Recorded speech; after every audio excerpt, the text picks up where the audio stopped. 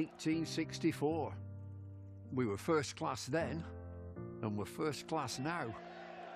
With a dream to spread cricket through Lancashire's towns, where girls and boys, with willow and leather, become more than a badge, but the red rose together.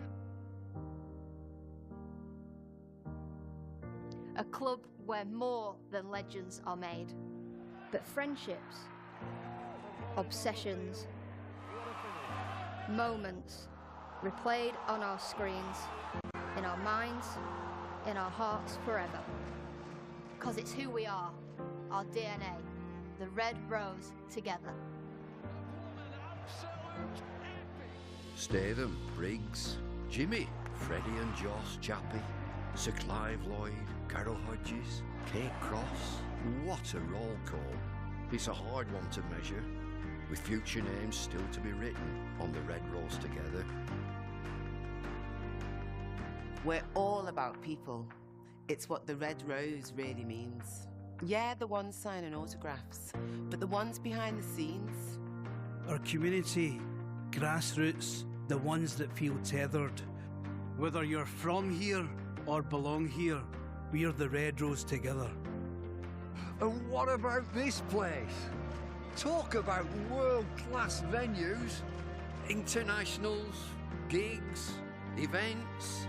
You can choose from a menu of triumph, of disaster, of pain, or pleasure. We've seen it all at Emirates Old Trafford, with the red rose together. Red ball, white ball, lightning and thunder. Have you ever sat back? Have you ever just wondered how far we've come? The storms we've weathered, or how far we'll go as the red rose together.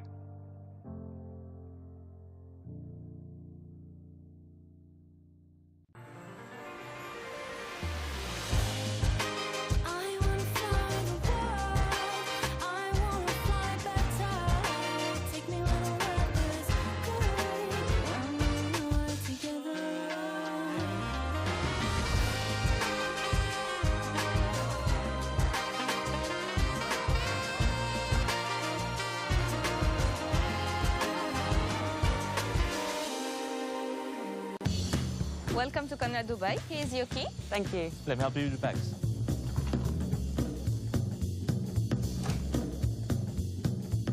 Nice room. How's that?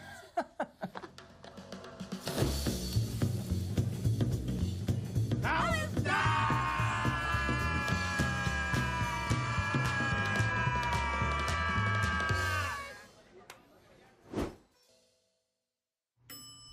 How's that?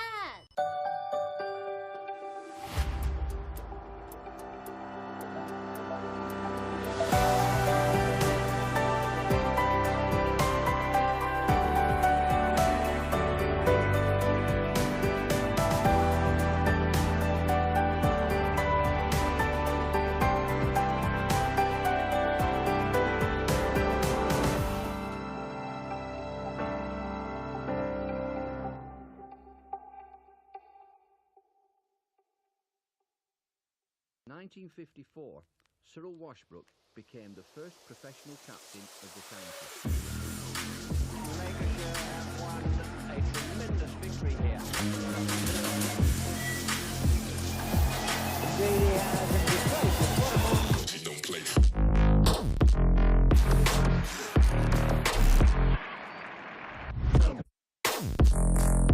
Well, the real thrust that came from Hagen's Fairbrother. Fine chance to run to the winning hit. On come the crowd.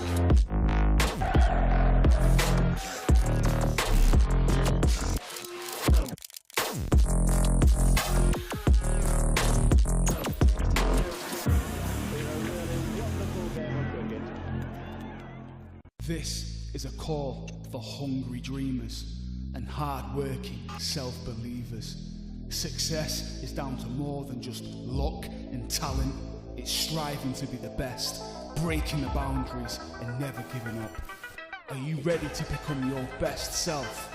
Are you ready to unlock your greatness? So what are you waiting for? This is Education Evolved. This is UA 92.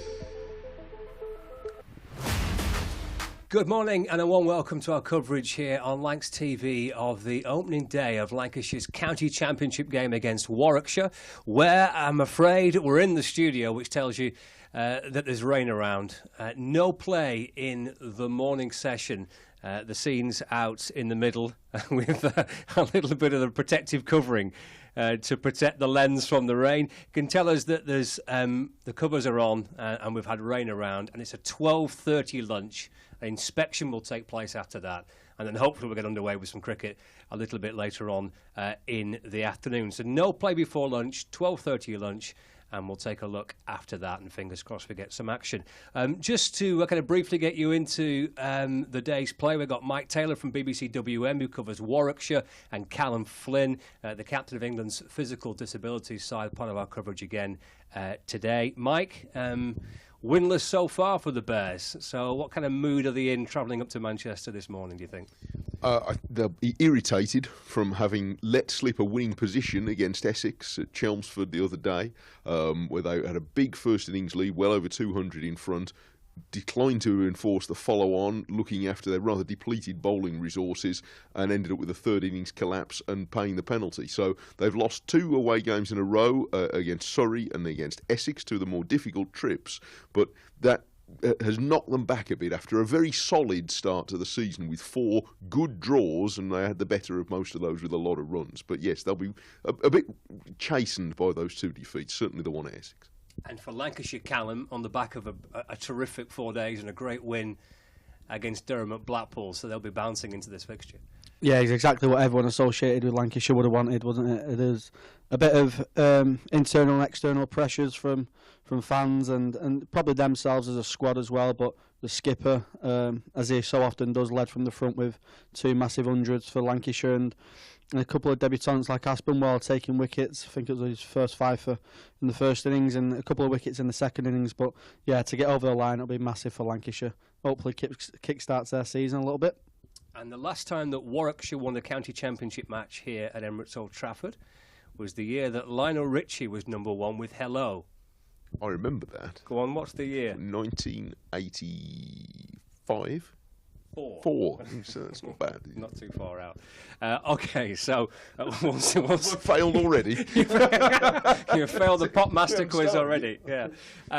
So that's the current situation. 12:30 start lunch, and then an inspection after that. So fingers crossed we get some cricket. But for those that have been in and around the northwest for the last couple of days, you'll have experienced the non-stop rain which has been falling. So fingers crossed it dries up. Forecast for tomorrow's good, and then we're a bit dicey again into Sunday and Monday. But fingers crossed for some coverage and some cricket after the 12:30 lunch. To keep you entertained between now and then, we're going to watch again the Thunder documentary, Bringing the Thunder, between now and hopefully an update at 12:30 with some news for you.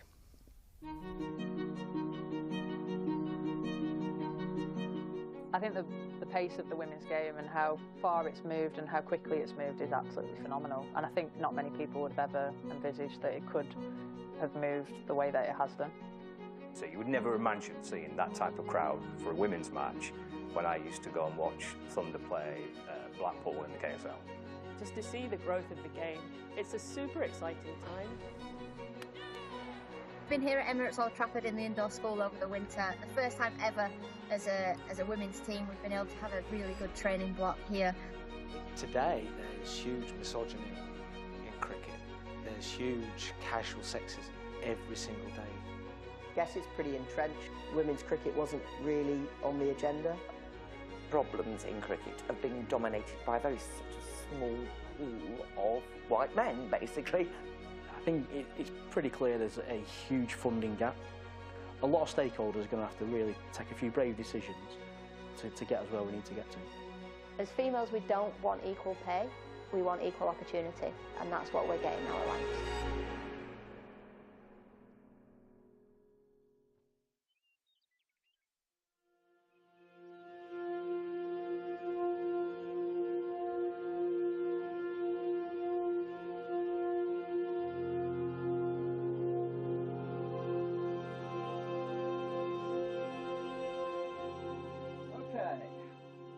Okay. I'm recording.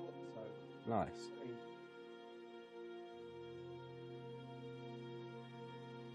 3, 2.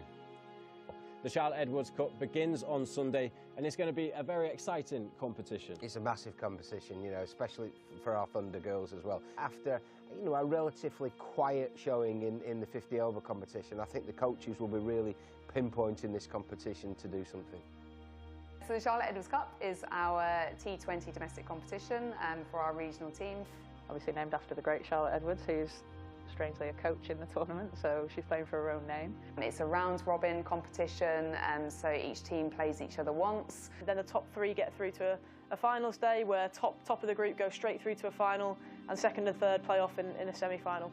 I think, in a way, this season coming up could be quite pivotal for Thunder. I think they're at a point where they're going to try and show a little bit of something for the investment that's been put in. The pressure's there at the end of the day, you know. We're putting in significant investment from the likes of Hilton and Sports Breaks, and the club are over-investing over and above what the ECB are putting in as a regional programme, and which to a level more than any other team. I mean, we're trying to develop a professional elite environment. The fact that it is so much more visible, that people know they can make good careers from it now, will engage the teenagers and even younger women than that to really get involved in the sport and drive it forward, which is an exciting thing for all of us involved. A lot of teams were looking at us going, wow, they've been on this amazing pre-season tour. What are they going to be like? Emma Lamb on strike. You'll need 2 or 3 individuals to step up, and you need the team to function effectively as a unit. Deandra Dottin tries to sweep, but completely misses, and the stumps are rattled. With that investment and with that support comes increasing expectations. Should be a catch here, straight to extra cover. Maybe there's an element of trying to run before you can walk a little bit with it. A big swing here, and this time she does connect. 1 bounce, and it's gone for 4. There's a fielder underneath, put down. Actually, that motivation going into a new season is always really exciting and can set you up as a group to really start performing. Prendergast will go for the single, shot at the stumps, and miss. And Western Storm are home.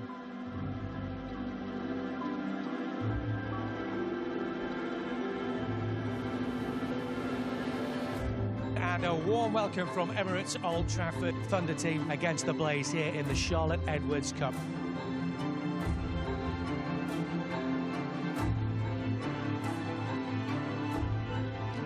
Kirsty Godden balls down the pitch comes lead and chipped right up towards mid-off, and Emma Lamb's got. What do we think is going wrong? Why aren't we winning these early games, you know? And there wasn't any one thing that we could put our finger on.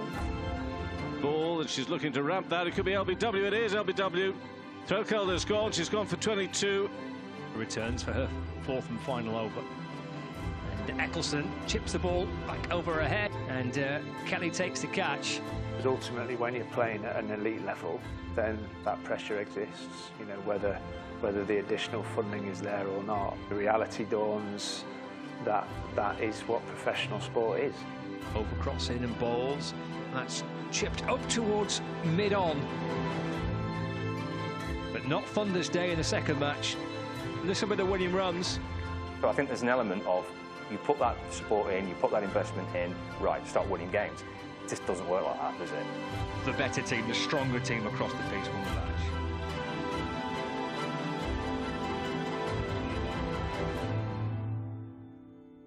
Good for you, Scott. Okay. Well, Paul, what's your thoughts on today? Yeah, it's we're disappointed, obviously, to lose the game.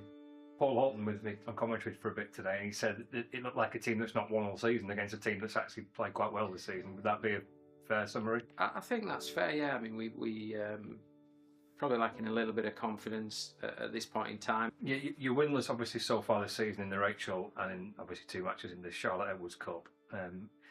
How disappointing is that? There was kind of a lot of optimism coming into this season, I think.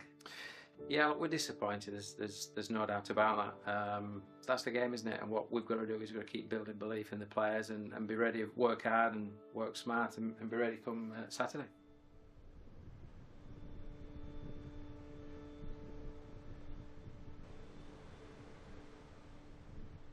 We always joke about Crosby having its own climate as well. Like every time we come, the weather's nice.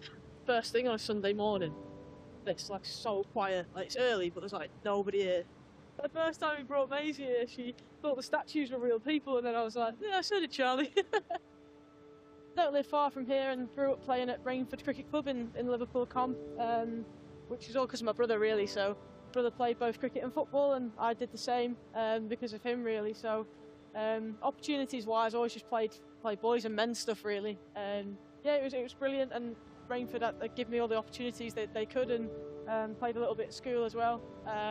And then obviously got picked up in the Lanc setup from sort of nine onwards. So yeah, played for many years, coming through the age groups, which was all women's stuff. I'm Ellie Threlkeld, wicket-keeper batter and Thunder captain.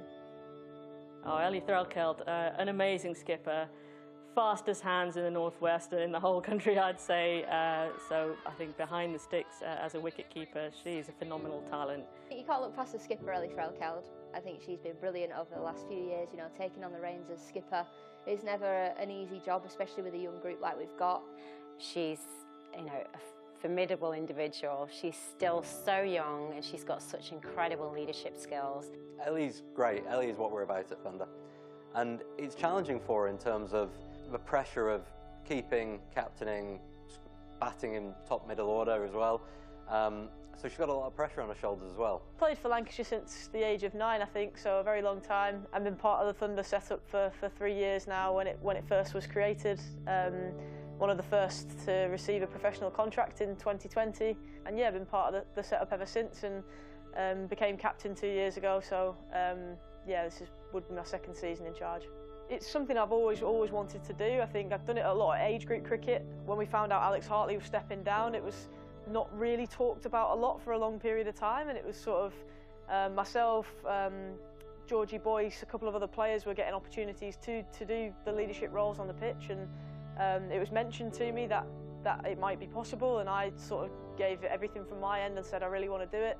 But yeah, I remember the moment Shawsey told me, and I just couldn't really believe it, to be honest. I think obviously I was only 23, and yeah, it's pretty young to be able to do it, and I think since then I've done everything I can to sort of get better and to try and impact the group as much as I can. I think a captain in cricket does have a lot of responsibilities. There's decision making, obviously there's a lot of input from a coaching team beforehand, but on-field decision making of if the game plan's not going quite how you wanted it, who's coming on to bowl next. You've got a foot in both camps in a way that you're working with the coaches around selection, and then you're also part of a team like everyone else. All the support we're getting from Lancashire's absolutely brilliant. Hilton have been amazing, and yeah, likewise other sponsors have as well, and I don't think we'd be able to be going on pre-season tours and funding extra professional players without their help, but there becomes a point where yeah, we've got to give back as a team, and all the support we're getting, it's got to translate to results on the pitch. Hello. Hello. How are you? Very well, how are you? I know. The women's game, the growth has been magnificent, really. I think there's been a rapid pace of change, but it's also on a journey where you kind of just know it's still got so much further to go. The game will only get better in quality if women can be given the opportunity to have 12-month contracts, to train in the way that the men do, to completely focus on cricket, and that it's the money. Exactly. We needed to do more, we wanted to do more. I think one of the things that we've always been guilty of is wanting to run before everybody else wanted to walk. We can go and drive additional commercial sponsorship, but we need some more from the governing body. The governing body can achieve that if it actually recognises that by going and doing a broadcast deal or getting a big title domestic sponsor for the Charlotte Edwards Cup trophy, that would be game-changing, because that would fill that gap that would enable the women's pro structure to pay what it needs to pay and do what it needs to do to really compete and grow. I think in terms of where the women's game is right now, I think we're only scratching the surface of the potential actually, and I think it's going to take a real collaborative effort across the whole of the professional game network. So that's all of our partners, so that's whether it's the first class counties, the national counties, commercial partners. It really does have to work together in a cohesive way to sort of rise the whole tide. We are, as the ECB, over-investing in the women's game at the moment relative to the direct commercial returns that we create from it. That's partly because we believe it's just the right thing to do, because ultimately where we're trying to get to is a self-sustaining economy where we build the audience, we create the value, we're able to pay players what we'd like to be paying them. Stop treating the domestic game as a performance sport. It is a commercial elite sport. There will be a way of doing that if there's a will. In terms of women's domestic cricket, we are very much in our infancy, I guess, in terms of establishing that as a broadcast product. I think it's something that I am optimistic about in the future as to where that will sit. I genuinely have always just wanted what's best for our women's professional squad and what's right for our women's professional squad. You know, it isn't our job to make the life easy for the ECB and others. It's our job to be on a journey and do what's right by our women's professional squad.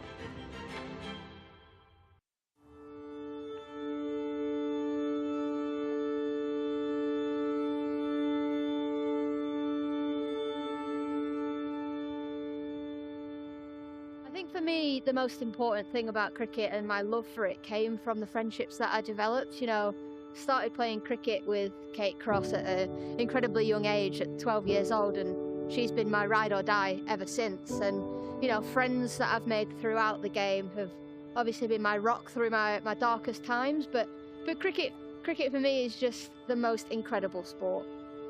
For me, nothing in my life will ever beat the 2017 World Cup final at Lords, and we won it. And then you almost think, how does it get better than that? That's the high. Your dreams have come true. And then you lose your England contract and you go, who am I? Who have I become?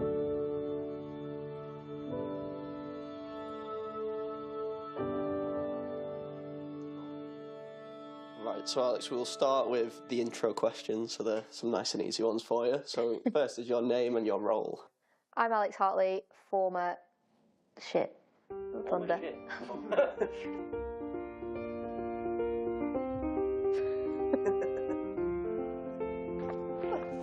Straight into the hands of deep mid wicket. Kate Cross with the catch. Ragadoosh, baby. Time for a batting clinic now.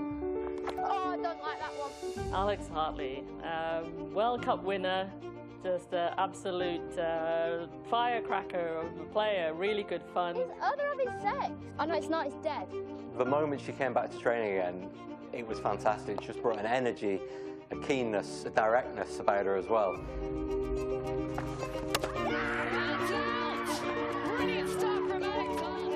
Alex, left arm spinner, enthusiastic player, absolute cricket nut, loves getting involved in everything cricket. Alex Hartley, one of my oldest and longest friends, the heartbeat of many teams and one of the reasons that I fell back in love with the game.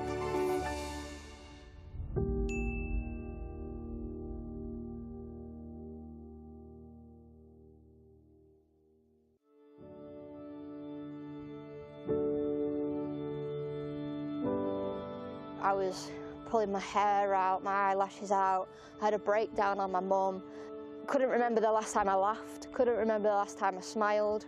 And I was coming back from cricket training. I was miserable. I cried every single day.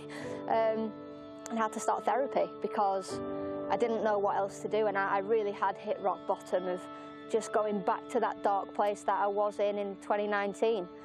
Therapy for me got me through the summer of my last summer of playing cricket, and I'm really glad I did that, really glad that I got through that, because if I'd have retired at the lowest of lows that I was at and in a really dark place, I think I would have hated cricket forever.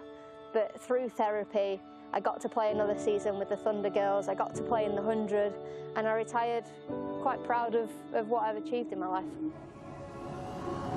beautiful day here at Emirates Old Trafford, and we are starting, of course, with the Thunder against the Sunrisers. Delighted to say that I'm joined by Lancashire's Sophie Eccleston. Great to have you with us. As you say, it's not quite gone according to plan so far. Have you been able to really sort of put your finger on where things are going wrong for you? I think we just need to be a bit clearer on bowling plans, man. I think we should bowl a bit straighter. I think we've been a bit wayward with our lines recently. Get a few, have someone like Lammy to go big today and get some runs on the board.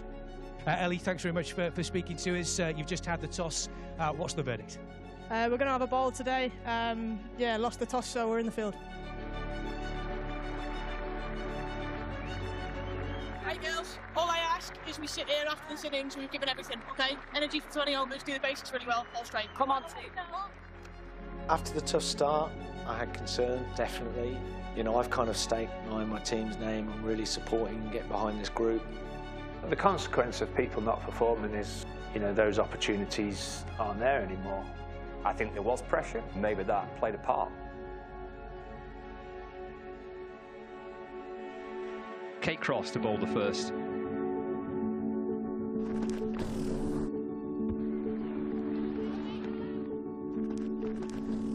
Cross strikes. Wicket with the second ball of the match. But I know we are good enough, but we're just not showing it on the pitch. Here's Cross bowls. As she cleared extra cover, Lamb running backwards. Norris coming into the attack. Villiers sliced away and caught. Second wicket to fall, 28 for 2. That's gone high, more height than distance, I reckon. Should be gone. Is gone.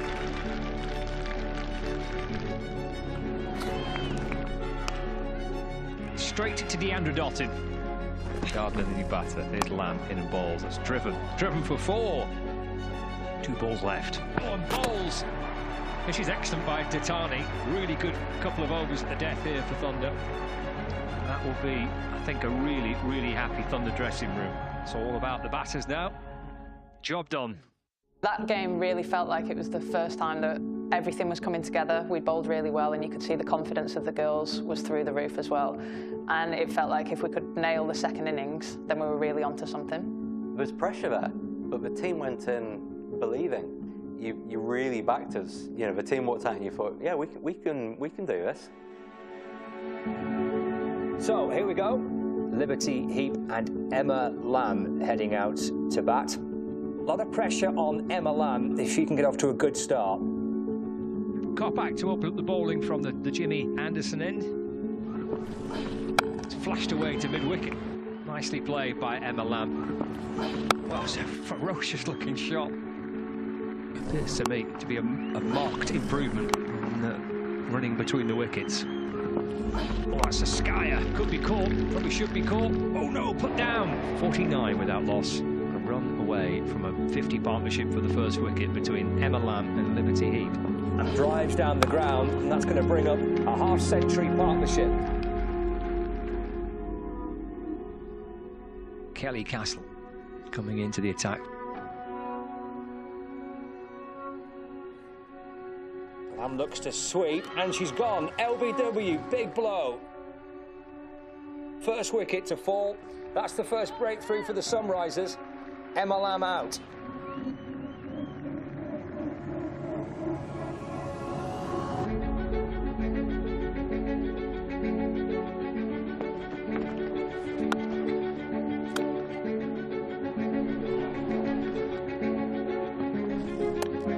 Side in the air, caught, out, and that is the end of Morris. She's gone for 7.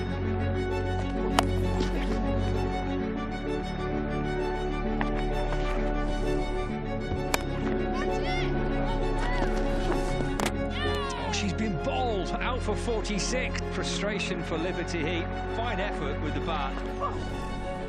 Dottin comes down the pitch. It's another monster hit for 6 for Deandra Dottin. Just need 2 more to win. Yeah, here she comes down the pitch. Heaved away into the onside. They're up and running. Their first victory of the season. They've beaten the Sunrisers here at Emirates Old Trafford.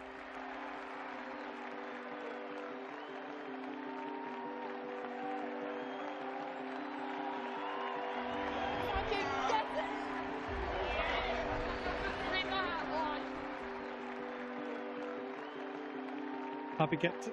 Happy captain.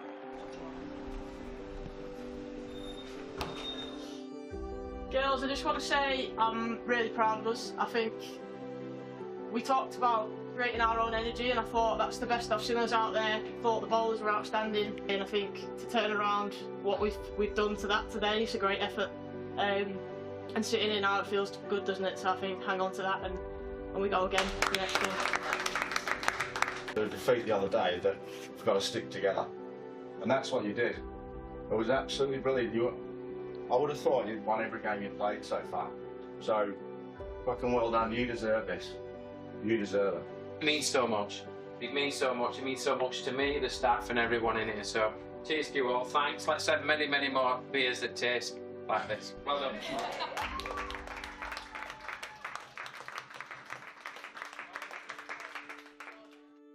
I think still when people think of cricket in this country, they think of the men's game. We're still working to get the women's game up to that level in the public consciousness. The men's game has too much cricket at the moment. We all know the schedule is congested and it impacts performance. The women's game is entirely different. The women's game is in a different phase and it's hungry. It needs as much cricket as possible. Women have been put on small club grounds with not great facilities. We're obviously a long way off gender pay parity, and that has to be the ambition, that women's cricket can bring in enough revenue and stand on its own 2 feet that women can get paid what they're worth. And I will always fight for the cricket girls. You know, I want them to be paid more. I think they should be paid more. You shouldn't have people having to live with friends just so that they can try and save money for a house. I think they should be paid enough to be able to save money. In terms of equal pay, the ambition is obvious. We want to end up there. Things like the 100 and domestic cricket, 100 is that both teams are doing exactly the same thing. They're playing a 100-ball match. The sponsors are massively interested in the women's game. We've got to close that gap. We absolutely want to get to a position where salaries for male and female cricketers are equal. Now, we could put all of that investment in salaries. That might give you equal pay. But what that wouldn't make is equal pay a sustainable outcome from a system that you've built. It would just be something that you've chosen to prioritise at that moment in time. Funding is always going to talk, money always talks, but if you have these investments from organisations, you know, such as Hilton, such as Sports Breaks, then it does mean that you can just do that bit more, and every 1%, 2%, 3% is going to help develop a side and give them that sort of confidence and the ability to go forth and be the best team they can be. We are in catch-up mode, so I think it's unrealistic to say, right, we're going to equalise everything tomorrow just like that. There are things that need to be built in, and there's changes both in terms of, there are procedural things that we need to change as well around that. So it's investment, it's mindset, it's culture. But look, I think fundamentally the biggest thing within all of this is leadership. We need strong leaders in the game at every level, both at ECB and within our regions, within our first-class counties, within our national counties, that believe in presenting men and women, boys and girls, and with equal opportunities moving forwards. We're possibly getting closer to it than we would have been a couple of years ago. I think it's a conversation that is in the public domain, certainly more than it ever was. A lot of stakeholders are going to have to really take a few brave decisions to get us where we need to get to.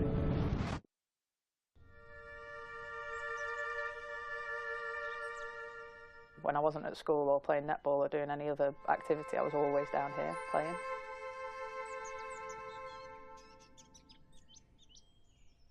I'm Kate Cross and I'm a Thunder bowler. Do you see yourself as a trailblazer? No, yes, but no, it's not. You know, you don't sign up to... I wasn't playing cricket down here to be a trailblazer. I think naturally, just the way that my journey has been, it's had to be that way. Kate Cross, England bowler, really smart and engaging, and a great follow on social media. And she has a podcast with Alex Hartley, which is essential listening for a cricket fan, I'd say. Kate, opening bowler, definitely getting up there in the batting stakes. Real leader on the field and off the field, and has broken down a lot of boundaries. She's got a very good impact on the players. They can see her professionalism, and that's probably the word I'd use a lot, is her professionalism. She definitely has been a role model, I think, and future players have followed, and in the main, the vast majority have gone on to be international players. Kate, it's Lancashire Thunder's first training session today. How excited are you to get started? Oh, massively excited. I always get a real buzz when I come through the gates at Old Trafford, and I think it's making it very real now. It's really nice to be here, and I'm looking forward to get going now.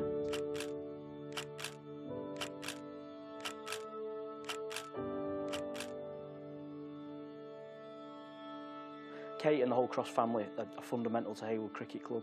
I'd actually finished playing for the first team when Kate made her debut, but was at the ground when she did it. And you know, I think the whole club is just proud of what Kate's done. She's a great role model for the club. You know, there's a lot more females and girls wanting to play cricket at Haywood and the surrounding clubs just because of Kate and what she's achieved.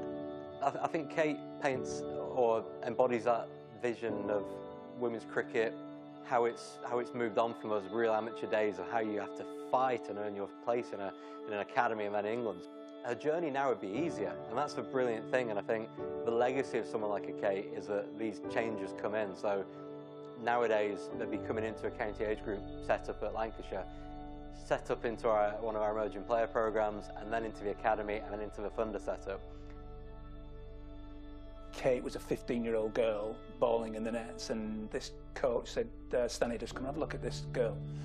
And I went there with, without any sort of preconceived ideas, went and looked at a ball over the balcony, and straight away I could tell that there was a player there of some real quality.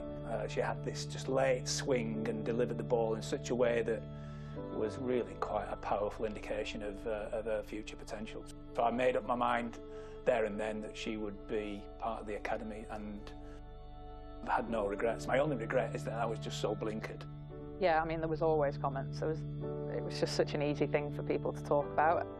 I wasn't put off by it, and I know that some girls could be and have been. And I think that's what is so brilliant about the stage that we're in at the minute with the women's game. I think the fact that there's now a real pathway for girls, a lot more women's cricket clubs as well, or cricket clubs that have women's teams as part of it. I think that's really powerful, that girls know that there's a definitive pathway to make it to Lancashire or to Thunder, but which I was just playing cricket. I just wanted to play as much as possible, and the opportunities kind of fell at my feet without me really realising that it would be kind of life-changing. So success for Thunder. So there'll be a great sense of relief, I'm sure, amongst the Thunder players. That will be a much happier dressing room now. That first win, I just remember being so happy and relieved that we'd got that under our belts. People talk so much about how important momentum is in cricket, and I knew that this would be brilliant for us to then kick on and hopefully go further. From where we'd come from, with confidence felt really low. You just didn't know where a win was going to come from. I think it was belief more than anything. I think once you get that first win or you have that performance personally, that can change the whole dynamic of the group. We want them to be as successful as they can be. We're on this journey with them because we want them to realise their full potential. The whole development has been brilliant for us to watch from the sidelines and, you know, support as best we can. That's the kind of game and performance and result that can just really turn things around. Welcome along, looking forward to this. So here we go, Liberty Heat on strike. That's in the air and she gets one. And that is 50 for Emma Lamb. Bang, have a bit of that, Deandra Dottin. This should be a run out, and it is. And caught. Like in any sport, if you can find a way to win, it just improves everyone's mood, and all of a sudden, potentially, you see a little bit of confidence rise, you see a little bit of belief come back into the players. The first wicket of the Thunder innings. The wicket was much needed now. They might get it here. It's gone high in the air, and it has been taken. It's 4 more to the total. Roll away for 4 runs, just bouncing up over the rope.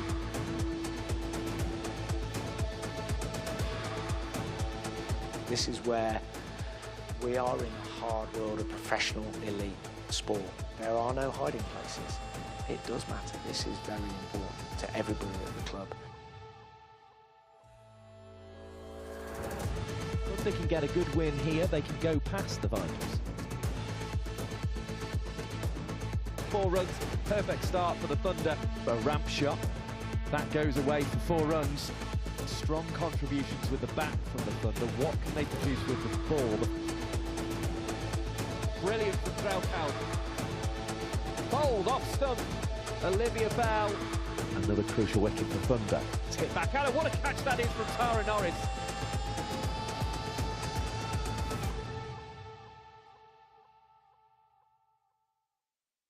Something special could happen here, because just a little bit of momentum, a few wins put together, and you start to think, you know what, maybe they could actually go on and reach finals day. So here we go, we're at Blackpool Cricket Club. It's a do or die in the Charlotte Edwards Cup for Thunder. Need a victory here against the Diamonds to reach finals day. Keep it really, really simple. Enjoy the moments, enjoy the pressure. When the pressure gets hot on them or us, enjoy both teams going through it and learn in the moment. Okay? Make smart decisions and keep it simple. Good luck. Go well. Let's have a quick word with Ellie. Yeah, lost the toss and yeah, we're going to have a bowl. Equation is simple, isn't it? You've got to win here, and ideally you've got to win well this afternoon. I'm actually really proud of the girls, the way they've turned the comp around. I think losing the first two and then to be in this position today, we've got a bit of momentum now, so hopefully that'll help us out today. Must-win game, but every game's been a must-win game, okay? Nothing changes. These are the days where we do all that hard work in that indoor centre form, okay? Smile, enjoy it, relax, do the basics well, yeah? Start fast, give everything for 20 overs, right? Thunder are going to bowl first, and here we go with a slip in place. If they win the match, they give themselves a chance of reaching Saturday's final. Strike rate of 122. Early breakthroughs for the Thunder could be important with that in mind. It's just glanced away off the pads out towards mid-wicket. Thompson waits, drives up towards mid-on and caught.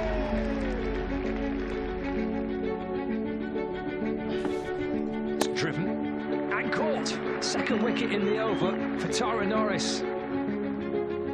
Mahika go to bowl the third over. Gets another wicket. Heath has gone. Morris strikes. Oh, it's a beauty from Bell.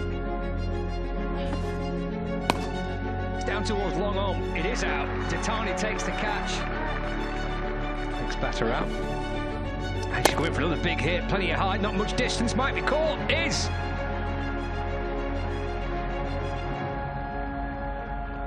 Fantastic with the ball, Lancashire. Terrific work, wasn't it, Ellie? You must be absolutely delighted with that. Yeah, I'm really pleased. I think the bowlers were outstanding. Kept the stumps in play for as long as possible, and yeah, got through their top order. And but yeah, half a job's done. We just got to do the second half even better now. They're going to need a little bit of luck in this afternoon in making sure that they chase this down now. There's a bonus point up for grabs. Yeah, we'll know that they'll have to win it inside the certain number of overs left, and if they can do that, then Saturday becomes a fantastic afternoon for them. So here we go. So they've got 97 to get inside 16 overs.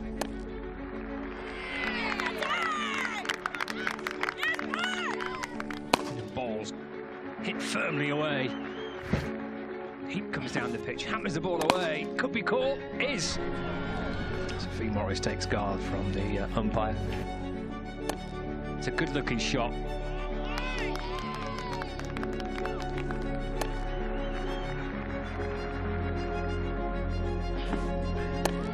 Driven, and it's been caught. Gone behind square, and it's 4 runs. Dotting waits, Levick in, balls. Oh, the stumping chance, she's gone. She has been stumped. Threlkeld, the skipper. Levick balls. Threlkeld waiting. Levick in. Can't find a run here. Scores level, so just one more run now for Thunder. Run away behind square by Threlkeld. Thunder win the game. They do it inside 16 overs to get themselves that precious extra point as well. Job done for Thunder. Lovely, actually. But the Thunder skipper, Ellie Threlkeld, is there to hit the winning runs.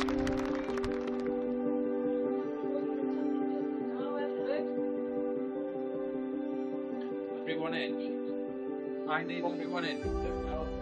Grab your attention for a minute or so. That's absolutely fantastic. What a performance that is here. They've got all their top players. We didn't have our England players, but that performance is absolutely outstanding. The power play, the job we did in the power play, brilliant. The way we fielded, the catches we took, but how we calmly went around the run chase and played as well as we did, fantastic. But before I finish and hand over to Ellie, I want us to remember how it felt when we lost those first 2 games. Because the character that you've shown, the environment that you've created, the sticking together from everybody has enabled us to perform like that and come out like that. That's absolutely fantastic. But we must remember that, because those moments make us much, much stronger. The character, the determination and the fight, and then the quality has come out in the last 4 or 5 games. Absolutely outstanding. Brilliant stuff.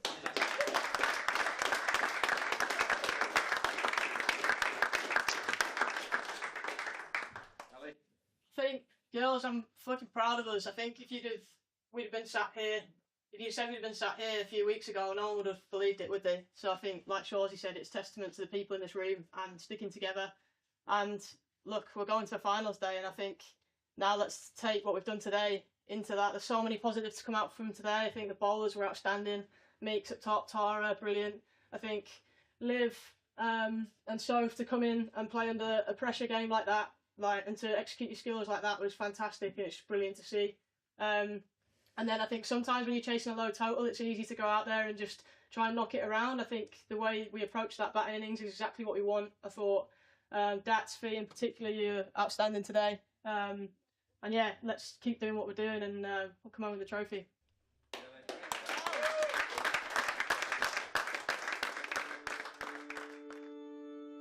A real highlight, I think, for both myself, all the staff, all the players.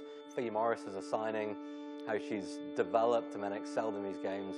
Olivia Bell come through the academy and just taken straight into the system and performing admirably well. But it was just looking at the squad of like, we can do it. So I think it was really, really good thinking, right, this is your reward now. You've worked hard all winter, you've performed in these games, you've got finals day to look forward to. I remember talking to people on social media, talking to my friends who are also Thunder fans. Everybody was buzzing about that. I think it just goes to show that, you know, when people really put their mind to investing in something, then you really can make environments shift. And I actually think Thunder have really paved the way with how professionalism looks in the UK for women's cricket. It's absolutely, it's a legitimate career path, and that wasn't the case even a few years ago. I have a daughter, she's 5, she's just started playing All-Stars. The fact that I know that she has the same opportunity as the little boys that she's playing with one day is hugely important. I'm very proud and privileged to have the chance to change the future for women and inspire a generation of girls. The reason for us supporting the women is because we felt compelled to, and we want to make sure that the women have the same opportunities as the men. Young girls now understand that cricket is a game that can provide them with a proper career.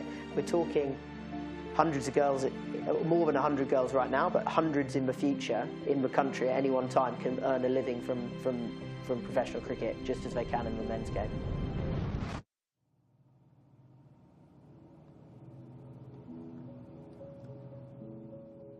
I started playing when I was about 5 or 6, Stockport Georgians, and so just went down one Friday, just gave it a go, and like I thought it was great, I loved it, and sort of ever since I've played there, like club cricket, so when I was about 5, and that's how it went for me. When I was 12 or 13, I joined the Cheshire setup. That pathway had sort of merged with Lancashire and became the North West Thunder.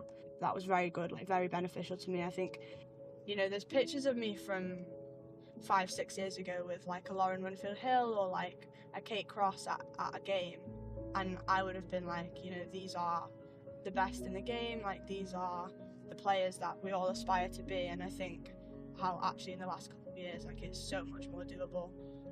It definitely watching those players like growing up and stuff, like it almost felt a little bit like they were the trailblazers.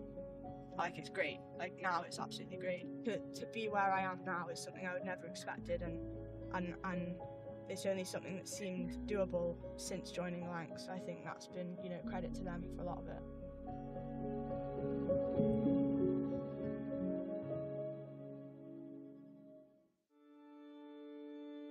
So, name Olivia Bell and my role is a spinner. Liv, feisty character, off-spin bowler, right-handed batter, really gets stuck in the field and has progressed the cricket unbelievably in the last 12 to 18 months. Liv Bell's been fantastic, real breath of fresh air. You never quite expect a teenager to come in their debut season and have the impact she did. Through Liv Bell, what an absolute superstar she's been. For her to come in and step up as such a youngster, you know, just shows the depth and strength that we have in our squad. For me, I don't think the career element came until about 18 or 19, so only about a year or two ago. I definitely feel lucky. I think for me, like, the career path has been simply easier than an Ellie or a Kate in terms of having that much cricket on with that high standard and backing behind us. I think that's something they didn't get. It's clear that we have very good support here, the best in the circuit potentially, and I think that's something that can never be taken away from Hilton and from Lancs, and the way that they've supported us has been beyond what any other region is capable of. I'd hope people can see what I've done and see the support that I've had, and I think, if anything, it's just shown that there is a path, like there is a career. You can go from playing under 13s minor county to be a professional cricketer in less than 7-8 years. For me, there's nothing better than being able to show that that's possible and have as many girls try and follow and do the same thing and hopefully, you know, overtake me and do better.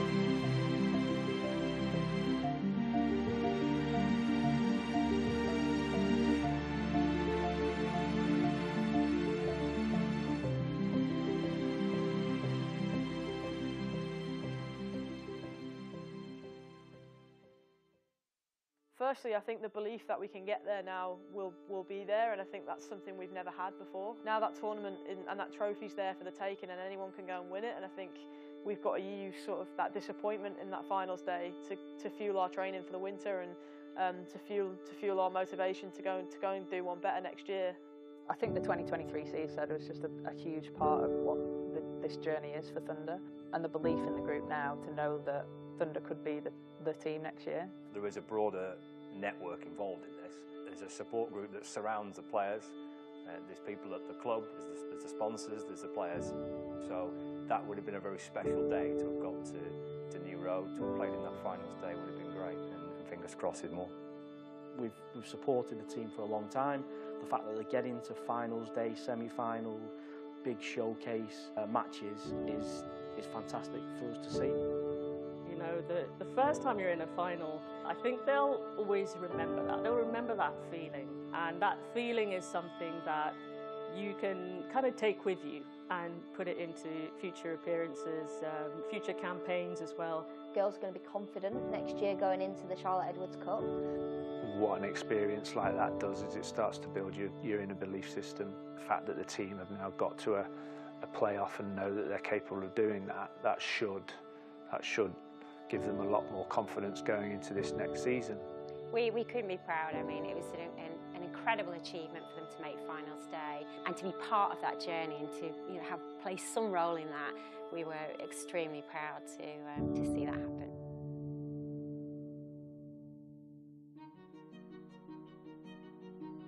We are this year, 2024, at an inflection point where things are going to change, things are being handed back to the counties, and therefore more is going to be asked of them.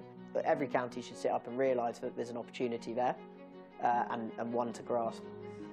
It's so exciting where the women's game is. People are excited by cricket, not just men's cricket, women's cricket. It's that as a whole. There are so many exciting landmark things coming in the future for the women's game that it's a very exciting time to be involved in it. It's been great to see so many young players who've come through the academy system in the first team this summer. You look at your Mahika Gores, who made their debut in April, and just a few months later making a debut for England against Sri Lanka. Seen what great strides have been made already in, and I still say, a pretty short period of time to where we are now from where we were just a few years ago is a huge improvement. Genuinely, I think for women's cricket, the sky is the limit. We have seen a lot of progress in terms of women's sport, and I think, you know, absolutely cricket can get there. We've got some way to go, but we're making significant steps. You know, particularly in cricket, it just seems to have evolved so quickly. It's quite tangible, you can feel it. There's a hell of a lot of momentum behind women's sport. It will be fascinating when we put out broadcast rights to the market, just to see kind of where we're at and how much they're worth. And I think we'll probably be surprised at worth more than we think. I think where we are now, I think the landscape has shifted. I am impatient and I want to move as quickly as possible, as I'm sure the whole game does, but it's just making sure that we've got the right strategy at the right time, that we're up and running, and now's the time to fly. I think the key thing for me is that the ECB take the Charlotte Edwards Cup seriously commercially for the first time and get behind it, get a broadcast partner, get a standalone domestic partner, and then challenge the clubs to go out and drive significant commercial sponsorship. Across sponsorship, across media, what we're navigating towards is a world where we've created, you know, sort of sufficient value in women's cricket for it to be self-sustaining. I think the next 5 years is going to be a defining moment in the future of women's cricket. The direction that we're moving in is fast, it's positive. You know, if anything, we all need to be a little bit more restless, actually, because this is a massive opportunity. The time is now, but it means that we need to put our foot down.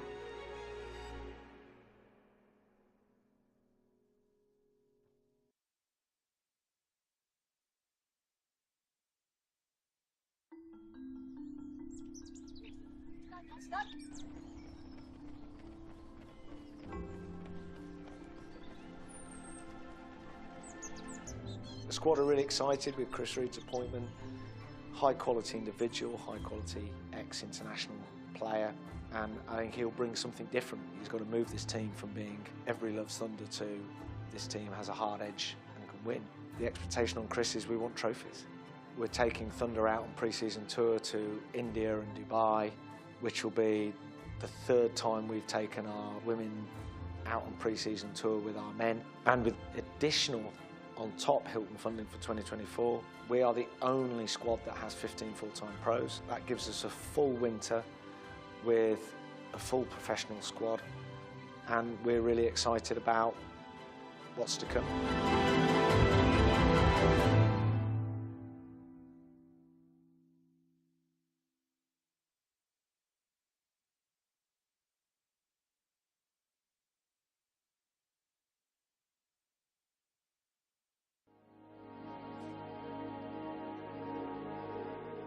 Welcome along to another edition of Beyond the Boundary with myself, Paul Allett, and today I'm delighted to have the greatest left-arm quick bowler in the history of the game alongside me.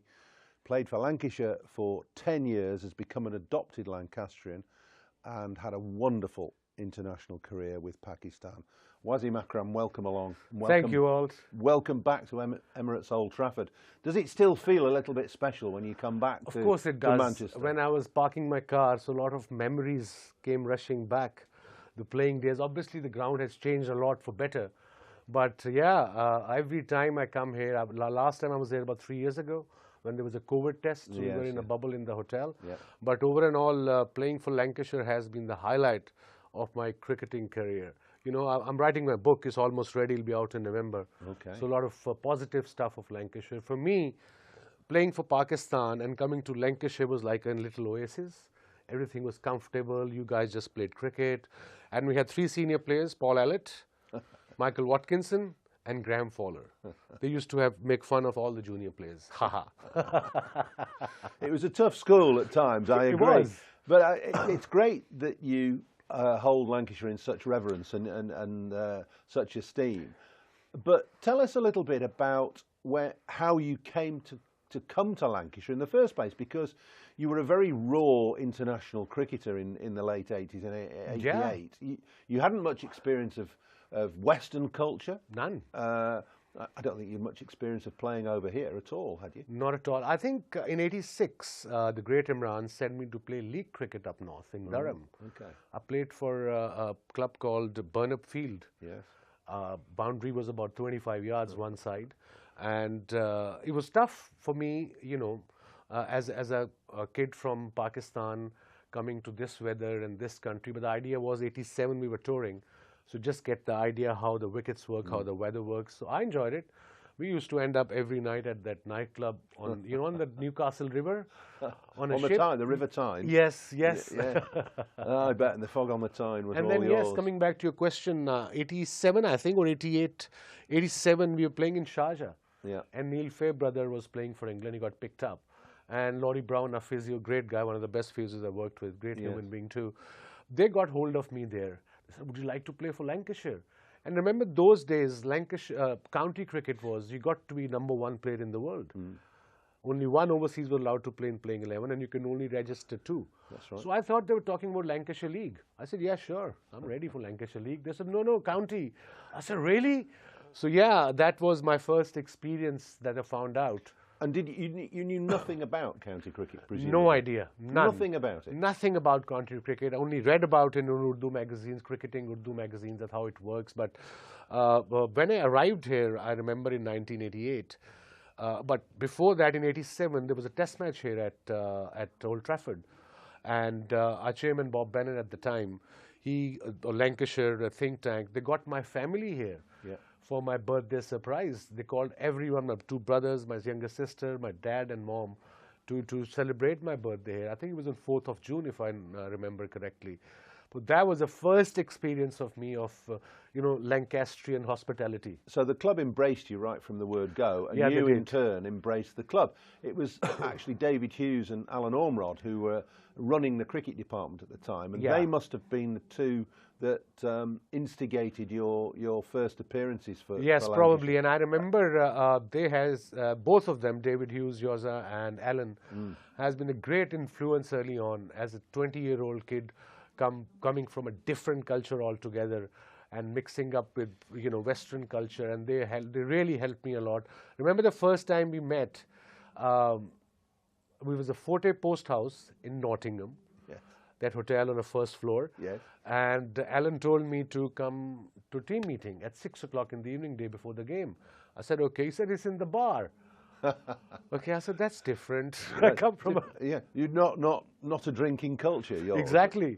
But again, you guys, the minute I arrived, walked into that wine at the bar, you guys all shook hand and said, welcome to Lancashire. So that gave me a bit of confidence. And remember, the next day there was a game against Nottingham, and I was sitting in the corner right somewhere, because huge seniors, I don't know if it still happens or not, the senior players, they have their certain spots in each dressing room, and they go and sit there. So you as a junior, you have to wait that everybody is comfortable, then you pick up your spot, if you get a spot.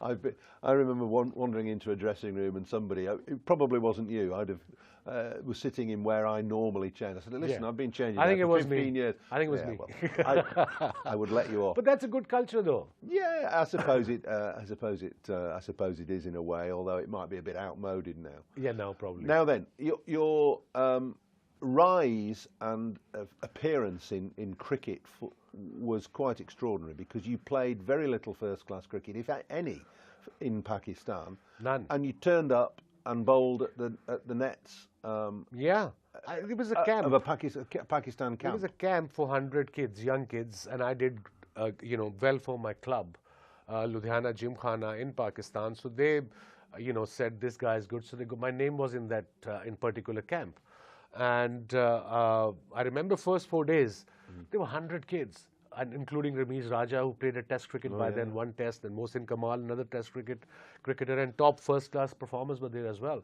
So nobody gave me the cricket ball to bowl, so I got a bit down, depressed. So I went back to my captain in the club, Sadiq Khan. I said, look, there's no point in me going. I've been standing there for 4 days. He said, no, you go tomorrow. I'll have a word with the camp commander, and he'll give you the ball. So the next day, 3-4 batters to go, he gave me the old ball.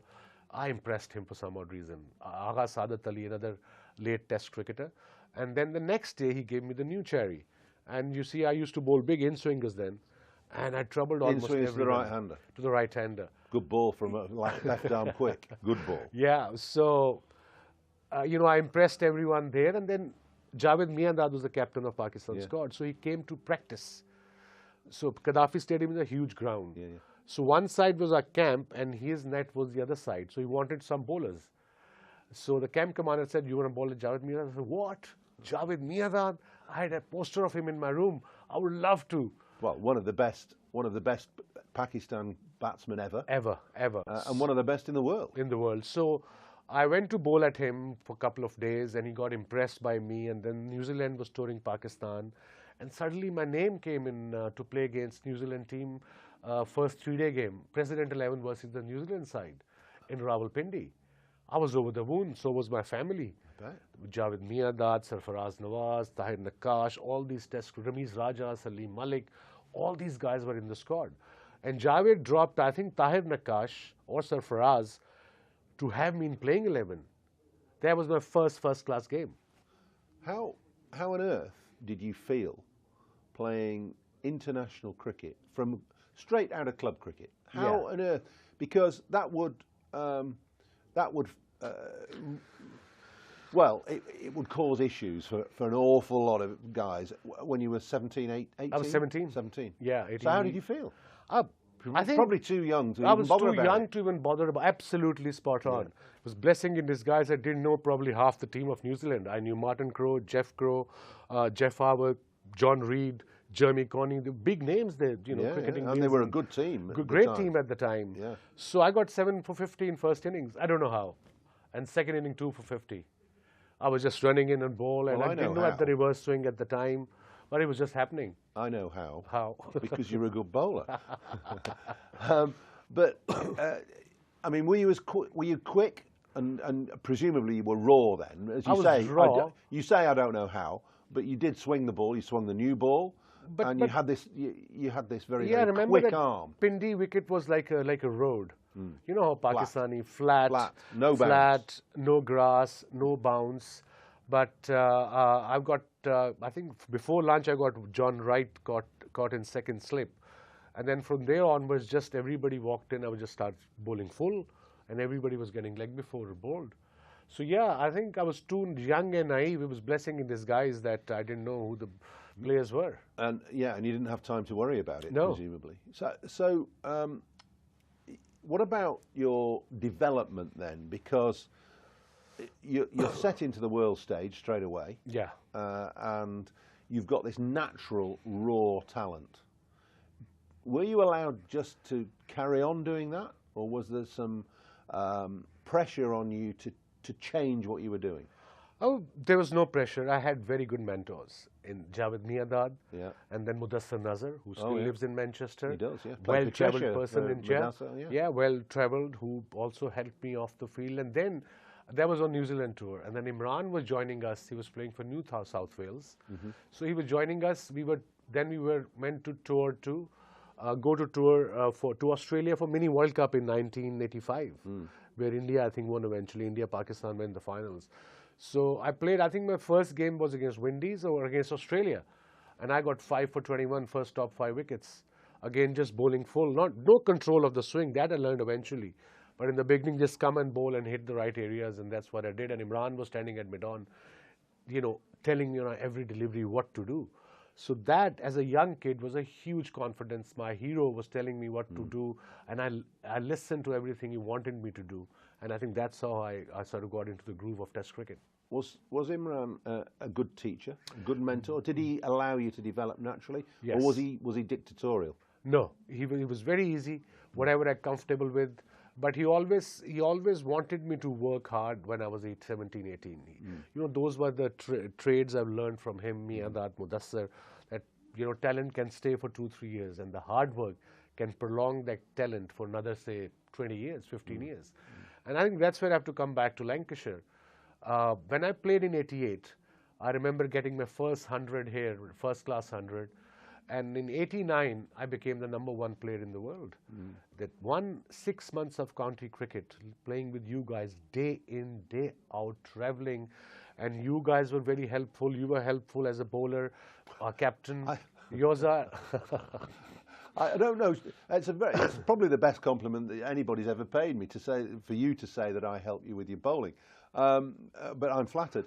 I do remember giving you a real kick up the backside once when you came off because you said your nose was running and you didn't feel very well. Yeah, Tunbridge Wells, do you remember? Yes, I remember.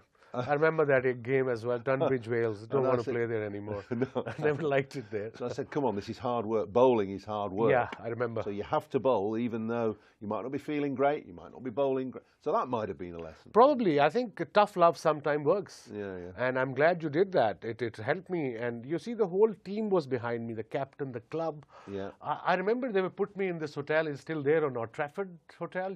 Down the road. Down the road. Well, Bob Bennett the chairman used to stay there. Yeah, didn't so he? they gave me a room I don't there. think it's still there now. Nah. But it was all right at the time. It was okay. So I went. So we went to play away games.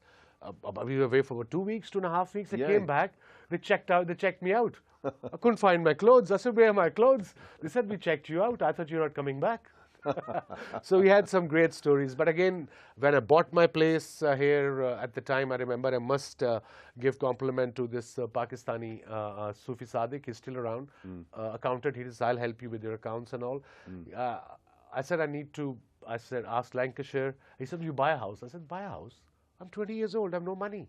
What do you mean buy a house? He said, get a mortgage. I said, what's mortgage? Then he explained, you have 6-year contract. So Lancashire gave me a 6-year contract. First time any overseas player got such a long contract. So that shows the shrewdness of the skipper, Yoza, and of course Alan, that they realized this guy can actually... Well, those were the golden days of county cricket being able to sign overseas players long term, because now, of course, there's so much cricket. You can sign somebody for 2 weeks. But you were available for us virtually all the time, except when Pakistan were touring England. Yeah, and because there was cricket was not all year round. It was only Pakistan season from September, October onwards till March. That's right. And then county started from April onwards till August, September. Okay, so county cricket was essential in your formative years. Yes. Because you're such a pioneer and because you are one of the best bowlers there's ever been, with the record, you've got over 900 international wickets across one-day internationals and test matches, over 400 in test matches, over 500 in one-day internationals. It wasn't all about just running in and bowling fast. You pioneered the ability to reverse swing the ball, which is now. And if you remember, I wouldn't say it's commonplace, but it's a fundamental part of the modern game. Yeah, it really is. Now it's called reverse swing. It used to be ball tampering then, if you remember. Well, so they said. But you used to throw me the ball when you were bowling at the other end. I couldn't swing it. Yeah. You used to bowl this outswing, and suddenly the ball is going towards the next side. A little bit. And then eventually you got the hang of it. You said, okay, if it's going in, I'm going to just pitch outside off stump. And I remember the first year when there used to be rain, I used to take Gehan Mendes at nets. And you got me, Paul got me on the side and said, Waz, listen, I know you're young. There's 6 months to go. So just take it easy. Because you used to roar in, didn't you? In the nets. Nobody wanted to face you in the nets because you were unplayable. But I think nowadays, obviously, mindset has changed. The more you bowl, a lot of youngsters ask me, how should I increase my pace? What to do? It's a very simple answer. The more you bowl, the quicker you'll become, because your bowling muscle gets strong. And bowling muscle is not just one particular muscle, it's everything in your body. And I think nowadays you bowl 6 deliveries, 8 deliveries, and say 12 deliveries, say, okay, I'm done. Okay, thank you very much. So probably cricket is too much, but mindset has changed over the years, sure. But reverse swing didn't just happen. No, you must have developed this in line with Waqar probably. Waqar came a little later. Imran was the one. Mudassir and Imran. Yeah. They were the one who actually taught me how to reverse swing. And I remember you being absolutely paranoid about keeping the ball dry when we were out there. The rough side. Just keep it dry. Keep it dry. Don't spit on it. Don't put sweat on it. Especially the rough side. Yeah. And I remember our spinner, very good spinner, Gary Yates. Yes. He used to bowl like this. Yes, he did. And I had to go at him 3-4 times. I said, you better change your habit, buddy. Because the rough side, if it gets soft, then it won't reverse. The rough side has to be rough and shiny side has to be shiny. And we had at Lancashire, we had a wonderful 10 years when you were 88 to 98. We won all those one-day games. And you were actually constant in that team, but there were actually 2 teams because the old guard, like myself, Graham Fowler, Guillaume Mendes moved on in about 91, 92. Yes. And then you had another crop of lads with the Athertons and the Fairbrother was there as well. As well. Crawley. Peter Marin came in. Chappell, Peter Martin came in. Chappie came in a little later. Then Bumble, Junior Bumble, Ian Austin, the great man. Yeah. What a performer he had been for Lancashire in shorter format. Who was the guys that stuck out most for you in Lancashire? Who were the guys that you really either admired or got on with or whatever? I mean, you guys were seniors. I had always admired you as a senior players. But of course, Harvey Neil Fairbrother is a very good friend of mine. Still, we are in touch. Ian Austin I was very close to. Yeah. I believe he's got a bar now in wherever he's living. Beautiful wine bar. I think he has. Yeah, and he's a granddad. He is, and he sells beer as well. Oh, on top brilliant. Of that, which he was always destined to do. Destined to do, absolutely. No, but everyone, I mean, it's difficult to name any, but everyone was so helpful. Yeah. And it was fun for me to coming to Lancashire. It was like coming back home, no political thing, no politics in cricket. You come, you play, you go home, you have a good laugh, and the next day you start again. You said earlier on, right at the start of this was your happiest time. Yeah. When you were here, when you were playing here, you probably felt the pressure was off a little bit and you enjoyed playing in county cricket. But surely winning the World Cup in '92 must have been the pinnacle. Oh yeah, absolutely. I think for every sportsman is basically ideas to represent your country's team in a World Cup and then winning it. And then, of course, being man of the match. And that too against the mighty England side at the time.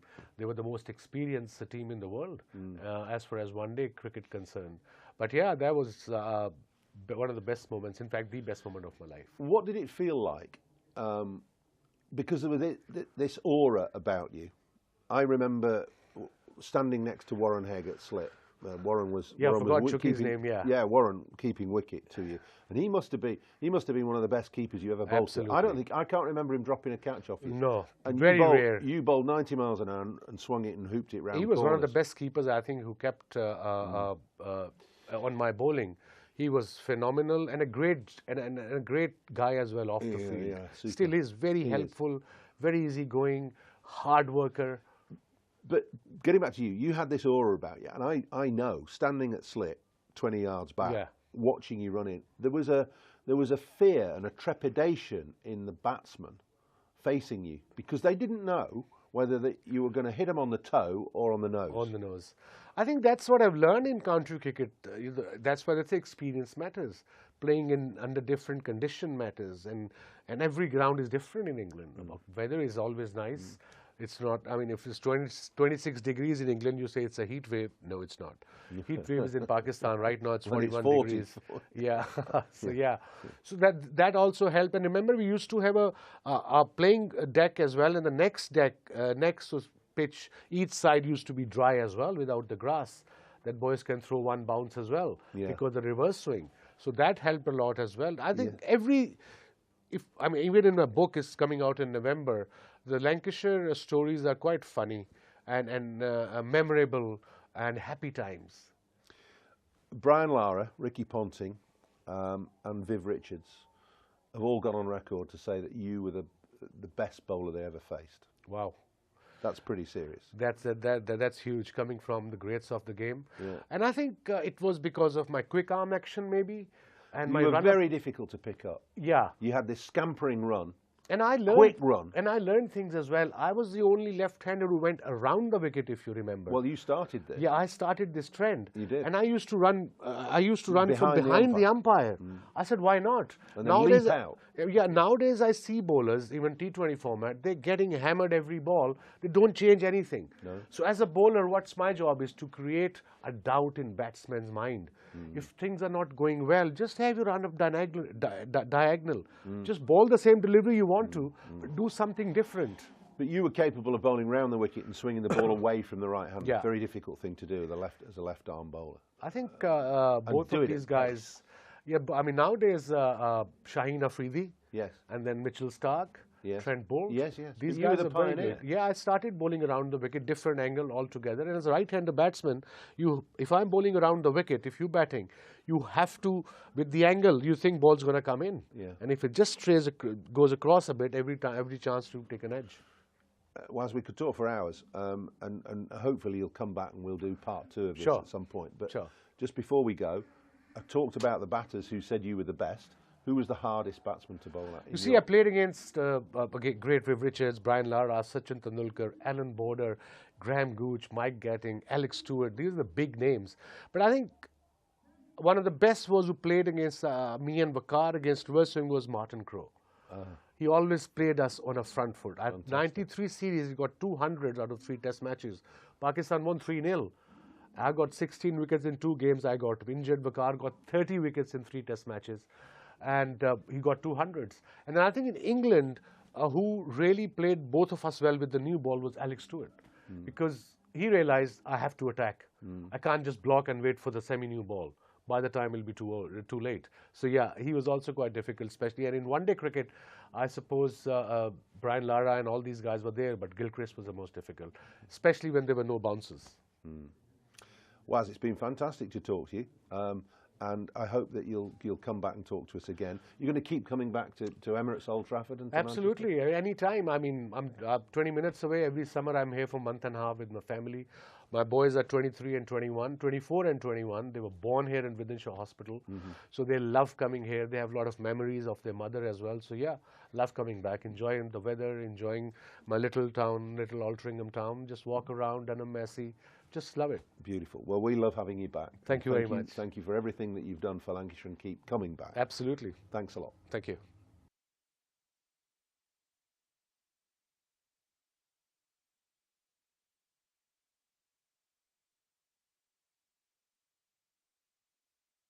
At the time, I didn't really feel like I was trailblazing. I was just a young girl who loved cricket, had a passion for it. Because at the time, there was nowhere really for you to go. I never believed I was good enough to play for England. I say it's his fault. I'm a number 11 now. The girl coming on now, this is where we cash in, this is where we get stuck in. And I got 4 for, and like not many overs. And my mum just turned around to them and went, that's my daughter, by the way. You know, he always maintained that I was good enough to be there. It was nothing to do with being a girl. That was probably my goal, was just to do as much as I could for as long as I could. I remember that summer being, it just lit cricket up, didn't it? I must have had 6 hours sleep throughout the entire test match. You know, they've got a girl playing for them, is she any good? I remember being more nervous making my first team debut for Hayward than I was for my England debut. You're like a young Kate Cross, to not have to do what I did, not have to be the first girl to do things. Welcome along to Emirates Old Trafford for another edition of Beyond the Boundary. And I'm delighted to say that today I've got a trailblazer alongside me, none other than Kate Cross, the first girl to be admitted to the Lancashire Academy, the first lady to play in the Central Lancashire League, and one of the original centrally contracted players for England. Kate, I think it's pretty fair to say you are a trailblazer for women's cricket, isn't it? I think when you say all those things, I guess hindsight gives you a bigger picture. Obviously, at the time, I didn't really feel like I was trailblazing. I was just a young girl who loved cricket, had a passion for it, wanted to play as much as possible, and was lucky enough to get those opportunities. So I think that the trailblazing kind of comes with the territory, but not what I intended. No, you wouldn't, obviously you wouldn't think that at the time, I don't think, but thinking about it, the first girl to be in the Lancashire Academy, going back to 2006, that must have been a very interesting experience and possibly quite a scary one for you.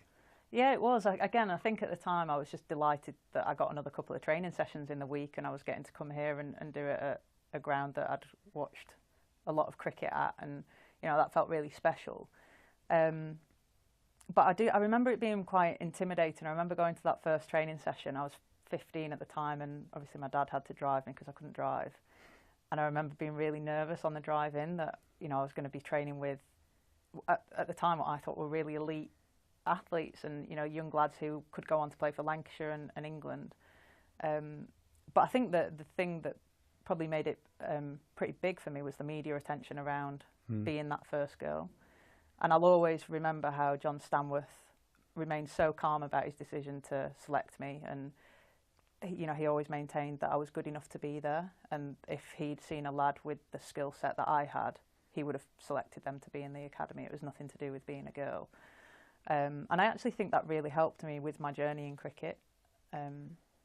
not that he took a chance, but you know, he did something that was out of the norm. Well, that's probably how it should be, but it was in advance of its time then, wasn't it? I mean, it's how it would be perceived now.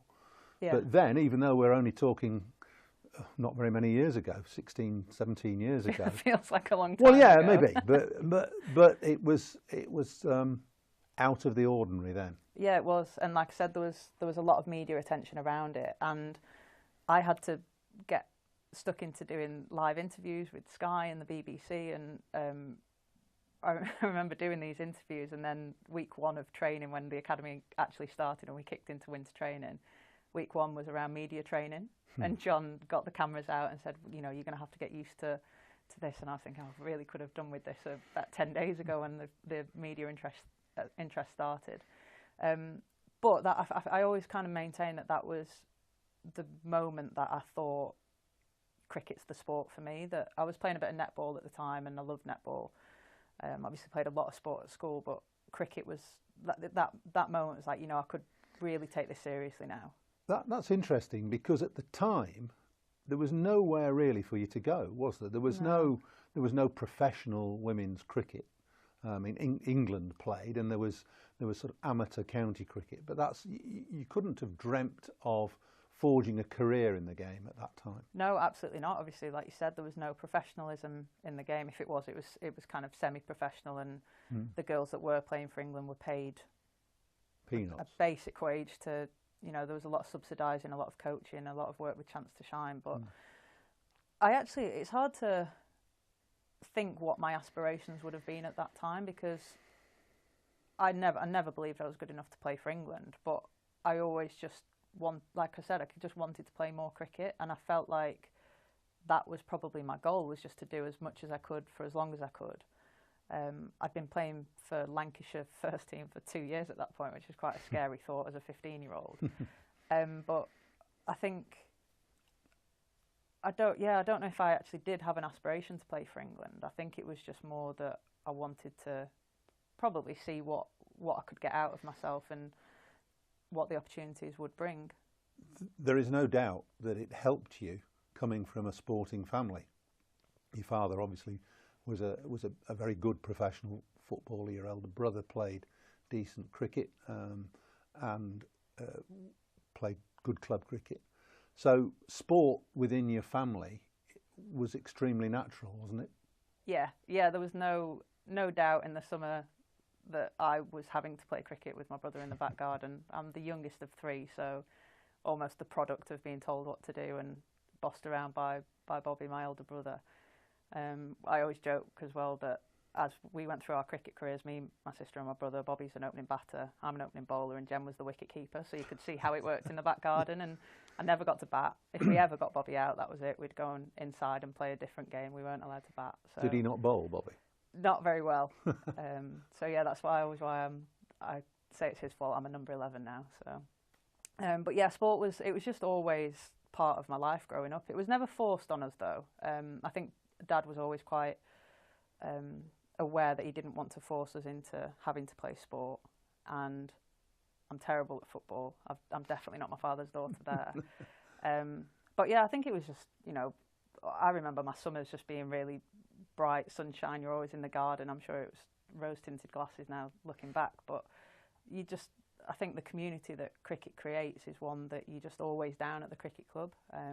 As I got older, I'd get into scoring and doing the tins for the first team, or helping Mum do the tees, or was playing in the car park. You know, we had a little runway strip near the scoreboard that we could play as a under-11s group, and you know, I was just always playing cricket, so it just felt like it was natural to be doing that. And I always wondered what my friends did in the summer holidays if they didn't have a cricket club to go to, what would they do?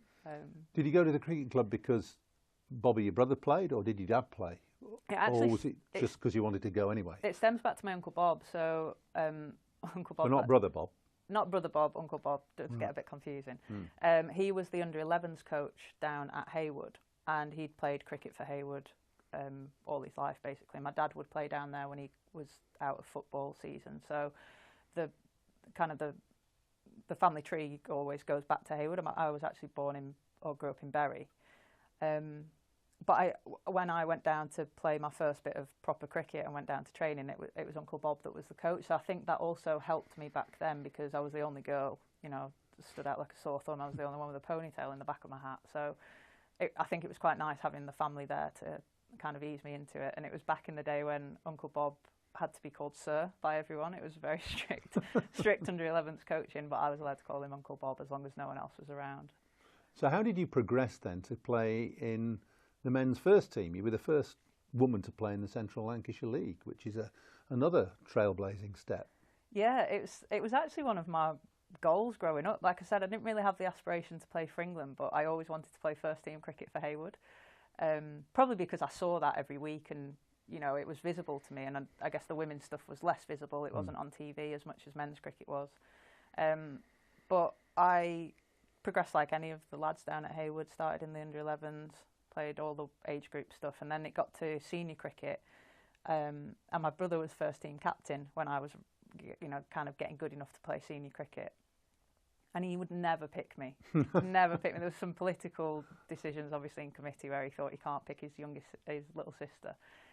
And then he stepped down as captain. He did 10 years of captaincy, and another lad took over, and they needed a bowler, so I got to go in the first team. But I remember being more nervous making my first team debut for Haywood than I was for my England debut. I think probably because of the pressure of... Different environment, isn't it? That, and also... Playing with all these blokes around you. And also, as I grew up playing for Haywood, everyone knew there was a girl that played at Haywood. And so there was always just that little bit more interest in how I bowled compared to how anyone else bowled, naturally, because, you know, they've got a girl playing for them. Is she any good? And what about the comparisons then? Because you're in the tough school of cricket. You're not one of these opening batters who just swans around and strokes it to the boundary every now and again and, you know, runs very elegantly between the wickets. You're there, marking your run-up out and having to sweat and toil all the way through the day. So what about the comparisons between the men and you, if you like, or were you unaware of that? Yeah, I think I was unaware of it. It's all I knew. I only knew men's cricket. I'd never played women's cricket growing up, other than when I was playing for Lancashire, which was actually quite few and far between. But yeah, I think I just wanted to be part of the team, and I wanted people to see me as a cricketer and not as a girl that was playing cricket. And obviously you always got the comments. There was always someone who had something to say when you turned up to an away game. There's a really nice story, actually. Well, it's not nice because I got heckled, but my mum was watching me play third team cricket. I can't remember where we played, and there was a group of lads sat behind her, and I came on to bowl after the power play. And power play wouldn't have been power play in club cricket, but you know, I didn't open you were the bowling. first change. Yeah, I didn't open the bowling. And there was this comment. Mum passed this story on to me saying that these blokes, there's a girl coming on now. This is where we cash in. This is where we get stuck in. And I got 4 for and like not many overs. And my mum just turned around to them and went, "That's my daughter, by the way." And you know, she had that little smug, that ability to have that smug story. Fantastic. But you know, there was always something like that got said. So I think growing up that I didn't know. Again, I didn't really know it was happening at the time. But I think there was almost this need to constantly prove myself when I was playing cricket, because you had people who had those views on women playing, and you know, it wasn't as normal as it is now to see a girl playing in men's cricket back then. So I think there was just always that little bit more pressure when I played, and that, I think, in turn spurred me and motivated me to be the best cricketer that I could be. And then obviously when when John Stanworth then accepted me into the Lancs Academy, I think that almost gave me even more motivation to keep wanting to prove myself, because someone, you know, in quite a big role has made a big decision that's gained media attention, and I wanted to prove to everyone that he'd made the right decision. And you know, it was, even though there was a lot of talk about it being a wasted spot because I was never going to progress to play for England, and I think there was some monetary gain if someone from the academy did go on to play for England. There was a lot of controversy around that. And I think, it made me want to prove to people that John had made the right decision. So there was, I think, a lot of that has now shaped who I am as a cricketer. I was going to say, in essence, it's hard work being a girl, a woman at that time, progressing into the men's game. And it's quite obvious that you've got to propensity and a liking for hard work by doing what you're doing. Where do you think that's come from? Probably everything that I've just said. I think that element of standing out a lot. You know, you just couldn't go under the radar being the girl that played for Haywood. And I did work hard. I probably wish I'd worked harder, knowing what I know now. I think if I could go back and do my time again, I wish I'd got fitter earlier and worked a bit harder. But I do just think my passion for the game got me through a lot of it because I loved playing and I wanted to play at every opportunity. I saw how much fun my brother was having at the weekend with his mates, going out playing in the first team. You know, I wanted that, I craved that. I then kind of found a lot of like-minded girls who were going through the same journey as me when I first started playing for Lancashire. They all had the same story of playing men's cricket and kind of getting the sexist remarks and stuff. So I think there was a lot of things that probably went into the pot. And like I said, it's easy to look back with hindsight now and realise that, you know, that is where my resilience came from, or whatever it might be. But I just love the game. I just wanted to play as much as possible, and I think that's what inspired me and motivated me to keep doing it. Aside from cricket, you've also worked hard to get a degree. You've got a degree in psychology at Leeds, I think, and you've gone on and got a master's. So what's inspired you and kept you going to work hard to get those academic qualifications? Well, the first one, when I first went to uni, that was because I needed to get a job. Cricket, there was no career in cricket. Right. So I went to uni in 2010, and the professional contracts didn't come in until 2014. So I went to university with the view that I'd need a degree, find a job that would help me, you know, play cricket as well, in a semi-professional state that it was still in at the time. Recently, the Masters was more, I'm getting towards that stage of my career where everyone's talking to me about retiring because I'm in my 30s now, so I thought I'd better do something just in case and the worst happens. But I've always had, I think my journey in cricket has always made me want to help a young Kate Cross to not have to do what I did, not have to be the first girl to do things, but actually have a really clear path that would, you know, help them play for England or for Lancashire or for Thunder, whoever it might be. So I did a master's in a sports director's master. I'm not very patient with coaching, so I think I'm more behind the scenes kind of decision making. But I think that's why I did it. It was just so that, you know, young girls wouldn't necessarily have to have the journey that I had in it. Not that I would change my journey for anything, but, you know, I just want girls to think sport's a really great option as a career, especially cricket, because it's given me some of my best times in life. It's given me some of my worst times in life, but it's given me, you know, some of the most incredible memories, and you want as many girls to think that that can be for them. So that's why I think I've been inspired to keep going academically as well. In a way, they say life, or some of the good things in life are about being in the right place at the right time. And even though initially in your career, so 2006 onwards, there was very little women's cricket, it started to the effect of women's cricket started to snowball as it got into the early 2010s, didn't it? 2013, 14 were the first central contracts, and you first played for England in 2013. I think you were involved in 2011. So when did it start to dawn on you that there may be a possibility of pursuing a life in cricket almost totally without having anything else around you? Probably the day that we came back from Australia. We did when you'd won the Ashes? Yeah, thanks for mentioning that. We did back-to-back Ashes, so I wasn't involved in the 2013 home series, but the girls won it back here, and then we went and defended the Ashes in the winter of 2014. And we got back from that tour, and we got an email from the ECB about a bonus, and at the time it felt like this really significant bonus. I think it was like 10 grand or something like that to be, you know, to win the Ashes.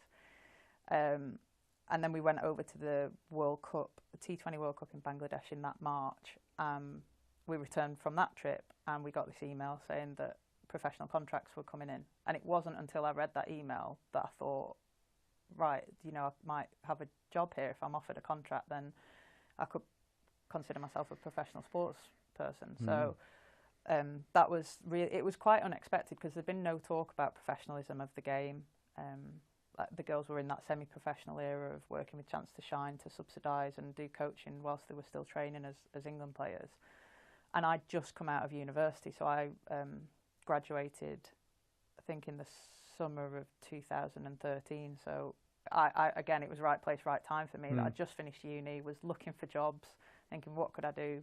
I'd done a degree in psychology, so I was kind of looking down that route. And then this email landed in my inbox, and next thing you know, you're offered a central contract by England. So it was dream come true kind of stuff. But really, until that email landed, there was never an expectation that I was going to have a career in cricket. You had a dream debut in Perth, though, didn't you, in the Test match? Yeah, that was pretty special. Winning the game, wickets in both innings. What do you get, 3 for 35 in each innings? Or yeah, it was strange. Something like that. Yeah, and then the next Test match I played, I had the same figures in the game as well. It was 6 for 70 in my first 2 Test matches, which was strange. But yeah, that was a real magic 4 days. It was hard work. It was hot. I remember it being really hot. Like you were getting in the ice bath after every session. I'd never played anything longer than a 50-over game of cricket, and then was suddenly exposed to these conditions in Perth at the WACA. You know, that's real dream stuff. Being able to make your debut in a Test match against Australia at the WACA as a fast bowler, you know, it was really special. And to win that game as well, it was back when we just started the multi-point series of the Ashes, and it was worth 6 points for the Test if you won. So it was a big, big win. But I was exhausted at the end of it. I remember David Collier was would he have been the CEO or the chairman of the ECB at the time? Yeah, probably. Yeah. And he rocked up to the pub that we were in Perth. They always like to trip away to Perth, the ECB hierarchy, didn't yeah, it's the one that everyone seems to go on, isn't it? Yeah. But he rocked up with the ECB credit card, so we were all thinking, oh, it's amazing, we've got a free night ahead of us. And we finished at lunchtime, so it would have been about 2 o'clock we're in this pub, and by 2:30 I was getting woken up because I'd just fallen asleep, completely got the adrenaline had gone.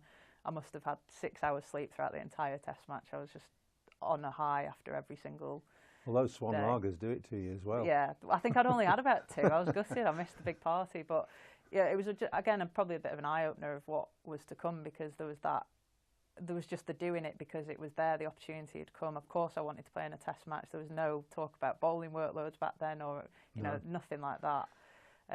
But yeah, it was a really special 4 days for us.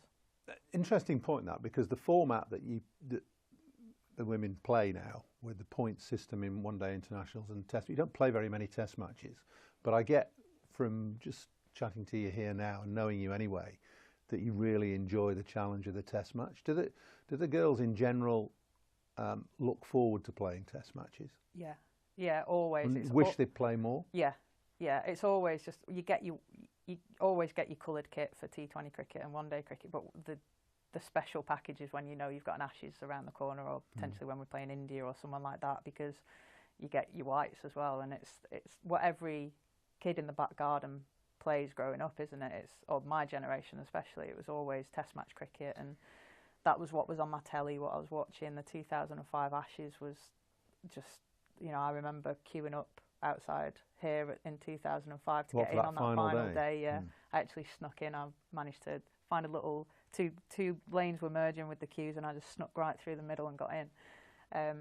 But it was just, I remember that summer it just lit cricket up, didn't it? It was just incredible. Yeah. Andrew Flintoff running in and making things happen and changing games, and he had a personality. I remember he was the first player that I saw that had this big personality on a cricket pitch, and I thought that was really special, and I wanted to be part of that. So it was kind of what I was brought up on. You know, white ball cricket wasn't really around back then, and so it was still always my dream to play Test cricket, and it's the same for every single player now. If you ask anyone, they'll want to play a Test match. I find it such a shame that we don't play enough of it, because we almost have to learn as we play. Because you don't play it domestically, do you? No, we don't play any red ball cricket, and we play 2 Test matches a year now, and that's a lot. When I first started, it was 1 every 3 years, and it would be in the biggest arena of playing in the Ashes, where it really mattered, where the points were heavily weighted for the Test match. So you learn in the job as you go, and you know, one session really teaches you a lot, and then you don't play it again for 18 months. So it's I think it's a real shame in that aspect, because I think we'd learn, as female cricketers, I think we'd learn a lot more about the game by playing more red ball cricket. You know, you just got to do your basics for longer, and generally the better team comes out on top in Test cricket. And I think that's what I love so much about it, is that it's the toil and the hard work and the emotion and everything that goes into 5 days for us now. We played a 5-day Test match this summer, and then at the end of it, you want to do it all again. It's crazy. You put your body through hell, but you want to do it all again. It's just got this. There's a great degree of satisfaction about it, isn't there? Yeah. I think that's something you get from bowling fast.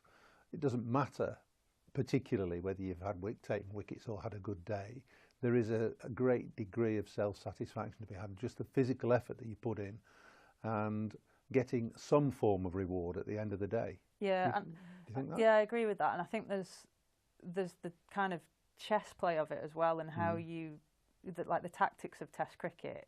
Obviously, if you understand the game and the nuances of it, then you see a lot of the ebbs and flows in Test cricket. But for me, it's the being under pressure of trying to work batters out whilst you're out there. I feel like T20 cricket, you probably do your homework and you know how players play and how you might get them out, but there's very little time to set players up. Whereas in Test cricket, it's all kind of about that, trying to stay one step ahead of the game, but you know, work players out as you go. And I just think that's quite special. So you've had a great time winning the Ashes 2014, 2015, but it's not always been plain sailing for you, because a year or so later you hit a bit of a wall and you have an issue with anxiety and stress. How did that manifest itself? And I know you don't mind talking about it because you have talked about it before. And why do you think that occurred for somebody who was quite obviously having a good time within the game? Yeah, I think it was actually a bit of a shock to me that I was feeling the way that I was feeling. Like I said, I studied psychology at uni. I remember being in a lecture and we were going through depression and anxiety and symptoms of those illnesses. And I remember being in this lecture theatre and like ticked off 5 of 6 of the symptoms, and I thought, wow, that's exactly how I feel. And I remember speaking to my mum, and it was a really difficult conversation because I actually find saying the word depression really difficult. And I remember saying to her, I think this is what I'm suffering with. And she said to me, I've been wanting to talk to you about this for a while. You've not felt yourself. She recognised it, did she? Yeah, I think she just recognised that I'm quite a bubbly character. I'm quite extroverted, and I think I was quite insular when I was at uni and didn't seem to be enjoying myself as much as 18-year-olds at university should do. And it actually, that whole time of my life is actually a big blur. The years kind of merge into each other. And so you're talking about when you were at university, and even when you were playing in your early days for England, it didn't. It manifested itself then, but didn't actually come out. Yeah. Until what was it, 2016? 2016. Maybe? So that's 3 or 4 years later. So I think a lot. Like I said, it does kind of all merge into one. But 2016 was when it all came to a head, basically. And for anyone who has ever suffered with anxiety or depression, it's really, I say easy, it's easy to go into your cricket environment and be the character that everyone knows you to be. But it was when I was getting home that I noticed that I was finding all of the cricket things really exhausting, because I was putting this mask on. I was, pretending I was having the best time of my life, because why wouldn't I? I'm travelling the world with England and getting to play cricket for a living. And actually I was despising every second of it. I was dreading going to training. I was putting so much pressure on myself to perform every single day because I was being paid to do that now. So my hobby, my passion that I'd grown up with became my job overnight, and I really struggled with that transition. And it wasn't until I started seeing a psychologist a bloke called Mike Rotherham, who was working with the England team at the time. I started having sessions with him consistently. There were weekly sessions, and this all happened because I basically had a really big breakdown when I got to Loughborough one day. I ended up getting pulled out of a tour to the West Indies. This was the year before the Home World Cup as well, in 2017. So I remember I was having a real big argument with myself about if I tell anyone how I'm feeling, then I might risk a place in the 2017 World Cup squad. If I don't tell anyone how I'm feeling, then who knows what might happen. I'm really struggling. So I was having this internal debate for a long time, and it all just came to a head, and I remember crying the entire journey down to Loughborough. The only reason I went down was because I was picking Sophie Eccleston up. She couldn't drive, so I had to pick her up en route, and I didn't want to let her down. I got to Loughborough and I hid in the physio room. I couldn't even go and see any of the girls. Couldn't face them. Just couldn't face anyone. My best friends were in that squad, and I couldn't bear the thought of being around them. And so I got the help that I needed. I spoke to our physio. Mark Robinson was our coach at the time, and he said, look, I'm pulling you out of selection for this tour. Go away, make yourself, get yourself better. Cricket doesn't matter right now. Make sure you're okay. And this is when I then started seeing Mike Rotherham.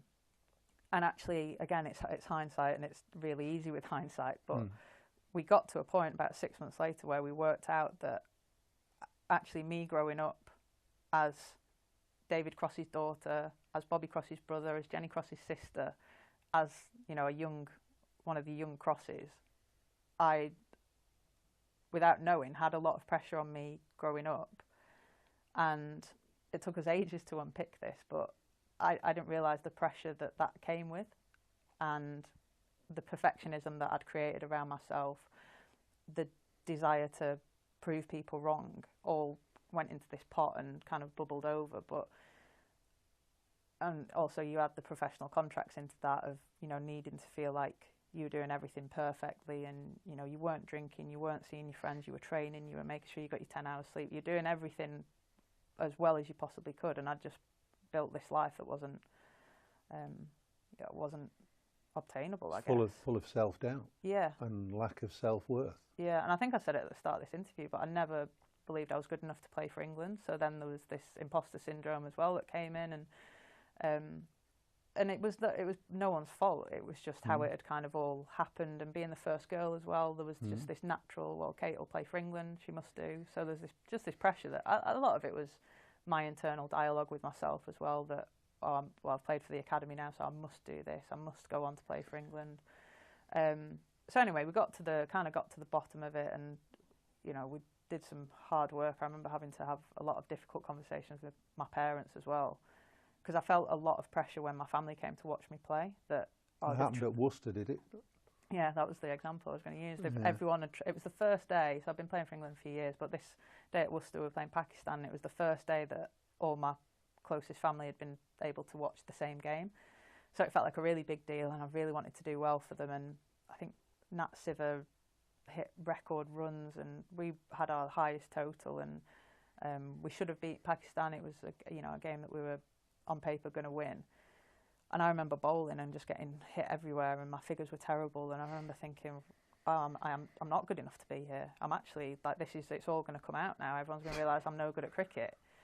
And I remember just being on the pitch with my sunglasses on, and just tears were rolling down my face. And I thought, I'm live on Sky Sports here. I need to, something's not right. This isn't, it's the dream that everyone sells you just doesn't seem to be what I'm experiencing. So, So yeah, I had to have conversations with my parents around how much pressure I felt when they came to watch me play, and they were laughing at me. They were going, "What are you on about? You're playing for England. We're so proud of you. We don't care if you do well. You're out there representing your country. You're representing us." So there's a lot of difficult conversations around that, and that's when I think if you speak to anyone who's played, and not even professional sport, just sport in general, I think you have to go back to that kid in the garden. Like, why do you play? What do you love about this sport? And actually kind of hitting rock bottom for me was that opportunity to fall back in love with the game. And since then, since around 2018, I've arguably have probably had my best years in an England shirt. I've loved the game. I've loved giving back to the game. I've loved experiencing everything that cricket can give you. I feel like I've got a much better balance with cricket and life and travel, etc. So I feel like, in a way, it was the worst time of my life. But without it, I don't think I would. I think I would have stopped playing cricket and not played again. Well, that was a fantastic account of the poor time, the bad time that you had, and how you've come out of it, and how you realised that without that, you probably wouldn't have got on to do what you've done now. Was there any one point, something that you saw, watched, that sparked you to rejuvenate yourself and say, oh, come on, I can do this again? There was a moment just after I'd got back from Loughborough, actually, when I'd had this breakdown.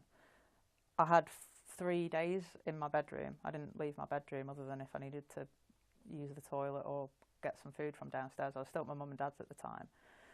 And my dad came into my room, and I think my mum and dad just didn't know what to do. They'd not really dealt with anyone who was struggling mentally, and I didn't know what to do. And I remember my dad just said to me that they wanted to help me, but they didn't know how to. And he said to me, his quote was, I can't remember where he got it from, but he just said, tough times don't last, but tough people do.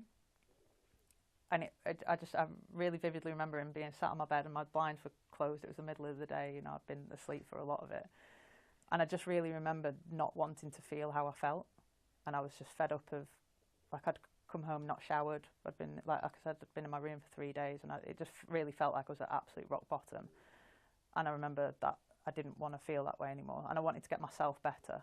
And then I think the natural, you know, process of getting yourself better and understanding your mental health more and how you work, how you function, what your triggers are, got me in a better place, which then made me realise that it wasn't cricket that had triggered me. It was everything that came with cricket, but actually cricket's still an unbelievable sport that I'm still really passionate about and still want to be a part of.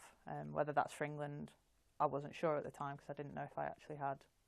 I think I felt like I closed the door on that a little bit by not going on that winter tour. But I still wanted to be part of it, and I think that was what actually kick-started me to make sure I really bought into the sessions I was doing with Mike, and they were really difficult, but I needed to go through those conversations to make sure that I understood myself to be better as a human being before I was better as a cricketer. So yeah, like I said, it all is a bit of a blur for me, that kind of time of my life, but there's a lot of people that I think if they hadn't been around at that time, then I probably wouldn't be playing cricket now. I think I would have probably packed it in and not looked back.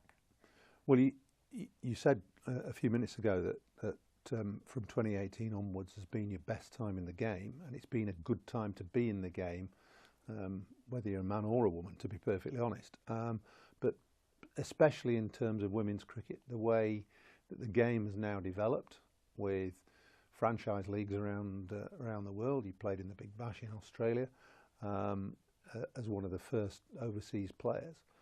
How do you obviously want to carry on playing, I assume you do, but how do you see the women's game going now? It's going from strength to strength. Is the balance shifting towards franchise cricket, or is it still very firmly in an international format? That's a really difficult question to answer, because I think if you'd have asked me where I saw women's cricket was heading 5 years ago, I don't think I'd have been able to create or envisage what we have now as the outcome 5 years ago. So it's quite hard to, you know, with the way that women's cricket is travelling, it's quite hard to think where it could be in the next 5 years as well. There is more franchise cricket turning up in our calendar, but we're still at a really strange phase with the global game that not all countries are professional. So you've got the kind of top 4 or 5 that are professional with us: Australia, India, South Africa, New Zealand to an extent, but they're still pretty much underpaid from what I gather. And I think I would rather see the global game rise at the right pace, kind of as a group of playing nations, rather than just seeing the top 5 or top 3 kind of run away with everything. But without these global tournaments, you don't have, without the franchise tournaments, so you've not really got the platform for girls to get exposure and get opportunities to play cricket under pressure. So it's a really difficult balance for the women's game at the minute. But like I said, I couldn't imagine the game being where it is right now if you'd have asked me 5 years ago. You know, to have. Well, it's changed for you exponentially, really, because you're a Lancashire girl through and through. You played for Lancashire, you played for the Thunder. But what happened last year? You had to play, you went and played for the Northern Superchargers, but you were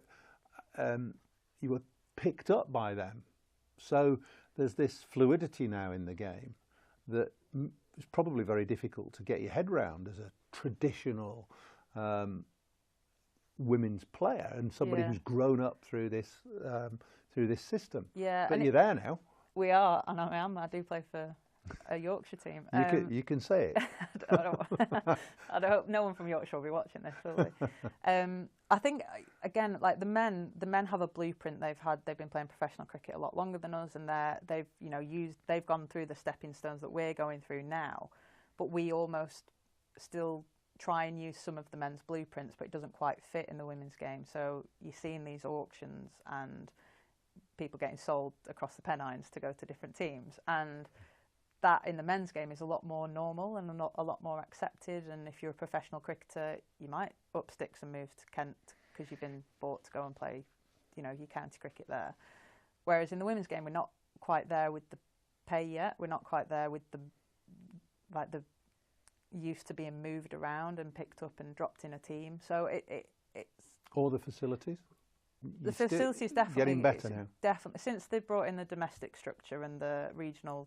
The way that they've regionalised the women's game, then this is for the Thunder Girls. This is home, and it's a test match venue. It's got unbelievable facilities, great coaches who've been part of Lancashire, and really understand the morals of what it is to be a Lancastrian, etc. So we're very, very lucky here. We're very well supported, and we're probably the region that a lot of other teams aspire to look like, which obviously we should be very proud of as a county. But there's just this element of it's moving so quickly that some parts of the game can't keep up with it. So you've got a girl who moves up from London, but the pay's not good enough to be, being able to buy a property up here. It's very different in the men's game. The men will be able to afford things like that. So it's in this really quite finite balance of where does the funding go, and I think the funding is not quite big enough yet to cover all bases, even though the game's moving at that exponential rate. So I'm glad I'm not in that decision-making stage of my career yet, but it's great. It's unbelievable. It's brilliant to be a part of, but there's always kind of these not grudges, wrong word, but there's just these bits where we just want that to be a bit better and that to be a bit better and that to be a bit better. So you feel you're catching up, basically. Yeah, I think that's what I'm trying to get.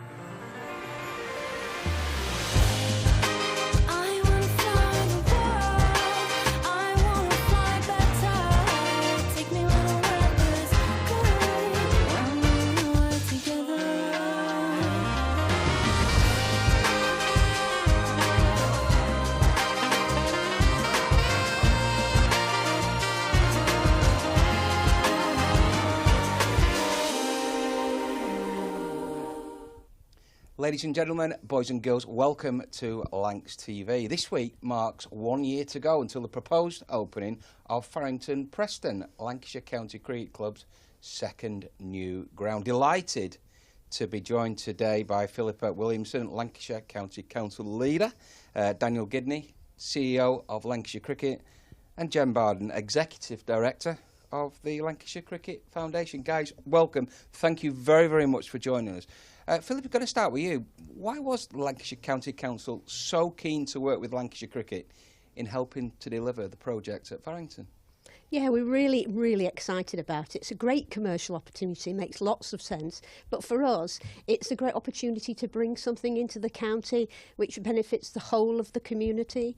Lots of opportunities to create jobs, to create opportunities for young people, but also to really promote cricket right out into the community, and particularly through our schools. Absolutely, cricket's a massive part of our county. And Daniel, could you give us some background around the reasoning why the club is requiring this new facility at Farington? Yes, thanks, Warren. It's a really exciting project. Emirates Old Trafford has expanded and developed over the past 10 years. We know we've had a £75 million stadium redevelopment programme. But actually what goes on the actual turf, as you know, is got more and more and more. So if you look at where we were 10 years ago to compared to the amount of cricket that we have now, whether you look at all of Lancashire men's games, Lancashire Thunder this year will play 7 times here at Emirates Old Trafford, which is more than any other test ground will host. And the women's game's only going to go from strength to strength. Now we've got an officially a Tier 1 team. but also Manchester Originals as well, internationals. And when you actually look at the amount of cricket that's being played and the pressure that's put on the square, the actual wickets out there on Emirates Old Trafford, that there's only so much that we can take. And if Matt, our head groundsman, was in here, he's constantly looking a bit hangdog because the amount of work that we're expecting him to do, and you've known him a long time, but it's the pressure out there in terms of the actual playing surfaces. And before you even get into TV wickets for Sky, we needed somewhere else that we can play some of our games, but also when we have internationals, when we have concerts, we need an elite performance centre that our men's and women's players can train as well. So Farrington is game changing for us. It kind of solves both of those problems. It gives us somewhere where we can play, but also somewhere we can train. It's certainly some discussions around the county, but Jen, it's not all about professional cricket and high-level cricket at the moment. How is this new facility going to serve the Lancashire Cricket Foundation with all the community engagements that it gets involved with? Yeah, absolutely. It's not just going to be about that performance element of the game. We've got so many community teams and events that will now benefit from having such a high-class facility to utilise, but we use club grounds for some of our community schools events, and being able to have 2 ovals in particular side by side to host sort of our schools finals days. We have upwards of 26 schools attend our finals days, and to be able to have that as one venue would be such a powerful impact across that local community, and be able to spread the message of cricket across the whole of Lancashire, and take Emirates Old Trafford and the feel of Emirates Old Trafford out into that community aspect. And for everybody to be able to access that will be amazing. It will be amazing. Philippa, you know, this is not just about professional cricket, as Jen's just mentioned. In what way will this development help the community? Well, eventually we want it to just be part and parcel of the community, not just in the locality of Farrington, but the whole of Lancashire. We want it to be the place that everybody thinks about where they started their cricketing journey, whether it's as a spectator or as a competitor, but particularly through their school life. We know the opportunities in schools to play cricket are a bit limited. There's a lot of pressure on the curriculum, but it's also the space available, and to have a facility that schools can access and community clubs as well will be absolutely fantastic, and we're really looking forward to it. We're just so thrilled about it all. Daniel, how's the progress going so far? Tell us about this exciting, it's a year to go until the proposed opening. How's the site going? Well, it's very exciting. I have to tell you, if you look at the screen behind you, it doesn't look like that today. There's a lot of mud, a lot of earthworks. It's a massive civil engineering project. I mean, the scale, it doesn't really do it justice unless you actually physically go. It feels like you're on the surface of the moon. It really does. It's the scale of the project is enormous, and it's very exciting. We're just about on programme, I think. We're the weather hasn't helped.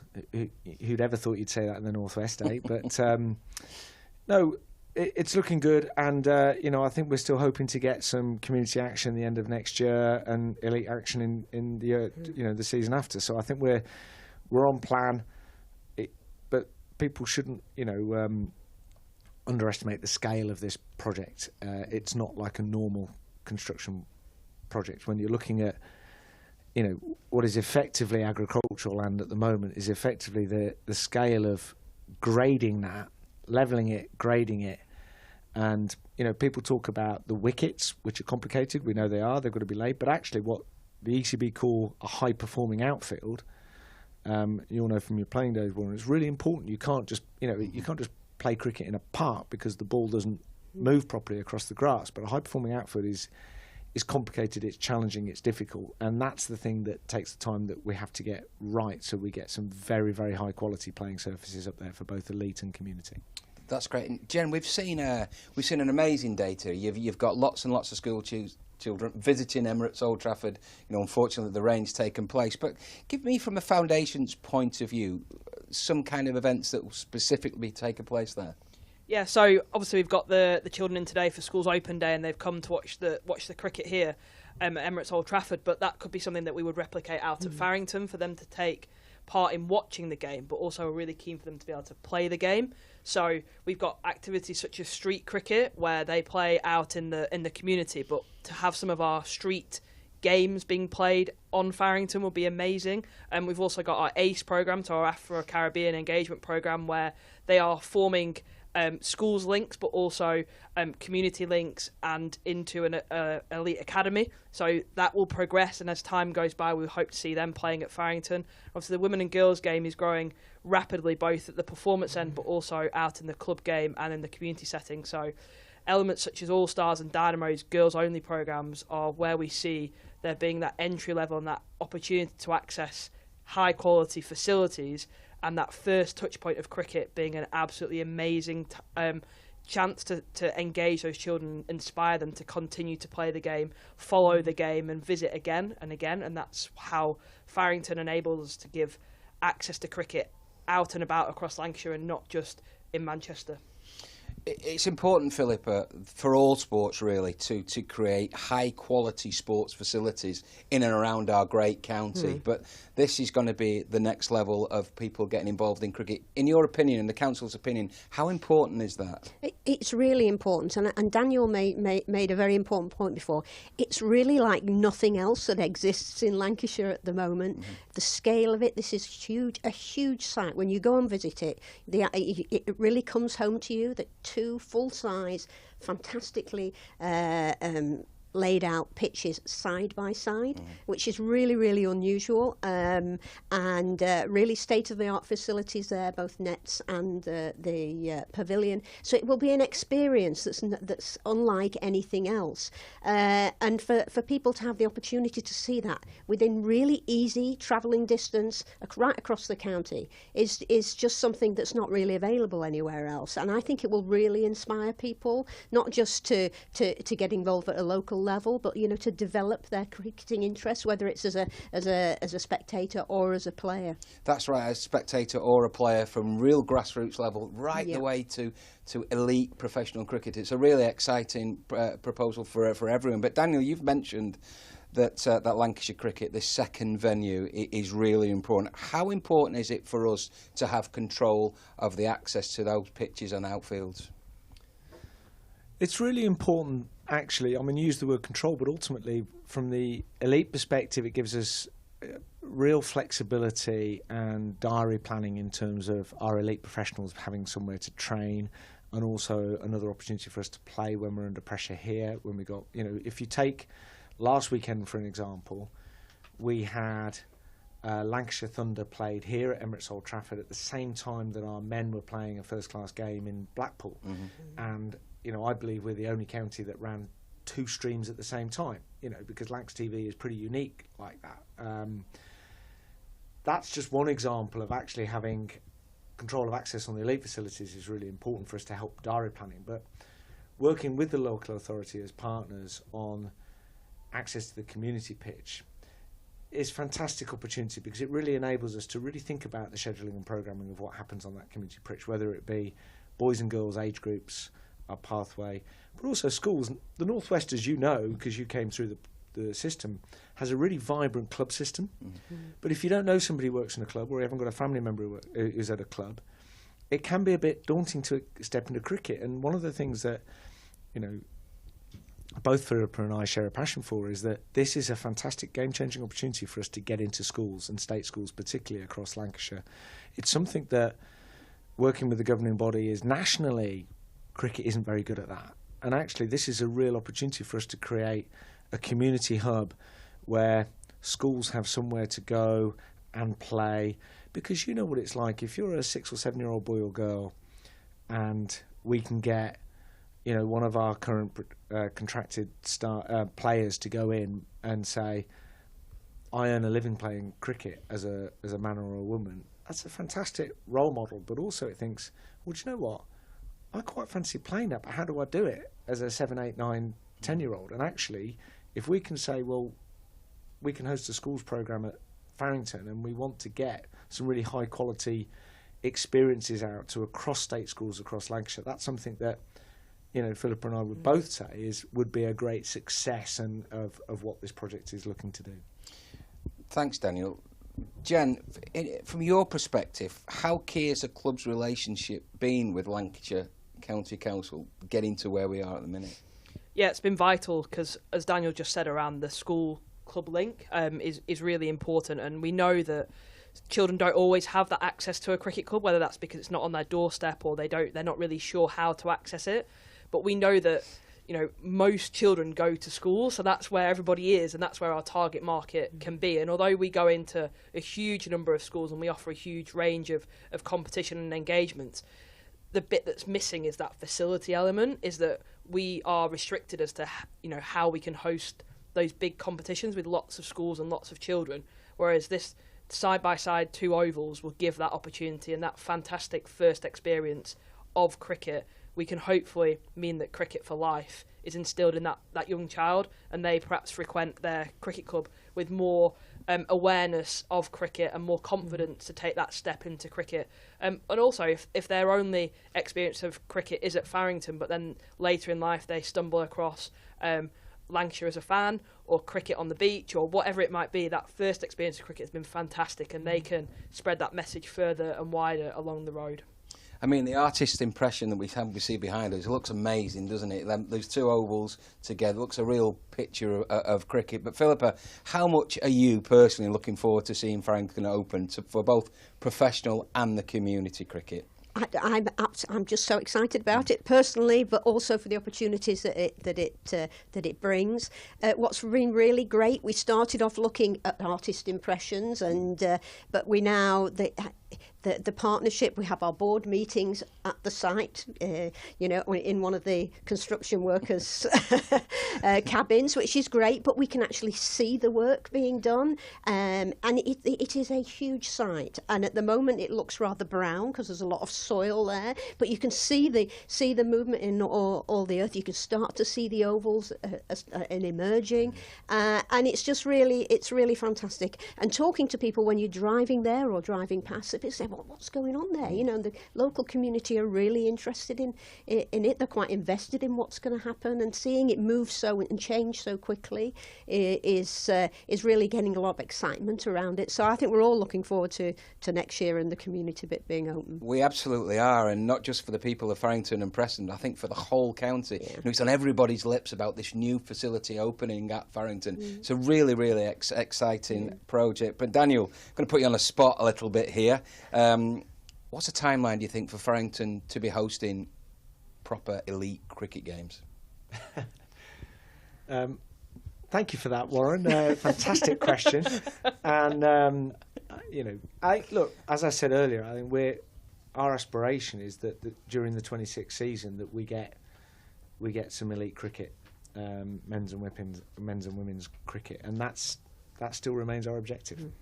It's great, and I know that speaking to the professional squad as well, they're really excited about this new facility, both men's and the women's squads. You know, the women's home is here at Emirates Old Trafford. It will be at Farrington as well. But Jen, from someone who's worked in women's cricket for a long time now, how excited are you from a women's cricket perspective? Yeah, I think it's really exciting to have such a high-class facility that the women can access both at the performance end, but right the way through the pathway. So whether that's county age group girls teams, into the new Tier 1 team as well. So I think to be able to have that high-class facility and know that they've got somewhere that they can call home is really valuable. Having been through as a player, but then also as a member of staff in the women's game, you know, ground hopping, it's part of what we did, but you never had somewhere to call home. And it's fantastic that Emirates Old Trafford and the dressing room downstairs is branded up as the women's dressing room. That's amazing. But I think being able to have a ground with the facilities that they can access on a really regular and call it their home is going to be amazing for both the Tier 1 team, but also down into the pathway further. That, you know, how amazing would it be that an all-star who came to a community programme at 5 years old would one day step out on that pitch as a Tier 1 professional player, and to see that journey at that one place would be amazing. So exciting, so exciting.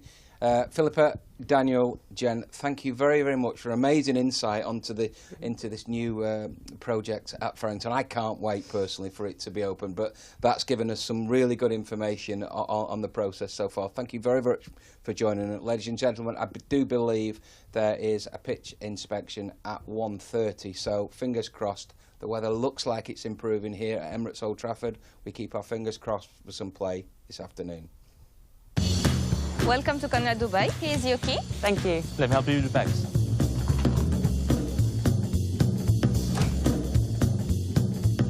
Nice room. How's that?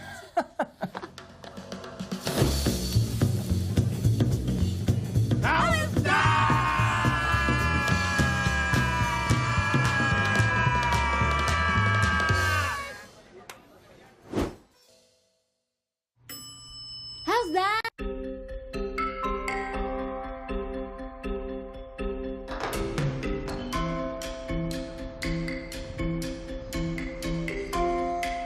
It's really important, really, to not be afraid to take those opportunities and go as far as you can with those opportunities. And I think what for us is really important is that we get to do that for Lancashire cricket. And the beauty of what Lancashire cricket do is they understand the importance of cricket in India, and they understand the importance of that cricket fan that doesn't just live in India but is Indian. What's important for us as Badger and Coombs is to support that for Lancs cricket as well. And I think what we're very proud of is that we don't just press buttons, we don't just put up cameras, we understand the technical, digital, creative opportunities that we can use with that kit to heighten the brand for Lancashire cricket in India. But because we've got such a good team in Mr. Singh and his lads, it's been an absolute breeze for us.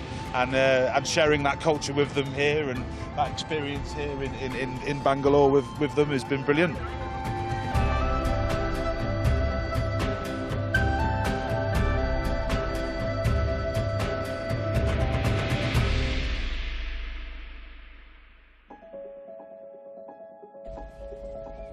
We've been very tired, and we've all worked really hard to get the best out of what we've been trying to work on here. The opportunity that's come with this project, it has honestly been such a great experience, an opportunity to be able to work on and engineer a production like this to this scale and this calibre. It's crazy to think that it's something that I've done. Everyone's been great, everyone's smiley, even at an unearthly hour that we all get here, and especially the Badger and Coombs team who do far more than I do. I just wander in here and chat about cricket. Everybody behind the scenes is putting in the work and the skill to get this broadcast to what it is. So, yeah, as ever, there's lots of smiley faces behind the scenes, which makes it a pleasure to come in and work. This is a big deal for Badgers because it's a huge scale production. A lot of work has gone in over the last couple of weeks working with Colin and the team at Badger and Coombs, and so yeah, there's been quite a lot of hard days, sleepless nights trying to get everything sorted. And this is quite pioneering from the production company Badger and Coombs, and they are a very, very professional outfit. Take it from me, I've worked with all of them.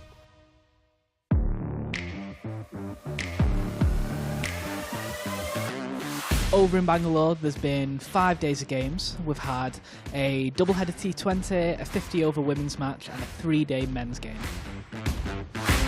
Pre-season tours have traditionally been very difficult for fans to access. But now, by being able to see the matches live, the fans are brought ever closer to what their players are doing in the run-up to the domestic summer. Good morning and a very warm welcome to Lancs TV. It was a challenge to doing a live stream 5,000 plus miles away from Emirates Old Trafford. To save on costs and to save on logistics and things like that, we opted for getting in touch with a local production company who have all the kit, and then myself and Katie, we flew out our remote production kit. We thought, let's try and get all this into one Pelly case and kind of pack it up in such a way that the whole of the remote production fits inside that Pelly case. Using the StreamHub's talkback system, me and Colin would be engineering things on both ends.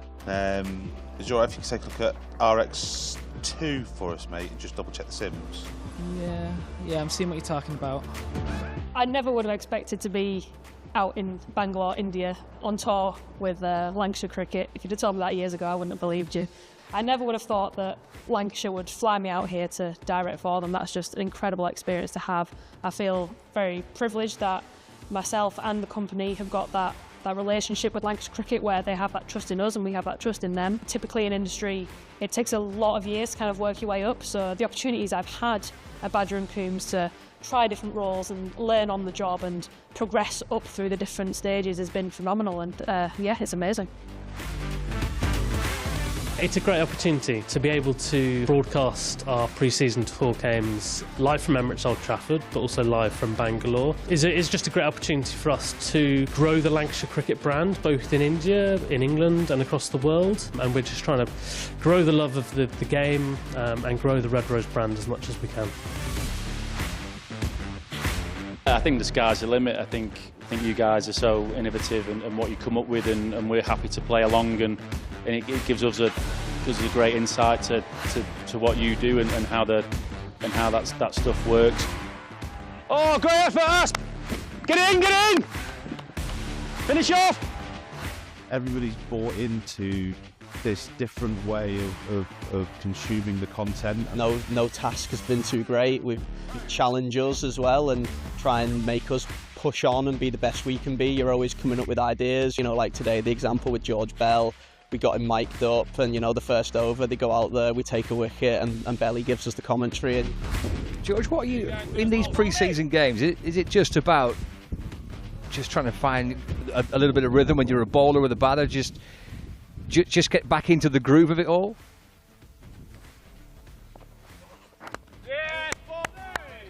Yeah, I think so. I think there's definitely a part of that. Obviously, you want to get back into the swing of things, and you want to find your way back into the season, basically. But also, there is a big focus on wanting to still play the game, win the game. You know, that's an insight that not many cricket fans get. You don't see that on many streams. So I think with sort of your brain power and your creative thinking and our cricket knowledge, we've made a really good team together. I think what we've tried to do is sort of show the nuances of the game in a different way and bring it to the audience, you know, bring what's happening out on the pitch to the audience, you know, get the players more involved and just innovate as much as we can. And I think the Badger and Coombs Lancashire Cricket collaboration has really gone a long way to that. And for the county game and the game in general, that can only be a good thing if everyone is singing off the same hymn sheet.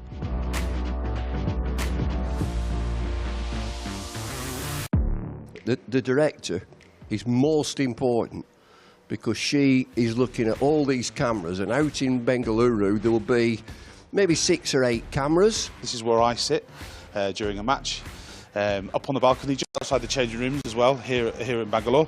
If you come with me quickly, I'll show you where our camera positions are. We're working with a team from India who are looking after the camera work and things like that. We've got Katie directing downstairs, which we'll go and take a little walk down there now. But as you can see, great camera locations, great views. If you'd like to follow me down the stairs. So look, let me introduce you to all the guys from our Indian Badger team who are amazing. And this is where Katie is. Again, we've got returns coming down from the UK. And where we spoke to you before, we've got our 2 Air 320s, the returns, so coming through the internet here, and then Katie has her talkback.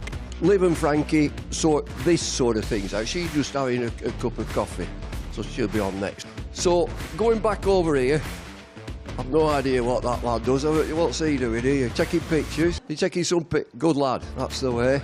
So let's get back to the engineers. See, I've always wanted, it's dangerous to let me loose in anything like this. Look at all these here. Come down here, Arthur. Look at all these. I wonder what these do. Don't seem to be bothering them, do they? I'll tell you what will bother them. I'll take this plug out.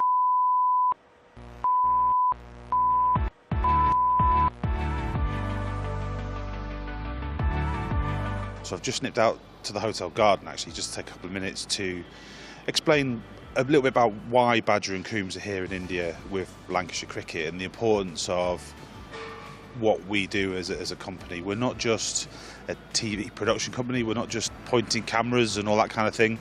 We're actually more of a digital creative consultancy as well.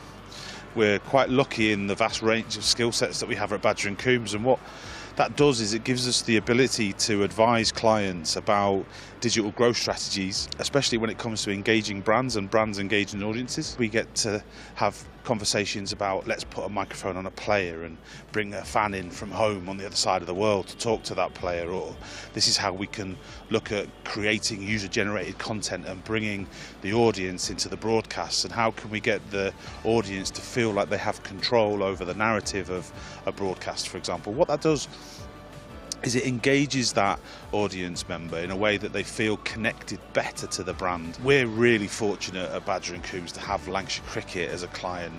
They're fantastic, and they're really invested in our success just as much as we're invested in theirs, and they believe in what we believe in, and they believe that we can bring that great hard-working talent to the Emirates Old Trafford cricket brand. And just recently, and very recently, Lancs TV has launched a 24-hour, 7-day-a-week television channel in India on the Geo platform. So it's us that have been able to help them facilitate that. That's a massive step for a cricket club in the UK to do that, and Badger & Coombs are incredibly proud to be behind that, and to give the confidence for the chief executive and the team of Lancashire Cricket the confidence to take that step. So we've done that because we've constantly advised them on the technology and the things that we can do. They've seen it firsthand, that we don't just point cameras, we don't just hit buttons, we do a lot more than that, and we are continuing to do that. So yeah, if you're interested, you should get in touch with us at Badger & Coombs.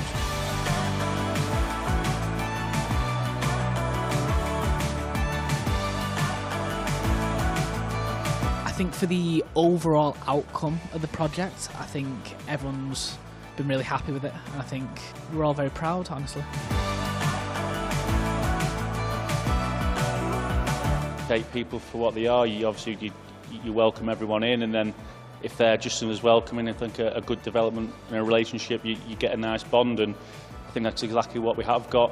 All your guys are brilliant to work with, you're not in the way at all or anything like that. It's just a brilliant relationship that's kept growing and growing, and we're happy to have you all around, and hopefully vice versa. And they're all young, and they're all ambitious, and they do it right. And I'm an old stager now, but it brings the youth out in me when I'm around all these young people, watching what they do technically. And I, for one, I can tell you it's mind-boggling.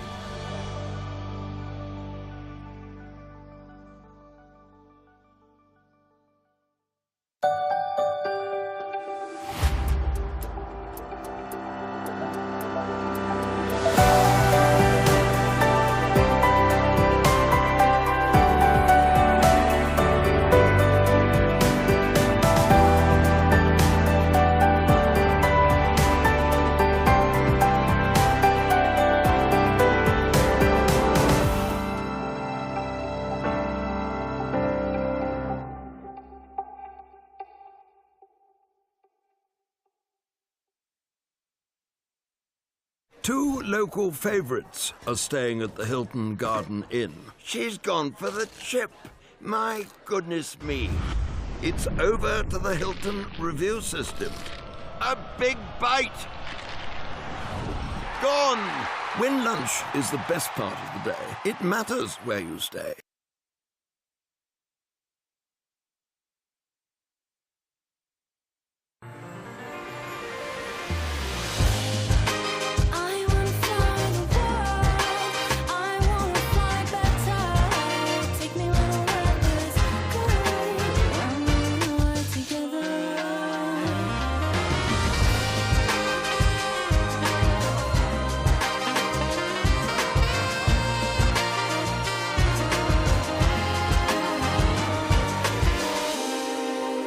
This is a call for hungry dreamers and hard-working self-believers.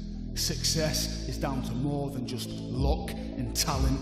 It's striving to be the best, breaking the boundaries and never giving up. Are you ready to become your best self? Are you ready to unlock your greatness? So what are you waiting for? This is Education Evolved. This is UA 92. 1954, Cyril Washbrook became the first professional captain of the county. Lancashire have won a tremendous victory here. Well,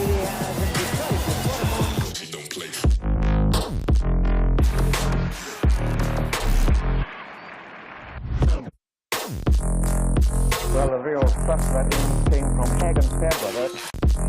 Fine chance to land the winning hit. On come the crowd.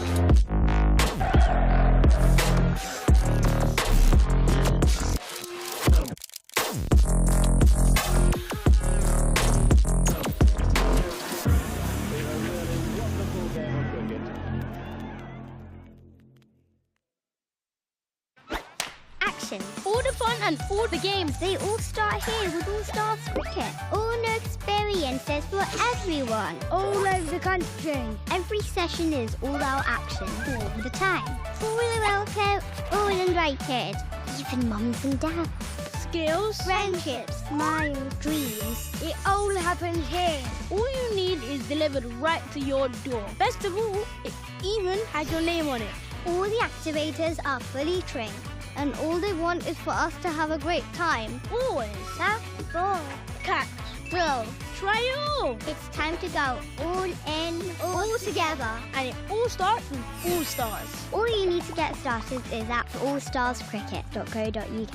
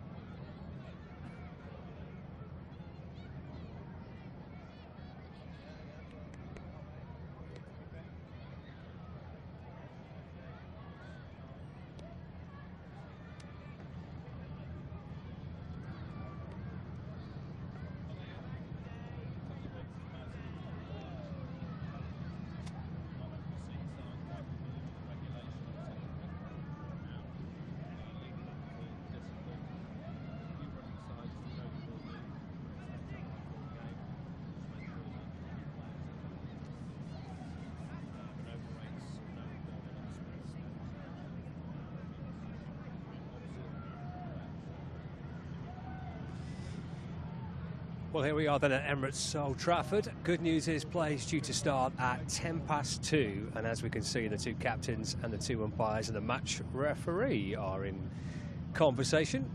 The conditions have improved massively, and as ever, the ground staff have done a great job to get the ground ready in time. We've had no rain for maybe an hour or so, something like that. A bit longer than that, actually. And actually, the umpires came out at 12:30 for an inspection, then 1:30 again. And quick as a flash, they were quite keen to get out there. There goes the toss. The coin lands on the grass. Let's find out whether it's Al Davis or Keaton Jennings that has won the toss. We'll soon find out. We'll have a word with the Lancashire captain, Keaton Jennings, and find out what's happening over the next couple of hours. Here we go. Let's have a chat with Keaton. Keaton, what's the news you can bring us from the middle? Shock horror, I've lost another toss. We are bowling first. And your team changes? We have two changes. Will Williams and Sakib Mahmood drop out. Okay. We have Jack Morley back from loan, so he comes in with Tom Bailey. So Morley and Lyon both playing. Does that give us an indication as to what you think might happen over the next few days? Yeah, look, it's a used surface. The ladies playing it on Sunday, I think the day was. We're obviously planning on to play on a new one, but just with the weather the last 3 or 4 days, just haven't had a chance to try and get it dry. So, yeah, obviously playing on that one. I think it will still be a decent surface. Wickets here generally don't, touch wood, don't deteriorate sort of a rapid amount. Heavy roller comes into play, so yeah. And Tom had a break last week just to kind of refresh, I guess, and comes back well. Yeah, look, the schedule's relentless. You can't play every game as a seamer. You just back to back to back. I mean, my washing's still not dry, so look, it is relentless as a seamer. You're trying to keep legs fresh. You want to keep guys on the park and keep them bowling their best. So yeah, a week off for Bales, and he comes again this week. And the team must be bouncing, Keaton, after the win at Blackpool. Absolutely. Yeah, look, it's been a hard 5 weeks. So to play well, get a good win is really good. So the boys are chuffed. Boys are under no disillusion or no illusion to where we are in the struggle we need to put in. But the boys are keen to come in and fight and play another good game of cricket. Cheers, Keaton. Good luck. Cheers, Cody. Thank you, mate. Thank you very much. Keaton Jennings, the Lancashire captain, with news here from Emirates Old Trafford that the Bears, Warwickshire, have won the toss. Lancashire going to bowl first. Just to recap those changes for you, with a return for Tom Bailey and spinner Jack Morley, with Sakib Mahmood and Will Williams dropping out from the side that beat Durham at Blackpool on Monday. Right, so we're not too far away from the start. 2:10 we're underway. We'll bring you coverage here on Lancs TV.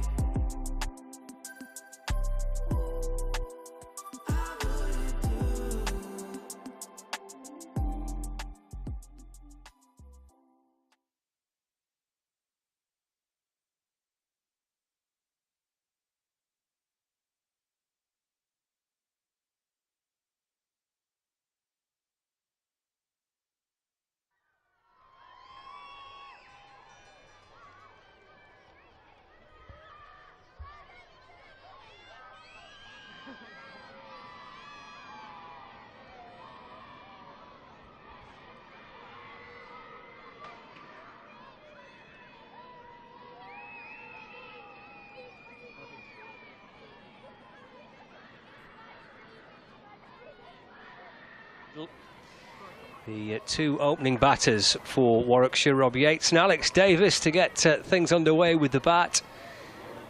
And the Lancashire players being led out by their captain, in conversation with Tom Bailey, who's one of the two changers for Lancashire, because he returns alongside Jack Morley, who's playing for the Red Rose. Keaton Jennings confirming that news at the toss around about half an hour ago. 64 overs to be bowled today, so a decent chunk of cricket to go, but we have lost the entire morning session due to rain, which is really frustrating for those school children who have been here all day. It's been the second school event of the season. There was a day against Kent where school kids from around the country had come, and it's been replicated again today, but they've been sitting and watching it rain, unfortunately. But we're going to see some cricket. Jack Morley is one of the two changes made from Lancashire's victory against Durham in their last game, which was on over the weekend at Blackpool. He's been recalled from his loan spell at Derbyshire to play for Lancashire in this game. And the Red Rose also starting Tom Bailey as well. We'll run through the full sides for you over the course of the next few minutes or so. You're going to hear the voice of Callum Flynn again, who's been with us once more through the course of this summer, the captain of England's physical disability side. He'll be part of the team to take you through this slightly shortened first day. My name's Scott Reed, and I'm alongside Mike Taylor from the BBC in the West Midlands. Following Warwickshire, we're going to see Tom Bailey to open up the bowling for the Red Rose, and Yates on strike for the first ball of the match. Bailey from around the wicket in, and it starts wide and gets a little wider and through to Matty Hurst, and there is no run. Good morning, good afternoon. We're here at last, Mike. Yes, nice to be here, and I'm glad that we're playing. I'm especially glad that we're playing for all the youngsters in the ground, who've been making the most tremendous racket all morning. They have. They've made themselves... I think they've been enjoying the different kind of events taking place behind the ground. As Bailey bowls, defended by Yates, and bobbles back down the pitch, and there is no run, picked up by Luke Wells. So I think there's been a few activities behind the stand, the climbing frames, and I think the fire trucks have been here, and all sorts of different things to get involved with. But yeah, at least they're going to be able to see a little bit of cricket. Yeah, fair play. Is it the Lancashire Foundation? Because they've been entertaining them tremendously. So it's a very good effort. Here's Bailey for Lancashire from the Brian Statham end. Around the wicket, balls again, driven away. And Bohannon is at mid-off to dive away to his left to field. And there is no run. So I was just about to guide our listeners and viewers through the teams. I mentioned Lancashire's changes from the victory against Durham at Blackpool. They've gone for an extra spinner. Jack Morley, recalled from a loan spell with Derbyshire, comes in, and Tom Bailey, having been rested last week, returns, and he's back in to bowl. That's left by Yates and taken by Hurst. And there is no run. As for the Bears, Mike? There are two alterations from the team that played, or at least more accurately, that started, and for once I can accurately say that, for cricket at Essex last week. Hassan Ali has replaced the young quick Chase Simmons. Hassan Ali was away with as injury cover with the Pakistan tourists while they were in Ireland. Did play one of the games. Bailey from around the wicket balls again. That's just put off the back foot and guided away into the offside by Yates and picked up by Wells. A backward point, and there's no run. So he's had a rather stop-start time with the season for the season. Hassan Ali was called away to a training camp in April, so missed a couple of games then, and then away as cover. But he's back today. And Jake Lintott makes only his third championship appearance for Warwickshire, having been with them now since 2020, and replaces Sam Hain. Bailey in to Yates from around the wicket, again full of length and defended by Yates. He's away into the offside. No run. That completes the first over of the match, and Tom Bailey starts with a maiden, and Warwickshire 0 for 0. So I think you can detect from that Warwickshire think it might spin a bit here. That they've got Lintolt in the team. The other one of the others to miss out from the squad of 14 is Chris Benjamin, who came in as an injury substitute, a concussion substitute during the game at Essex because Sam Hain was hurt while fielding. So I gather Sam's all right, but he has to serve the protocol, and that's why he's not playing today. So, the 2 alterations for Warwickshire. It has clouded over again in the last 10 minutes since you were out there for the toss. But at least once you've got the players on, then at least that slightly tilts the balance towards staying out there, he says, hopefully. Didn't seem too dark out in the middle for the toss, but you say these clouds have drifted in, which is not ideal. Let's hope there's no rain. 64 overs would be a pretty good effort. I think 3 slips are waiting for a nick off the outside edge from Davis's first ball that he receives from George Balderson, and it's running away for the first runs down to third man for 4, but I don't think Alex Davis was very much in control of it. There are 3 slips hoping for something to come their way, and it was just guided wider, I think. It was the replay. Oh, it squared him up horridly. And it's just about evaded third slip. Yeah, George Bell at third slip. He's stretching for it, wasn't he? Away to his right, bounced in front and just a fraction wide of Bell at third slip. Balderson scuttles in again, and Davis is pushing, and there's a bit of uncertainty about whether they should look for a single or not. There was never going to be one. Yeah, it seemed to wrong foot that first one. Wrong-footed Bell a fraction. His feet were going one way and his hand the other, but it squared Davis up as well. And he's going to be a tricky start, I think. Yes. Increasingly overcast skies in the last 5 minutes. Balderson, not off a long run, but it's a busy one. And Davis is pushing forward. That might have come off an inside edge as well, and it squirts behind square on the leg side. And they'll have 1 out to Jack Morley, coming in from long leg. 5 for none. Morley's back. You might have said this, I was just walking around about. He's back from a loan spell out. He was at Derbyshire for the start of the season. I think it was actually an initial season-long loan, but it was always subject to recall for circumstances that change, either at Derbyshire's end or here at Lancashire's end. And they obviously wanted a second spinner. Tom Hartley's away with England. So yes, he gets a recall, Jack Morley. Good opportunity for him. 3 slips wait for the left-handed Yates, who's very sturdily forward and defends back to Balderson in his follow-through. I think it's the first time I've seen Balderson in person. Scott scoots in at a real leak off. Not a very long run, but it's an urgent one. Squeeze some pace out. We've already mentioned he's a previously used pitch. Here comes Balderson again, holds the ball in front of his chest, and Yates drives, finds a gap through extra cover, and it's going to run away to the rope for 4. And considering the amount of water this outfield must have taken in the last 48 hours, that rattled across it very nicely for Rob Yates, and he's away with 4. Yeah, it's basically not stopped raining for, well, about 6 months, as it really true. But we did have a little bit of a respite for a period of time. But the last 24 hours to 48 hours have just been non-stop. So it's taken a lot of rain, the outfield, over the last couple of days. Good effort to get it ready. Balderson at 9 for no wicket, as Yates just pushing round his front pad and safely into the leg side. And the end of the second over, Warwickshire having chosen to bat first, 9 for no wicket, 5 to Davis and 4 to Rob Yates. Yeah, Balderson had a good match again last week against Durham at Blackpool. He had a match-winning spell with a new ball, a second new ball that Lancashire took, and he got wickets, and on the final day unable to help bowl Durham out.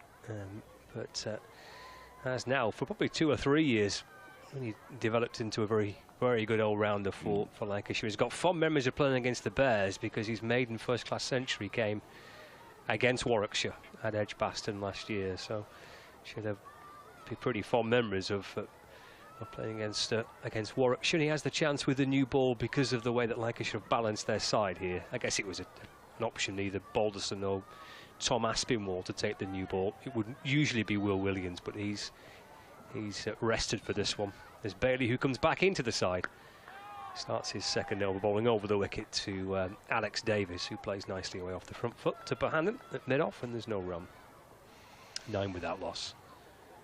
The pitch is, from where we're looking in the commentary position here, it's got over quite some way over to one side of the square, so there is a lot of green behind the rope away to our left in front of the point, and where the youngsters are watching from. Yeah, they've dragged that in quite some way, haven't they, the rope on that far side. It's left by Davis, through to Hurst, and there's no run. But it's a big playing area, it's a big field. And looks even more so with all the space over to our left-hand side, next to the point, where they put all the staging in that, don't they, Yeah, for that's right. things Yeah, there. yeah. I always think that makes it look an even bigger space, somehow. Yeah. Same amount of grass, but it looks huge. It's kind of a big empty void, isn't it, where they leave it open. And so Bailey's in. It's played off the back foot by Davis, just steered away into the onside. Balderson comes up from square leg to field, no run. Yeah, so a big boundary out towards the nets, way to our left. Shorter boundary towards the second of the two hotels, which is for Alex Davis, who's on strike, to his leg side, basically, for those watching on Lancs TV, right behind the camera. It's that shorter boundary. The bowling from the Statham end, the media centre end, 3 slips, Gully in a point, Bailey back in again to Davis. Again, Davis off the front foot in defence. Just pushes the ball cautiously away into the offside. And there is no run. He's made a slightly jerky start here, Alex Davis. Scored plenty of runs in the first 2 or 3 weeks of the season. But it just looks as though he needs 1 or 2 to settle down here.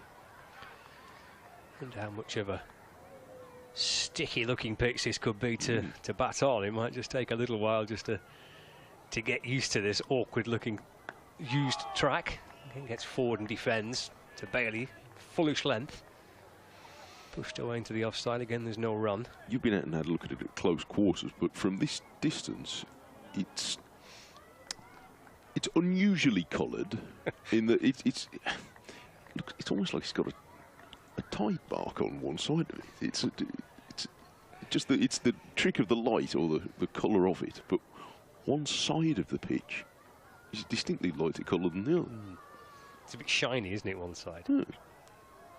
There's Bailey's in, left by Davis, and it's full and just swings away from Davis through to Hurst, who takes the catch, and the 3 slip fielders alongside him come jogging up towards this end for the start of the next over.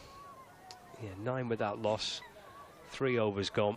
Yeah, the game was used on Sunday for a Thunder match, and a selection from both sides would suggest how they think this game might play out. Nathan Lyon then walked from one end to the other, directly alongside the strip, surveying. You could already see him studying every square inch of it. So, already on the prowl. Yeah. It might be first change. Oh, Benny. He'll be having a word. Balderson tosses the ball from one hand to the other and starts in again for the 4th over at 9 for no wicket. And Rob Yates is very precisely forward here to push it back past the bowler. You never quite know how the pitches are going to play here. No. They tend to be very, very good pitches where they go a long way. They then end up being really good 5-day test match wickets, and therefore trying to win 4-day games of cricket can be quite tricky here. But so it will be interesting to see how it unfolds. I think there will be, well, you can tell by the team selection what they're hoping it's going to do. Balderson, right arm over the wicket, beats Yates. The first one that's gone past his outside edge and kept the slips interested, but Yates had everything just out of the way as it scooted through. Yeah, there was a spell here, came for a few matches in succession limited overs matches in 2 or 3 seasons ago, and it seemed to spin a lot all the time. So a 2020 game here, which seemed as it was almost entirely spin. But they do have changes in character subtly over time. Forward comes Yates and defends out into the covers. And Morley comes into field. Umpire is going to just take a first survey of where exactly he's landing his feet, without drawing the bowler's attention to it. 3 slips, Jennings at first, Bruce, the New Zealander, at second, and Bell at third. On a deep set backward point. And Yates guides it precisely to backward point, on the bounce to Aspinwall. And there's no run. 9 for no wicket in the 4th over, if you've recently come to the broadcast. Play starting at 2:10 after the rain of the last couple of days persisted all the way until about 9:30 this morning. It stayed drizzly and gloomy all morning, but ground staff quickly got things prepared once it finally stopped. Yates checks a sort of forward push, and the ball bounces almost in the crease next to him and pops up back to Balderson. Yes, great effort by the ground staff, wasn't it, to get everything ready so quickly? It really was, because by 11 o'clock they'd pretty much parked up. So I thought it was going to be super soppers a go-go, but it meant 2 things. One, either we give up, lads, we go home, we'll come back tomorrow, or we've done it. And they'd done it, tremendous effort. Balderson, he's in close to the stumps and bowls straight to Yates, who has everything in line to defend it firmly back to the bowler. And a maiden from Balderson makes it still 9 for no wicket after 4 overs. 4 to Yates, 5 to Davis. Warwickshire batting first. And it's one of those slightly frantic situations, isn't it, when you have the revised kind of potential start time, because there was a 1:30 inspection, and then in the blink of an eye you're having the toss 15 minutes later, then you were starting 25 minutes after that, so it was 20 minutes after that, so it's all happened pretty quickly. But that's what you want, isn't it? Just try and get it going, really. Enough sitting around, enough waiting for cricket to be played. There's Bailey to Davis, and that's left and taken by Hurst. Just slightly bends his knees, the keeper, takes with his gloves about chest height. You can see him there rehearsing towards his kind of chest shoulder region. It's interesting to see how much pace and carry the bowlers are getting on this surface. Where best to bowl, of course, and seamers looking to try and suss it out early on. It's a good length to be bowling at. It's pretty clear last week in Blackpool that slightly fuller length was the one where the seamers were searching for. Eyeing up this pitch here again. Well, that's edge, but steered down to the right of Bell. Well, that's gone down towards the boundary. Just flicks the rope and then trickles over the top. And it's 4 to Davis, down towards that 3rd man boundary again. Just watching this back on the replay. Just softly played it in the end, Davis. Down towards 3rd man. Gets 4 more. He moves on to 9. 13 without loss. That was a little bit more controlled than the previous one. But both bowlers have found the outside edge of Alex Davies' bat in the early minutes. He played it super late as well, didn't he, Davis? Just giving himself that little extra fraction of time. Bailey to Davis, just tucks the bat inside the line. Through it goes to the keeper. And there is no run. He's had a super start to the season, hasn't he, Alex Davis? He's had plenty of runs. Yes, one of 3 Warwickshire players over 500 runs, although they did falter the top order at Chelmsford last week. But yeah, 256 against Durham and 149 against Hampshire. So, yeah, they enjoyed the Kookaburra. They cashed in with the Kookaburra ball. Dipped the bread in there. Bailey to Davis. That's a nice shot. Pulled for 4. That's a really good looking shot, actually. He's right in control of that and in position, nice and early to play it as well. Drags the ball away to square leg. There's very little kind of follow through with it, just guides it.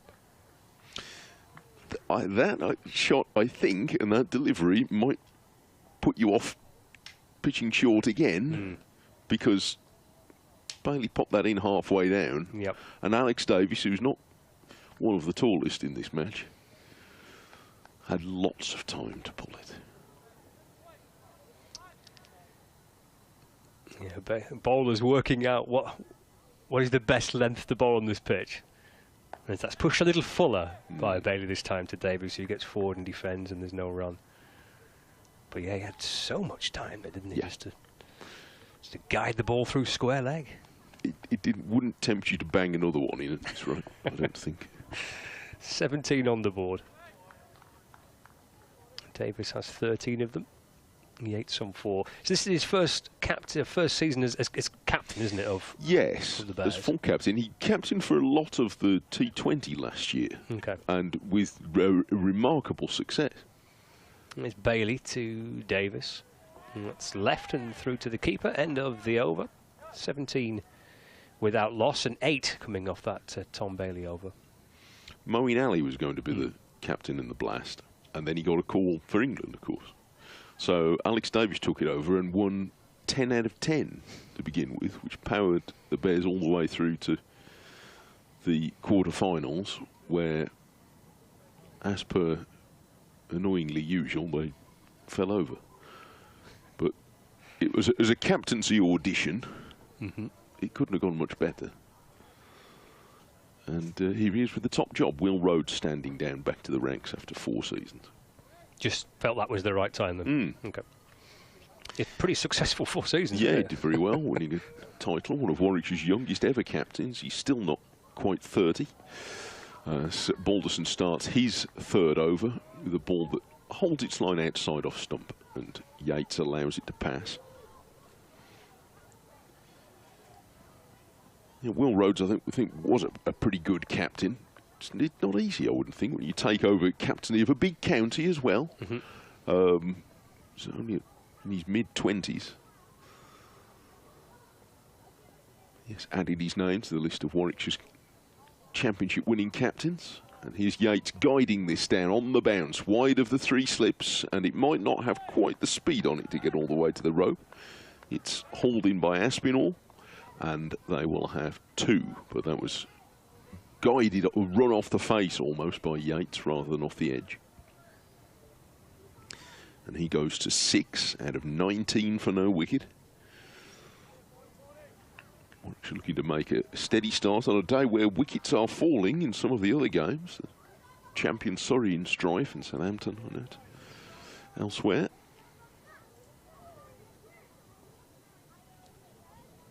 Yates waits for Balderson and cuts hard for 4 runs. Beats Aspinall's dive at backward point, but it was probably past him before he hit the deck, I think, the fielder. That was well struck by Yates, and he's up to 10. Yeah, lovely timing, wasn't it? Carved away for 4. Yeah, it was only a little bit short, but Yates had plenty of time to get in control of it. Just looking at those scores you mentioned, Surrey in trouble, 109 for 7, batting first against Hampshire. Somerset 119 for 7 in their game at Durham. So wickets tumbling in a couple of the Division 1 games. Balderson approaches again and bowls a no ball, which had Yates slightly turned around. And it ran off the leading edge, all along the ground out to extra cover. But no ball was signalled, so Warwickshire up to 25. This is the 6th over of 64 now planned today. So if you're in the area and it brightens up a bit, you might take the chance to pop in for the cricket. It'll be going on a bit longer than it probably would have done otherwise. Yates defends from the crease out into the leg side, and it stops on a bit of matting over a pitch about 3 to the right as we look from the Statham end. And Wells comes and picks it off the mat, throws it back to Balderson. So it'll be these two, Aspinwall, and then the 2 spinners, Lyon and Morley. Yep. leading the attack. Maybe one or two others to fill in if necessary. In comes Balderson. He gets close to the stumps again, and Yates is forward, defending into the offside, but just wanders forward as he sees Aspinwall coming to take it. Yeah, he had a pretty good trip to Blackpool, Tom Aspinwall. It was effectively his first-class debut. He was named in the side that played Surrey here in the opening fixture, but he didn't bat, he didn't bowl. I don't think he took to the field at all, actually, because of the time lost in the match. That was basically his debut game, and I think he left with 7 wickets in the end. Balderson bowls, and Yates is forward securely, defending into the covers. No run as Morley fields. End of the over, 25 for none, Warwickshire. Yates now up to 10, and Davis 13. How was Blackpool? Looked very good on the photograph. It was lovely, yeah. It did just the job for Lancashire. They managed to get their first win of the season there. The weather was good, which always helps. The crowds were good. I think helped by the fact that Ben Stokes and Nathan Lyon were both playing. Puts a few on the gate there. It does. So yeah, it was a good 4 days in the Blackpool tent. Yes, I have memories of that. Happy memories, or just memories? It's rather damp memories, Right, okay. if I recall, from a Warwickshire 4-day game there a while ago. Yeah, they're not quite as fond, those memories, are they, when they're of the damp variety. Josh Bohannon's chatting to Tom Bailey here. Looks like he's going to a little change the field. The gully's gone out, so there's now 3 slips. There's a backward point. Bailey pointing. Actually now wants 2 slips. So he wants the second 2 slips and the gap to where Bell is at in a kind of short gully position. And then the cover point, and then cover, and then mid off, mid on, mid wicket, and fine legs. It's a little subtle change. As Bailey sets off again and bowls, left by Davis, taken by Matty Hurst. And there's no run, 25 without loss. Davis 13, Yates on 10. So yeah, it was a good 4 days. It was second season on the spin that Lancashire played a 4-day game at Blackpool. Previous year they played host to Essex in that at Stanley Park, and that had been the first time I think since 2011 that they'd actually played a championship match at Blackpool. Played quite a lot of white ball games there. Been a long time, big gap between red ball cricket being played there. Bailey in again, full and left by Davis and taken by Hurst. Was there any particular reason for the timing? Because it's quite early in the season, it felt, for a festival. Yeah, I'm not sure. I can't. Yeah, I suppose it was quite early because they're at Southport, but that's in back into July. Yeah, which makes kind of a bit more sense, doesn't it? A 4-day game in Southport coming up, but I'm not sure. There was nothing, as far as I know, there's nothing being going on here. No kind of concerts or anything. So I'm not sure why it was early, but the weather was good. It's touched by Davis, just leaning into it and pushing it up towards mid-on where Lyon fields, and there's no run. 4-day game I did there once. Turned up one morning to find the gizmo that we plug into, as you know, but it looks like a phone point that you have on your side of the wall at home that you plug your phone into. The engineer from BT had been overnight and put this long wire in and left it in a bag. Here comes Bailey, bowls to Davis, who again off the back foot just calmly drops it into the offside, no run. But it's rained quite hard during the night, so he turned up in the morning to find this electric gizmos in this plastic bag, sort of sitting with the bag half full of water. So it sort of looked like you won a goldfish at the fair. It's not ideal. Did work though. He did? Yes. Thanks. I probably should have let somebody else plug it in or done it with me wellies on, I think. Maybe you got volunteered for the earthed. Yes, for the task. Yeah, you came with the right footwear on to do it. Bailey over the wicket, balls. He's spinning around and asking for an LBW there is a Lancashire bowler as Davis leans into it. Ball balloons away towards mid-wicket. And umpire Ian Blackwell at this end says not out. First kind of shout of the morning. Well, they really liked it, and it did come back a bit, but it looked like it was going across and down, didn't it? Started quite wide on the crease that time, Bailey. A little shake of the head from the umpire. He did like it. It was a foot, but maybe because it was their first real shout, isn't it? I guess everyone got right in behind it. But they were right in unison, though. They were. They were quite well drilled. It's good synchronisation, that. Final ball of the 7th over. Again, that's left by Davis. Just shapes away from a fullish length into the gloves of Hurst, and he sends down another maiden, Tom Bailey. So 4 overs, 3 maidens. And he's gone for 8 runs, but 8 of those runs came off 1 over, 2 boundaries. Be happy enough to get through half an hour, though. In not brilliant batting conditions, I wouldn't think. No. I feel like the lights got maybe just a fraction better since we started playing. Maybe it has. Anyway, well, Callum will come and join you for a bit. Yeah, Mike's back in half an hour or so. It's a 25 without loss. Mike Taylor from BBC WM, Scott Reed and Callum Flynn with you on this opening day. Got George Balderson from the Jimmy Anderson end. Yates on strike, 3 slips in place. Point and a cover, and a mid off, and a mid on, and mid wicket. Fine leg. Balderson to Yates, just trying to run that away down to 3rd man. And picked up by Aspinwall at backward point, and there is no run, so it remains on 25.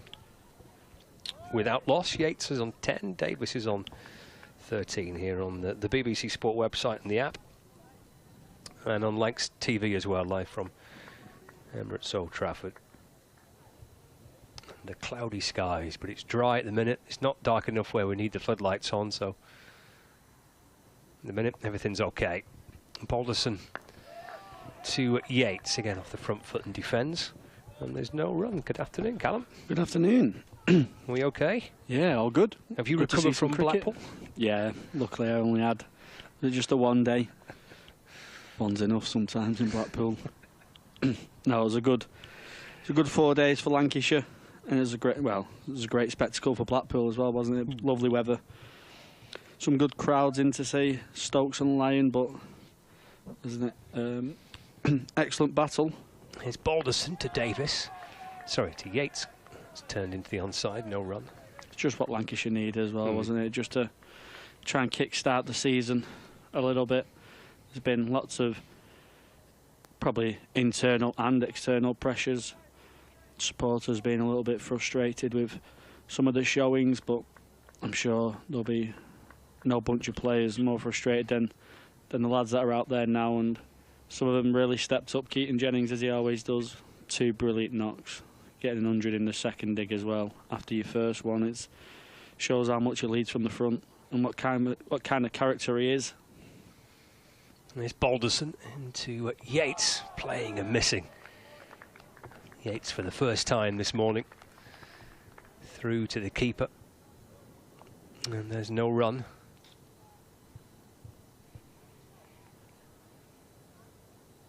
To Yates and 13 to Davis, 25 without loss. Yeah, Lancashire on the back of a good 4 days at Blackpool, and Warwickshire on the back of well, I guess a mixed feelings from Essex. They're in a really strong position, kind of halfway into that game. Balderson to Yates, gets a single this time, just leans into it and works the ball out towards square leg for 1. He moves on to 11, it's now 26 without loss. So yeah, they had a pretty healthy lead at one stage, but got blown away, didn't they, in the end at Chelmsford, and lost to Essex. They won by 4 wickets. It was their second innings that was just kind of fell apart. Yeah, they're coming into this game with 2 back-to-back defeats, haven't they? But the season's been a bit of an odd one for them, because they've piled on the runs at certain stages, and they've been in some really dominant positions. Like you say, they're sitting 5th, I think, in the table at the minute without actually winning a game yet. Balderson over the wicket to Alex Davis, and that's left, taken by Matty Hurst. It's the end of the over. 8 overs gone, 26 without loss. Yates on 11, Davis on 13. looks pretty flat out there at the moment for Lancashire to try and figure out how to break this partnership. They've gone with Bailey, Balderson and Aspinwall, who was excellent at Blackpool, like you say, more or less on his debut. He was named in the Surrey 11, but I think we only seen about 60 overs of play in that fixture. So it'll be well them. I think both sides are kind of waiting for the introduction of spin, really. I think that'll be looking to do the damage on this pitch, which looks a little bit used. In comes Bailey. Balls, and Yates plays that forward back down the ground for no run. Yeah, Jack Morley recalled for Lancashire with Tom Hartley now with the England World Cup T20 squad. So we'll be looking to make an impression on the new coaching staff here at Lancashire. Spend a bit of time with Derbyshire in the first few months of the season. Bailey bowls, and Yates just punches that down the ground to Lyon. No run. Yeah, he played one first team match for Derbyshire. Played a couple of second 11 games for them. Picking up 3 for 155 in a second 11 game against Nottinghamshire. But he's won first class match. Came at Derby against Sussex, where he got 3 for 117 in that match.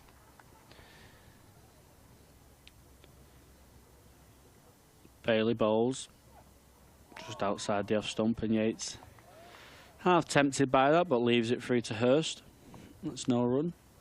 Yeah, there's a lot of talk about Morley. You know, he's very highly rated on the circuit as a young spinner. He joined up with the Lions squad out in India at the start of the year. Did some work with Graham Swan out in Ahmedabad. So he is highly rated from people higher up in the cricketing circuit. Bailey bowls, and it's a lot tighter to the off stump, and Yates again allows that through to Hurst. Yeah, and that loan move was only, well, it was, I think, originally a season long, but it was subject to being recalled if the situation changes at either Lancashire or Derbyshire's side of it, I think. And with Tom Hartley's England call up for the T20 World Cup squad, so he's part of that kind of white ball series now to prepare for it. Makes sense, doesn't it? Go and get Morley and bring him back. In comes Bailey. Balls, and Yates just clips it off his legs and will pick up 4. I think he's got bat on that, he has. Picks up 4 down the leg side. Tom Bailey just straying a little bit too straight, and with the shape he's getting, just keeps going further down leg side, and Yates tickles that off his hip before. Yeah, it certainly makes sense, doesn't it, bringing him back, and the exposure that he's going to have with Nathan Lyon as well, bowling at the other end, the learning that he can take off. Arguably one of the greatest spinners in Test cricket. Won't be here much longer either, I think. This is 6. Well, the first game didn't count, are we saying? No, it didn't count that, no. There's Bailey bowls, and that's over pitch on the offside, and that's a beautiful shot from Yates. Push it through wide mid-off, picks up 4. Shot of the day so far. Takes Warwickshire on to 34.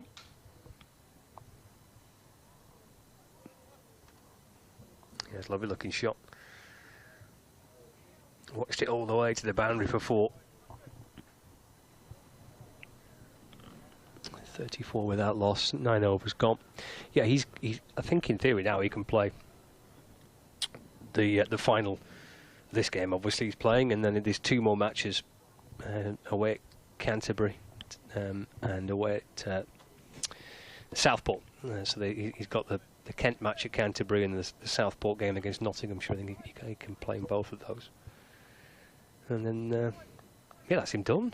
I mean, looking forward to seeing him here all season, weren't we? But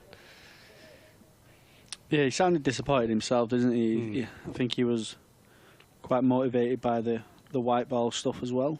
Comes Balderson from the Anderson end, balls to Davis. That's pulled away through mid-wicket. Morley's there. I think he got something on it. It must have taken some of the pace off.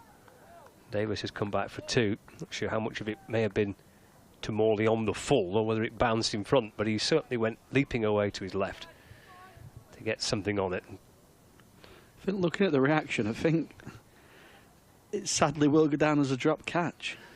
I think if he caught that, it's an absolute worldie of a catch. But yeah, look at the reaction of some of the Lancs fielders. I think they thought that was just a little bit of a half chance. Even half a chance is being harsh, I think. Maybe a quarter of a chance. It's a good start, wasn't it, I think, in the end. There's Balderson to Davis, who plays forward in defence, and again, there's no run. I think that's the area Lancashire want to be against Davis. They've obviously would have netted with Davis for a long time. Came up through the ranks here at Lancashire. Had a successful career with Lancashire. And they'll know he certainly likes to just sit back a little bit, likes it very square of the wicket, so getting him on that front foot will be... Into Davis, who leans into this delivery and defends calmly back to Balderson, and there's no run.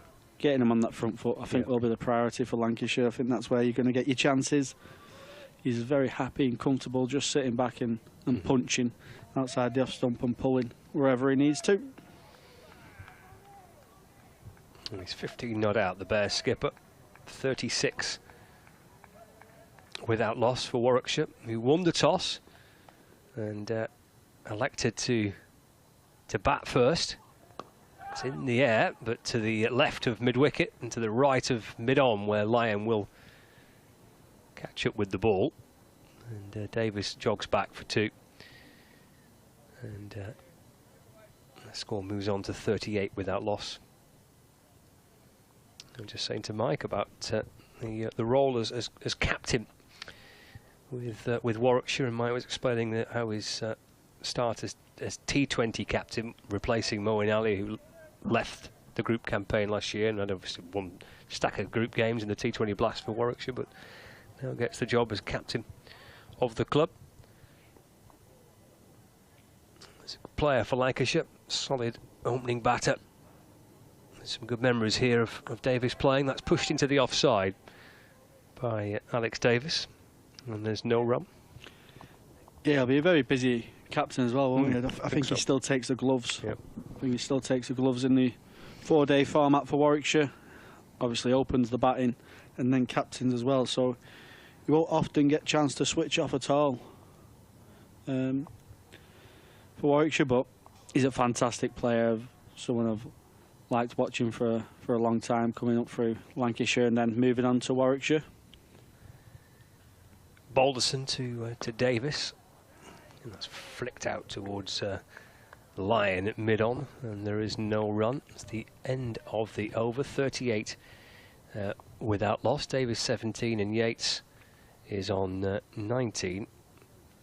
And of course Michael Burgess is in the side. I think he did keep wicket, Burgess, in the match last week at Essex, so he takes the gloves in this game. I presume he will do, but I suppose it's quite a lot in it. You know, open the batting, captain the team and keep wicket. You're never switching off, are you? It's no. Like you say, you've got another gloveman in the squad. He did quite a bit of fielding for Lancashire in his time, Davis, as well, with the wicket keepers Lancashire had at their expense. As in comes Bailey. Balls, and that's just pushed out into the offside for no run. Nathan Lyon's just starting to limber up at wide mid-on. I think that's what Lancashire will be waiting for, a bit of spin, see how much this wicket does turn. Looks like a used wicket with lots of dry patches, just exactly where Nathan Lyon will want them. News elsewhere from the game between Hampshire and Surrey from the utility bowlers that Surrey have been bowled out for 126 in their first innings. Bailey bowls, Yates nicely forward and pushes that to Nathan Lyon for no run. 70 for 2 at one point and 127 all out. with 5 wickets for Kyle Abbott, 3 for Liam Dawson, but Abbott's done the damage. So the Surrey's first innings has been blown apart by Abbott after lunch, by the looks of it, all out for 127. As in comes Bailey, bowls again, consistent on that line and length, and Yates just pushes that down the ground for no run. Yeah, I think it was 3 wickets for no runs after lunch for Hampshire, so certainly the start they would have wanted after the interval, but they'll have a job to do now. Surrey will certainly get as much out of the wicket, just as much as Hampshire did with the bowling attack that they possess, so not quite in a strong position yet. I always allow for either team to bat before you judge the wicket. We saw last week, didn't we? Surrey were knocked over pretty cheaply against Worcestershire and then went on to come win the match by 200 runs, I think, in the end. And they were 15 for 4, weren't they, this time last week, Surrey, in their first innings. In comes Bailey, bowls, and it's a bit of a bouncer as deep square goes out. Yeah, it just ducks under that one. Gives you an indication about the pitch here, doesn't it? Tom Bailey's halfway into his 6th over, and it's going to be interesting how Warwickshire play this, because the case for Lancashire and probably part of their struggles is finding someone with that extra pace for when the pitches get flat like this, as Bailey runs in, but Yates just pulls out. That's a dead ball. Yeah, the issue for Lancashire has often been is the medium pace bowling attack that they possess, with when you've got no Wood, no Saqib Mahmood, you've got no extra pace, and they've gone with no extra pace again today. So Warwickshire would have spoke about that, about trying to start well, trying to force Lancashire to bring the spinners on earlier than they want, and then probably try and take more of the spinners down potentially to try and force Lancashire's hand and get a seamer back on, which will be very much more comfortable on this wicket, as Bailey bowls full of a length, and that's pushed out into the offside for no run.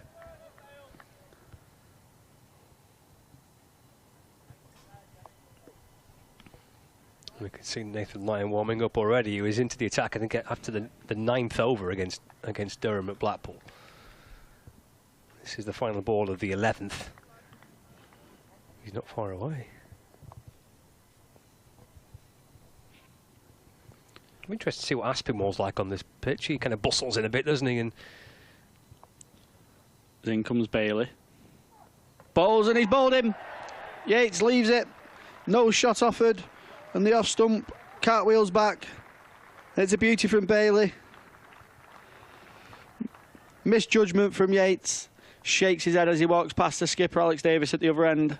Just have started well and probably forcing Lancashire's hand to put a bit of spin on. Lancashire get the breakthrough. And Yates is gone for 19. Yeah, it's a wicket maiden for Tom Bailey as well. Misjudgment from Yates. And yeah, delight for Tom Bailey. Good sight for the fast bowler to see the stumps go cartwheeling and the bails pretty firmly dislodged. A nice way to end the over for Bailey, but misjudgment here from Yates. And to his horror, that's gone on and clattered the top of off stump from around the wicket.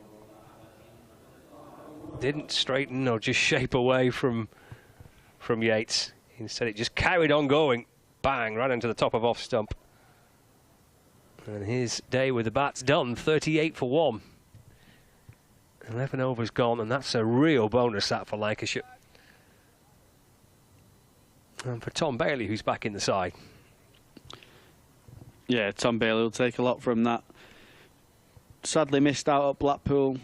Probably just lacking a few wickets. Not quite Imal Williams started the season as what we've been used to, really, with Bailey and Williams have been excellent for numerous years now, haven't they? They're one of the best new ball attacks in the country, you would say. The figures and the stats back that up.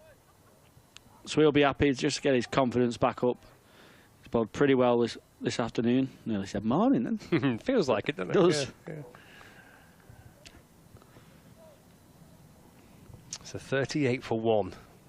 Will Rhodes is the new batter at the non-strikers, and that was the final ball of Bailey's over. It was a wicket maiden for Tom Bailey. So Balderson sets off from the Jimmy Anderson end, and he's into Davis. And Davis defends up towards towards Josh Bohannon rather, who's at mid-on. And there's no run, so 38 for 1. Davis 17. Rhodes on 1 here. And Lancs TV and the BBC Sport website and app. Little delay, or quite a lengthy delay. 2:10 start. So morning session lost to the heavy rain. Need floodlights on to be playing as well now. They've flickered into life, so it's not the brightest of conditions. Tomorrow's lovely. Tomorrow looks like being the best day of the 4, with Sunday looking a bit mixed and Monday looking a bit mixed, but this doesn't feel particularly enjoyable, I wouldn't have thought at the minute, being out there with the bat on a youth pitch with Lyon around the corner. I mean, lost a wicket already. There's Balderson, just sent Aspinmore back out towards the boundary at mid-wicket. Davis making sure he's getting everything nicely in behind that and plays it with the full face of the bat. Defends to Bailey at mid-off, and there's no run. Yeah, it'd be interesting to see, to hear off Alex Davis of how much Nathan Lyon bowling on a fourth wicket pitch took into factor for his toss decision, because if you looked up as you was going out, you would probably say you're having a bowl first, wouldn't you? And bit gloomy conditions, might swing around a little bit. The wicket is flat, it's not doing much, but here comes Balderson forward again, goes Davis, and there's no run. Like you say, it's a little bit cold, it's a little bit dark, a little bit gloomy, and it will just move around a little bit in the air. So what you mean, it does feel like a brave decision. You're looking at the pitch, you're looking at the overhead, you're thinking, do you really want to be batting? But it might be the best. If the pitch is used and deteriorates, it might be the best time to bat on it. And as you say, there's the Lyon factor, isn't there? Do you want to be batting last? It's good judgment from Davis as he leaves this one from Balderson to the bemusement of Matty Hurst, who's ended up between his captain at first slip and Tom Bruce at second slip. He's a very skiddy bowler, isn't he, Balderson? He really runs and hustles in. You know, he gathers in at a decent pace. He doesn't really jump in his action. He just kind of skids through and just kisses the pitch. But it looks like he's put a yard or two on this winter. Into Davis. Just nudged away into the onside, underneath Balderson's fingertips, and picked up by Nathan Lyon. No run. Yeah, it just looks like he's upped his speed a little bit this winter. I know last season, at the end of the last year, and in the winter tour to India, he spoke about trying to be that third seamer for Lancashire, just as an out-and-out third seamer. Obviously, we know how good he is with the bat as well, so he offers Lancashire a lot, but Lancashire backed him just as much with the ball today as well. Into Davis. No ball. Second time is overstepped as Davis defends away to the offside. Score moves on by a couple. It's now 40 for 1. With Davis on at 17. Yeah, he's developing, if not already, a significant part of Lancashire's bowling attack, isn't he? Yeah, for me, I thought he was the player of the year for Lancashire last season. I know Josh Bohannon, as Balderson comes in and bowls, and Davis just plays that down the ground back to him for no run. It's the end of the over. Warwickshire 40 for 1 after 12. Davis 17 and Rhodes on none without a ball faced. Yeah, going back to Balderson, I thought he was the player of the year for Lancashire last year. I thought he's someone that Keaton and Vilas last season went to for, if they're desperate for a wicket, he seems like the man that you get on and he just finds something from somewhere. He gets wickets in burst, in spells where just picks up 2 to 3 wickets at a time and just changes the flow of the game a little bit for Lancashire.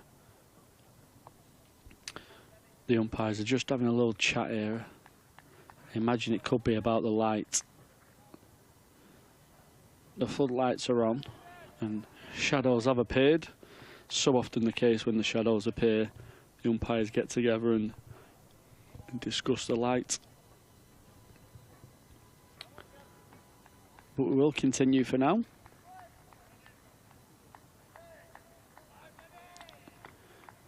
Bailey has the ball in his hand.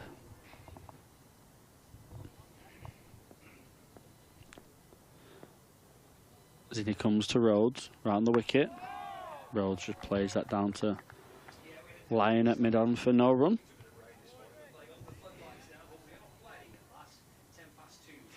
Well, Rhodes has made a pretty decent start to the season for Warwickshire.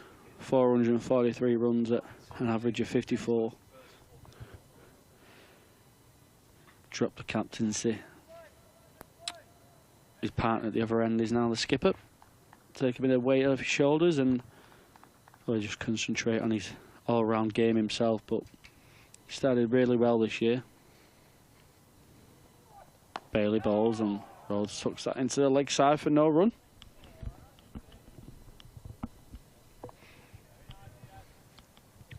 So the umpires are having a little conversation, weren't they, at the end of that over?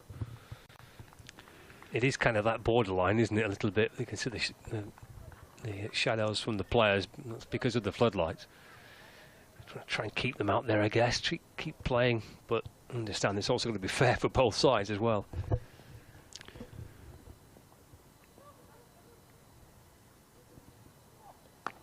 Bailey bowls.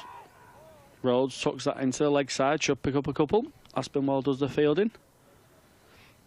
Yeah, it might be a case of Jennings has to get spin on in this next over to force the umpire's hand. Hurst is trying to get some attention. Yeah, he calls for the helmet from the players on the balcony. So we might see a bit of Jack Morley or Nathan Lyon pretty early in the game. Radal's pretty clear in terms of any rain, so it's obviously just kind of thick dark cloud above us. Radal's not suggesting it's going to rain anytime soon.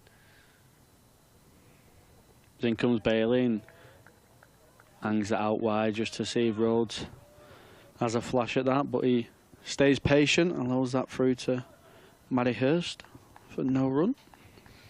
And there's barely any breeze neither, so the cloud cover just sat right above us, not being pushed away. So it's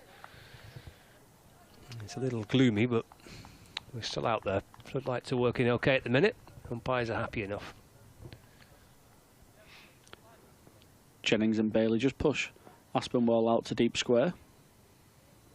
Bailey comes in and double bluffs the batsman, just hits that line and length as he so often does. Rhodes plays that into the offside for no run.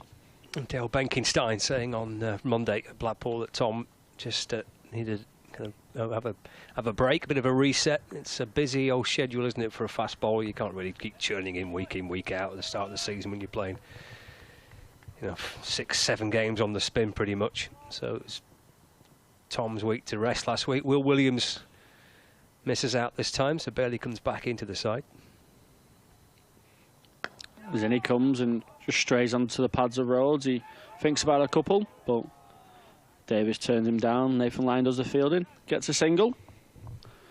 Takes the score on to 43 for 1 after 13 for Warwickshire. He's just not quite got into his rhythm, I don't think, this season. Tom Bailey's not quite been... He's just so used to him just running in and churning out performances after performances, really. It's quite demoralising with the Kookaburra ball, I think, wasn't it, for the Seamers early on in the season. And it'll be interesting at the end of the year to see how the Seamers coped with it. We discussed whether the Seamers were just like 2 games of Kookaburra balls, lads, let's just get through it. We've got the Duke's ball in our hand again soon. Or did they really buy into it? Because for me, 2 games, it just doesn't seem like much of a pool to really buy into and try and adapt for 2 games. He's coming back though, don't forget. 2 games later in the season, isn't it? So, yeah. For another glorious return. I suppose if you're going to do it, do you just do it for a whole year? Well, Rob Key wants to do that. Yeah, he quite likes that. Discussed that, hasn't he? Yeah. See fast bowlers running to the back of the dressing room when that suggestion gets... Retirement plans of off spin and leg spin might be coming out early. The old third team. Older you get, go into the thirds and throw some offies down. So here we go, Nathan Lyon, 14th over of the match. He's introduced into the attack for the first time, and he's got Will Rhodes on strike, short leg and a slip in place, and he's in and bowling. And that's a flick down towards fine leg. And he'll hurry back for 2. And Balderson picks it up and sends it in towards the keeper. And it's 2 for Rhodes. He moves on to 5. And Warwickshire are 45 for 1. If you're having a bowling change forced on you, you don't mind it being Nathan Lyon having to come on, I suppose, do you? Someone who will offer great control to Keaton Jennings. He's bowling from the Jimmy Anderson end. Around the wicket. Push back towards him. Lyon goes low down to his right. Luke Wells with his hands on his head at first slip. Did that reach Lyon? Did that bounce just in front? 45 for 1. Lyon again to Rhodes. Clipped out towards square leg. Bailey will chase after that. Rhodes wants 2, and his captain obliges and hurries back to the other end. Rhodes moves on to 7 now. 47 for 1.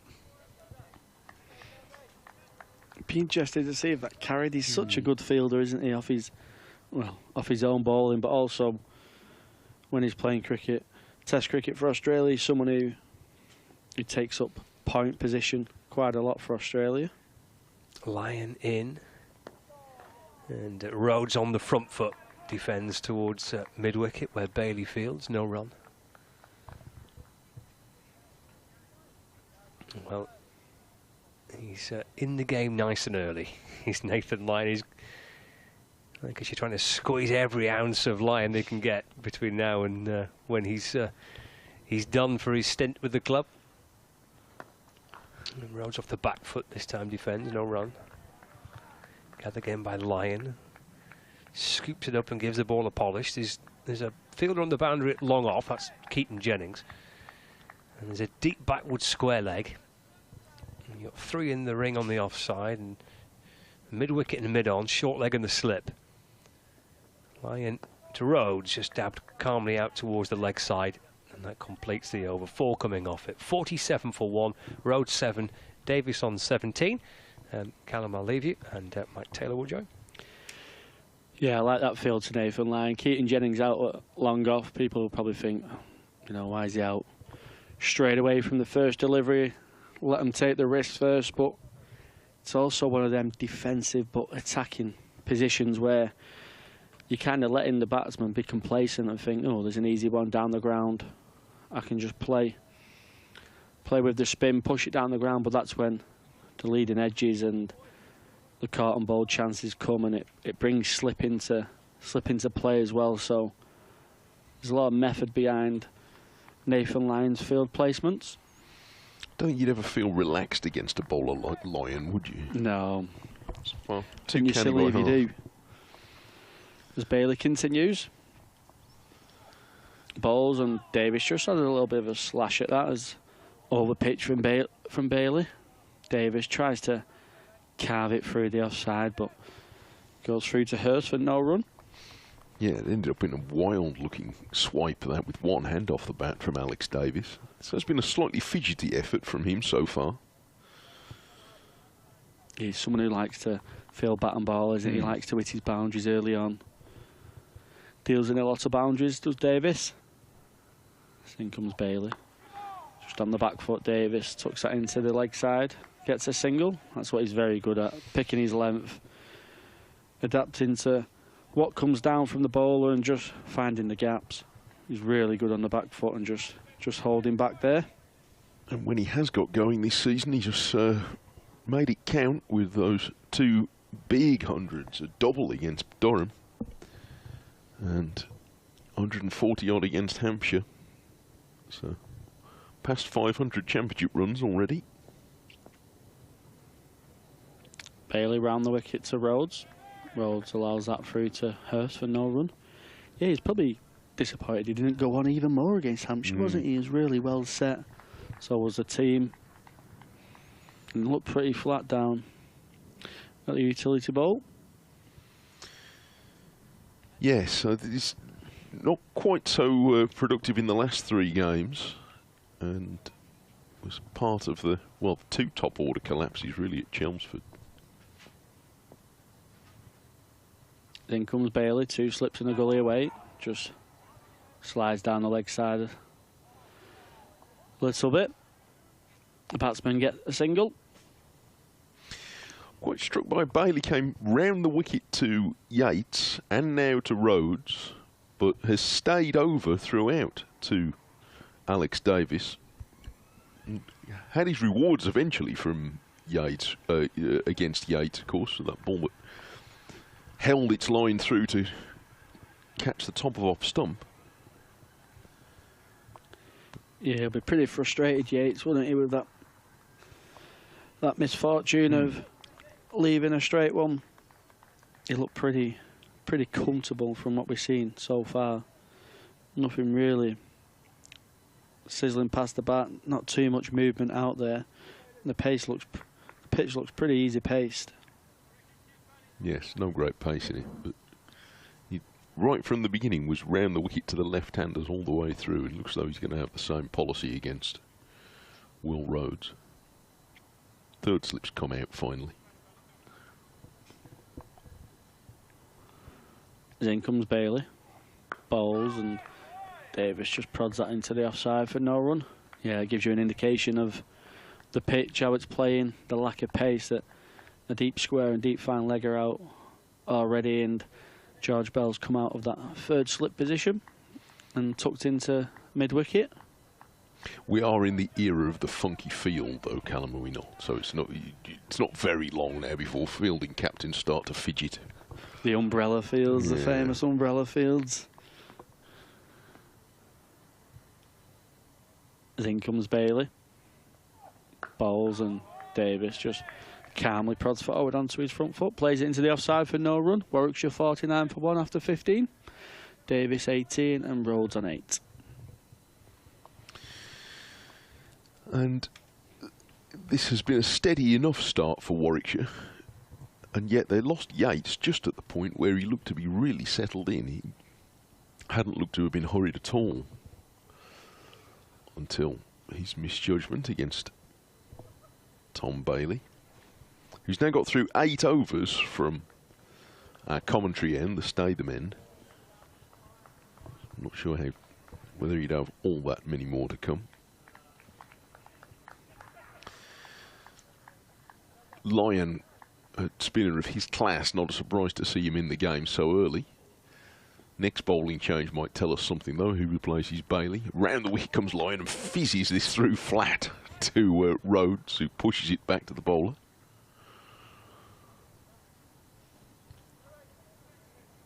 Lyon's very busy in what he does. Quite a long approach for a spinner. Swinging his right arm and now clutching the ball tightly and bringing Rhodes forward here to defend. Back to him. Slip and a short leg, the close field. It's a man on the drive a bit closer than usual at extra cover. The cover and a backward point as well. Man at long off looks a long way in the distance in rather gloomy conditions again as Rhodes is forward and defends firmly back to the bowler. He seems to be plotting Lyon.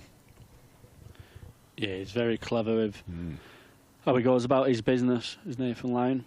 Made a marvellous career for himself. Bowls around the wicket, well, round the wicket and wide of the off stump. Long way wide this time. Rhodes rather suspiciously props the front foot forward. You have to wonder what the catch was. And offers no stroke. Lyon doesn't waste any time, trots in again, and this one's drifting into Rhodes' pads, and he nibbles away a single of some description as he touched it. Yeah. So he picks up 1. I imagine he could be a busy man in the next few days, Nathan Lyon. I think the Test documentary from the Ashes is out on. Oh, is it? Is out today, and all the palaver of the Johnny Bairstow run out from Lords, and imagine you could be getting a few questions over the next few days of how it all went down. 50 for 1. Answer them in the usual disarming way, Nathan Lyon. I suspect Scott will be asking. Slipping a short leg for him to bowl to the right-handed Davis, and pushes that one through. Davis defends from the crease, and Hurst pops out from behind the stumps to pick it up. It's the end of the over. Lyons second, and Warwickshire 50 for 1 in 16 overs, and batting first in not ideal conditions. That's a reasonably tidy start for them. Yeah, it's a good start for Warwickshire. 50 for 1 and that one wicket as well. Yates will be really disappointed with that misjudgment, leaving a straight one off Bailey, coming round the wicket to him. As we're going to see a change now from the Statham end. Bailey figures with 1 for 21 off his 8 overs to start. Bit more of the Tom Bailey that we're used to seeing, very consistent with a new ball, taking wickets and getting Lancashire into the game early. But we're going to see Tom Aspinwall taking over. Well, he should be feeling pretty good about life after a nice bag of wickets in Blackpool last week. Yeah, his first class fifer for Lancashire last week in the first innings against Durham, and a couple in the second as well to help Lancashire to a much needed victory. So there'll be very much a hustle and bustle, hit the wicket type bowler. Offer some variations as well as he comes round the wicket straight away to Rhodes. Rhodes just plays on the back foot into the offside for no run. He won't offer too much different with pace wise. He'll be very similar to Tom Bailey and Balderson into the low 80s. So they won't be worried too much, the batsmen, for the short pitch bowling or the extra pace. But he certainly changes things up with his cutters and how he goes about his changing length. As he in bowls back of a length, and Rhodes pushes that into the offside for no run. This will be Warwickshire's first look at him. He's strongly built is the first thing that strikes me. So although he might not be exceptionally quick, he will push the ball through. It'll be a hit the wicket hard bowler, as you say. Yeah, well, them famous cricket lines of bowling a heavy ball, where he hasn't got much of a run up, to be honest. He's very casual in how he gathers. His final 6 or 7 steps gather a bit more pace as he bowls back of length to Rhodes again. That's pushed into the offside, but he's very strongly built. He's got something of Tim Bresnan about him. Well, first look at him. He had a career at Tim Bresnan, had he? I think he'll be pretty happy with that. No, absolutely. Championship winning with Warwickshire, of course, right at the very end of it. He played 2 or 3 seasons with Warwickshire before. Something like that, yeah. Then comes Aspinwall round the wicket, a bit more fuller. Rhodes leaves that to Hurst for no run. Bit of a better length there from Aspinwall. Just getting Rhodes to think about playing, but he leaves that through. I've not seen him before, Callum. Does he? I imagine he hits. I don't know what his batting is like, but he's a pretty handy lower order batsman. Yeah, he's someone who bat. Had a feeling he might be 8 or 9, but yeah. he can certainly bat. Stays hit, I'll bet. Zinni comes round the wicket, and Rhodes just slashed at one that I think he'll feel a little bit frustrated that he's played that shot. There's not much value in there. There's a deep point out, probably getting a single at best. But pushed a little bit wider from Aspinwall there and just dragging out the false shot from Rhodes. No run in the end. Yeah, he looked pretty cross with himself. He played that.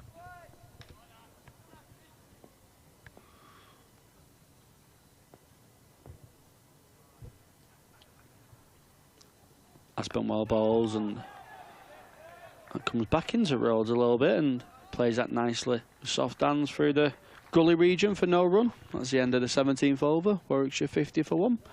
And Aspinwall starts with a maiden. Yeah, it was a good start. It was right on target there, Tom Aspinwall.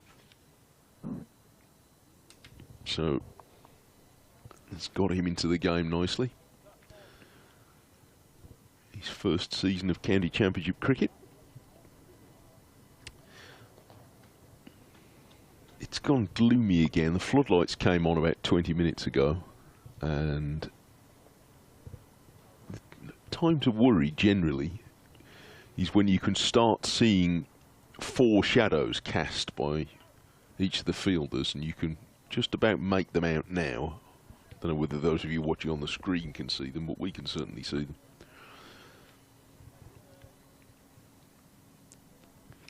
And it's been a grim day, but better forecast promised by Scott tomorrow. You all heard that. Keep the receipts on that.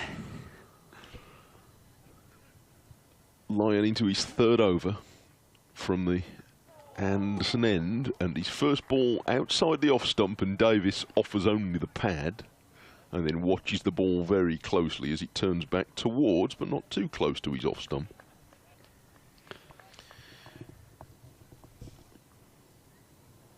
Swings his arm again, passes umpire Rob wide, and bowls a bit wider. Davis allows himself a slashing drive at this. Hits it into the ground, which takes some of the pace off it. Be a really good battle this between Davis and Lyon now. Davis, a very risky play for it outside as he kind of broke his wrist there and tried to get on top of the bounce and sneak it through the offside, but Lyon won't mind that at all. It'll bring some chances. Slipping a short leg for the right-hander. Lyon bowls, and Davis is very carefully forward this time, barely moving at all, just pushing it into the covers. Do you suppose that Hurst, young wicketkeeper, and here's a big moment, young wicketkeeper keeping to a fella like Nathan Lyon, but I wonder if he's already a willing accomplice as Lyon bowls, and Davis is forward and squirts this a bit off the bottom of the bat out into the leg side. So it went like the first ball of the over, and it turned back, and it went close to the stumps, but not that close. Do you reckon Hurst's already getting the cues from Lyon? Give it plenty of the U's and R's. Yeah, he's got to get involved with it just as much as Nathan Lyon, hasn't he? He's the keeper. That's it. Lyon bowls, this is through a bit flatter, and Davis goes back and plays it rather jerkily from the crease. I'm sure he'll be whispering into Davis's ear, letting him know when the wrong gun's coming and stuff like that. But Davis looking pretty settled here. Playing Nathan Lyon pretty well at the moment. 50 for 1. Lyon bowls, and Davis with another chopping drive hits it into the ground. Lyon's, who's sharp in the field anyway, and nips across in front of Will Rhodes to pick it up. It's a maiden from the Australian international, and it's 50 for 1 still in 18 overs. Warwickshire lost. Rob Yates bowled offering no shot to Bailey for 19, but Davis has 18 and Will Rhodes is 9. We've had 18 overs out of 64 planned for today, but if we're going to get them all in, we're going to be burning a bit of electricity, I think, because the lights are on and I think they'll be staying on. Yeah, as Scott mentioned, there's not much wind around, is there? So sadly the clouds aren't moving on that are gathering around us here at Emirates Old Trafford. Spin ball is going to continue round the wicket to Rhodes. 2 slips, 1 gully away. Oh, and that's just gone underground a little bit. Rhodes on his back foot, waiting for the bounce, but it sneaked under his bat. It looked pretty awkward in the end. An awkward one for Hurst as well. Just bounces before him. Well, that one will be interesting to examine again. Rhodes looked a bit fidgety. Not as fidgety as the later batters will be. In comes Aspinwall. Bowls, and that one just pops off a length a little bit and carries through nicely to Hurst. Well, nothing has much misbehaved up to this point. But that one, from a similar sort of length, got up a bit. Yeah, as much as Lancashire will be pretty happy seeing that, I think Warwickshire will probably be even more happier. Yeah. They're not having to bat last on this wicket throughout this game, so you won't mind that too much. As in comes Aspinwall, and Rhodes plays that confidently, gets forward and leaves that through to Hurst for no run. Yeah, he's really getting forward now since that one that looked as though it scuttled a bit. Rhodes making a big effort to get the front pad out there. Yeah, even if he drops it short, he's not express pace, so Rhodes should have time to get his hands up and play that short ball. Big emphasis on getting forward with few of them balls misbehaving off a length. As that one's back of a length, and Rhodes pushes that to Nathan Lyon for no run. 2 slips, 1 gully, point, cover, mid-off, mid-on, a mid-wicket and a deep fine leg.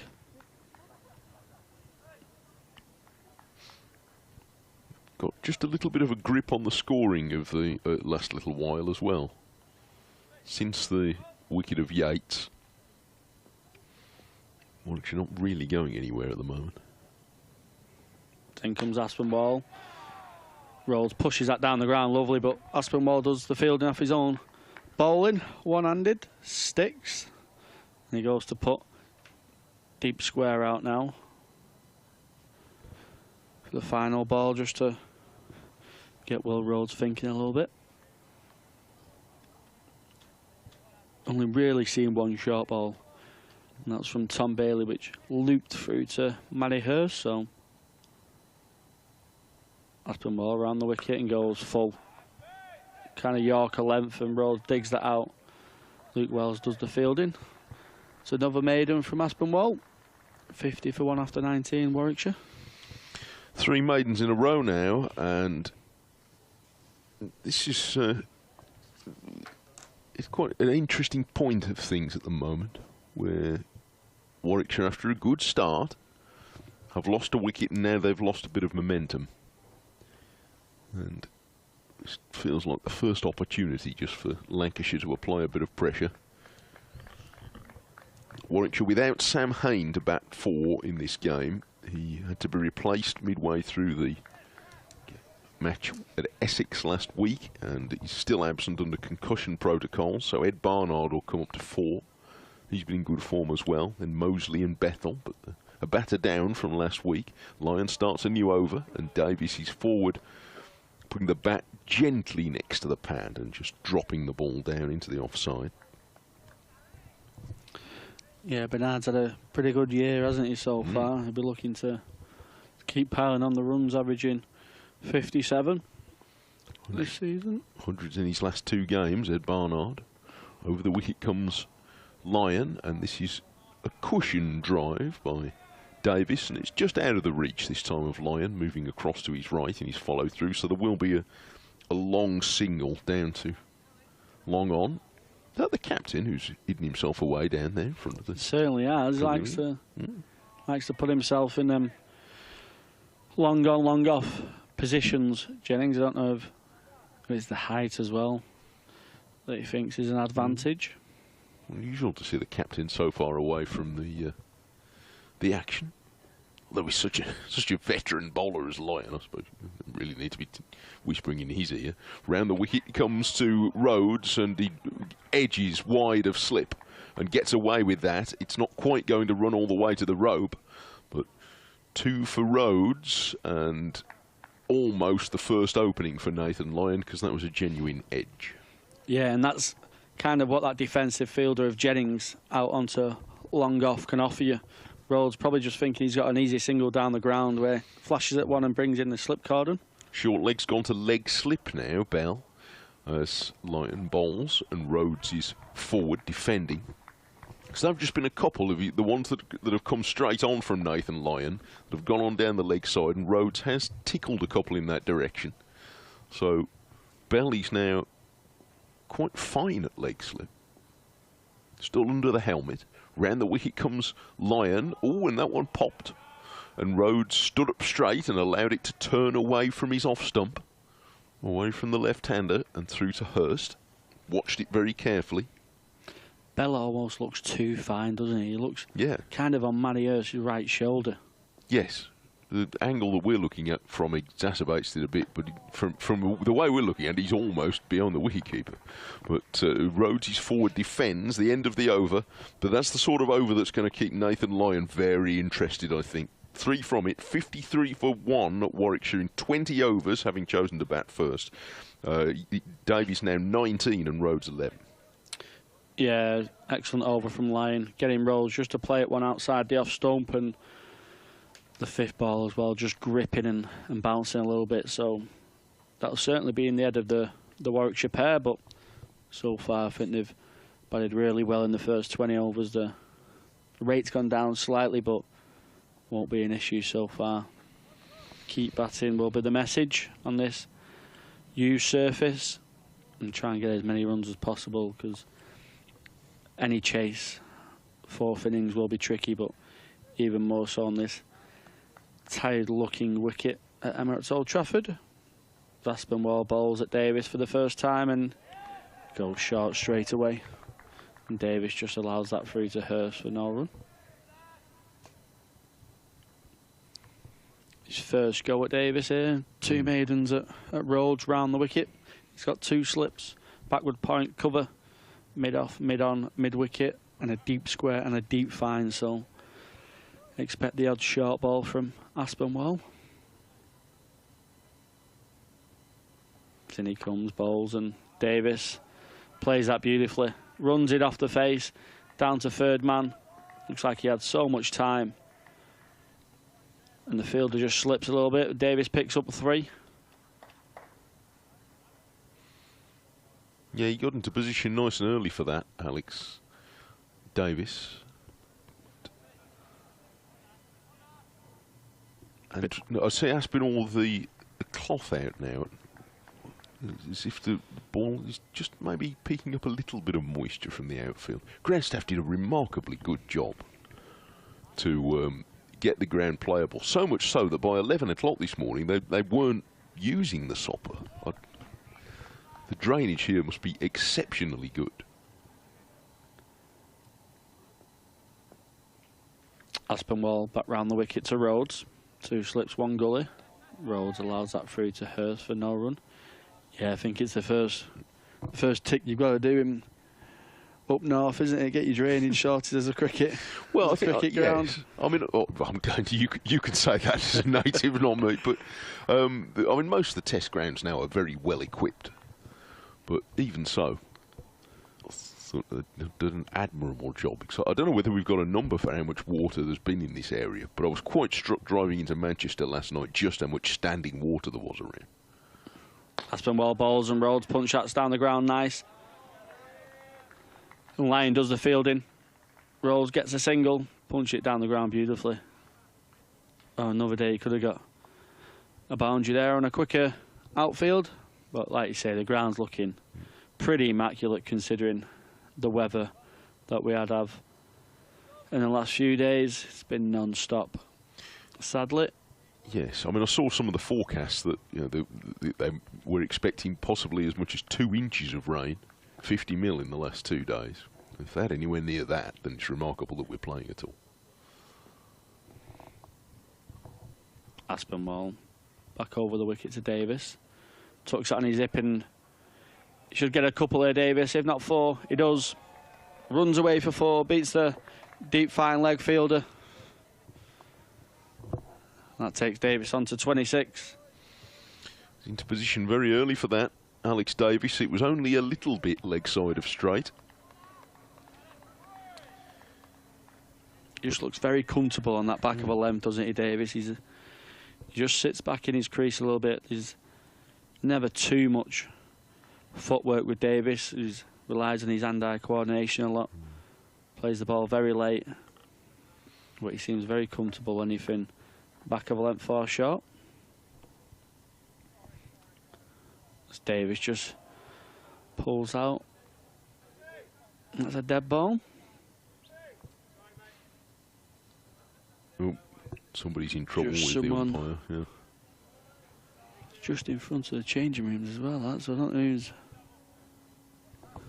found themselves a straight.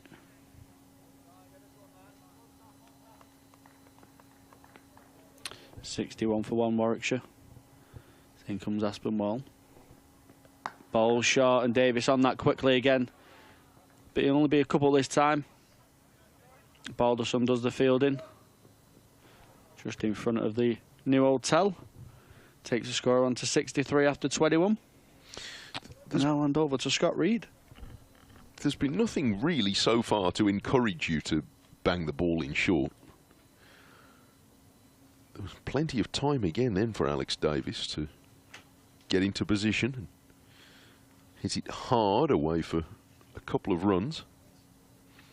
So he's going nicely. He's now 28, and having missed out, relatively speaking, in his last couple of games, Alex Davis hasn't passed 25 in his last 5 innings, having had those 2 big hundreds earlier in the season.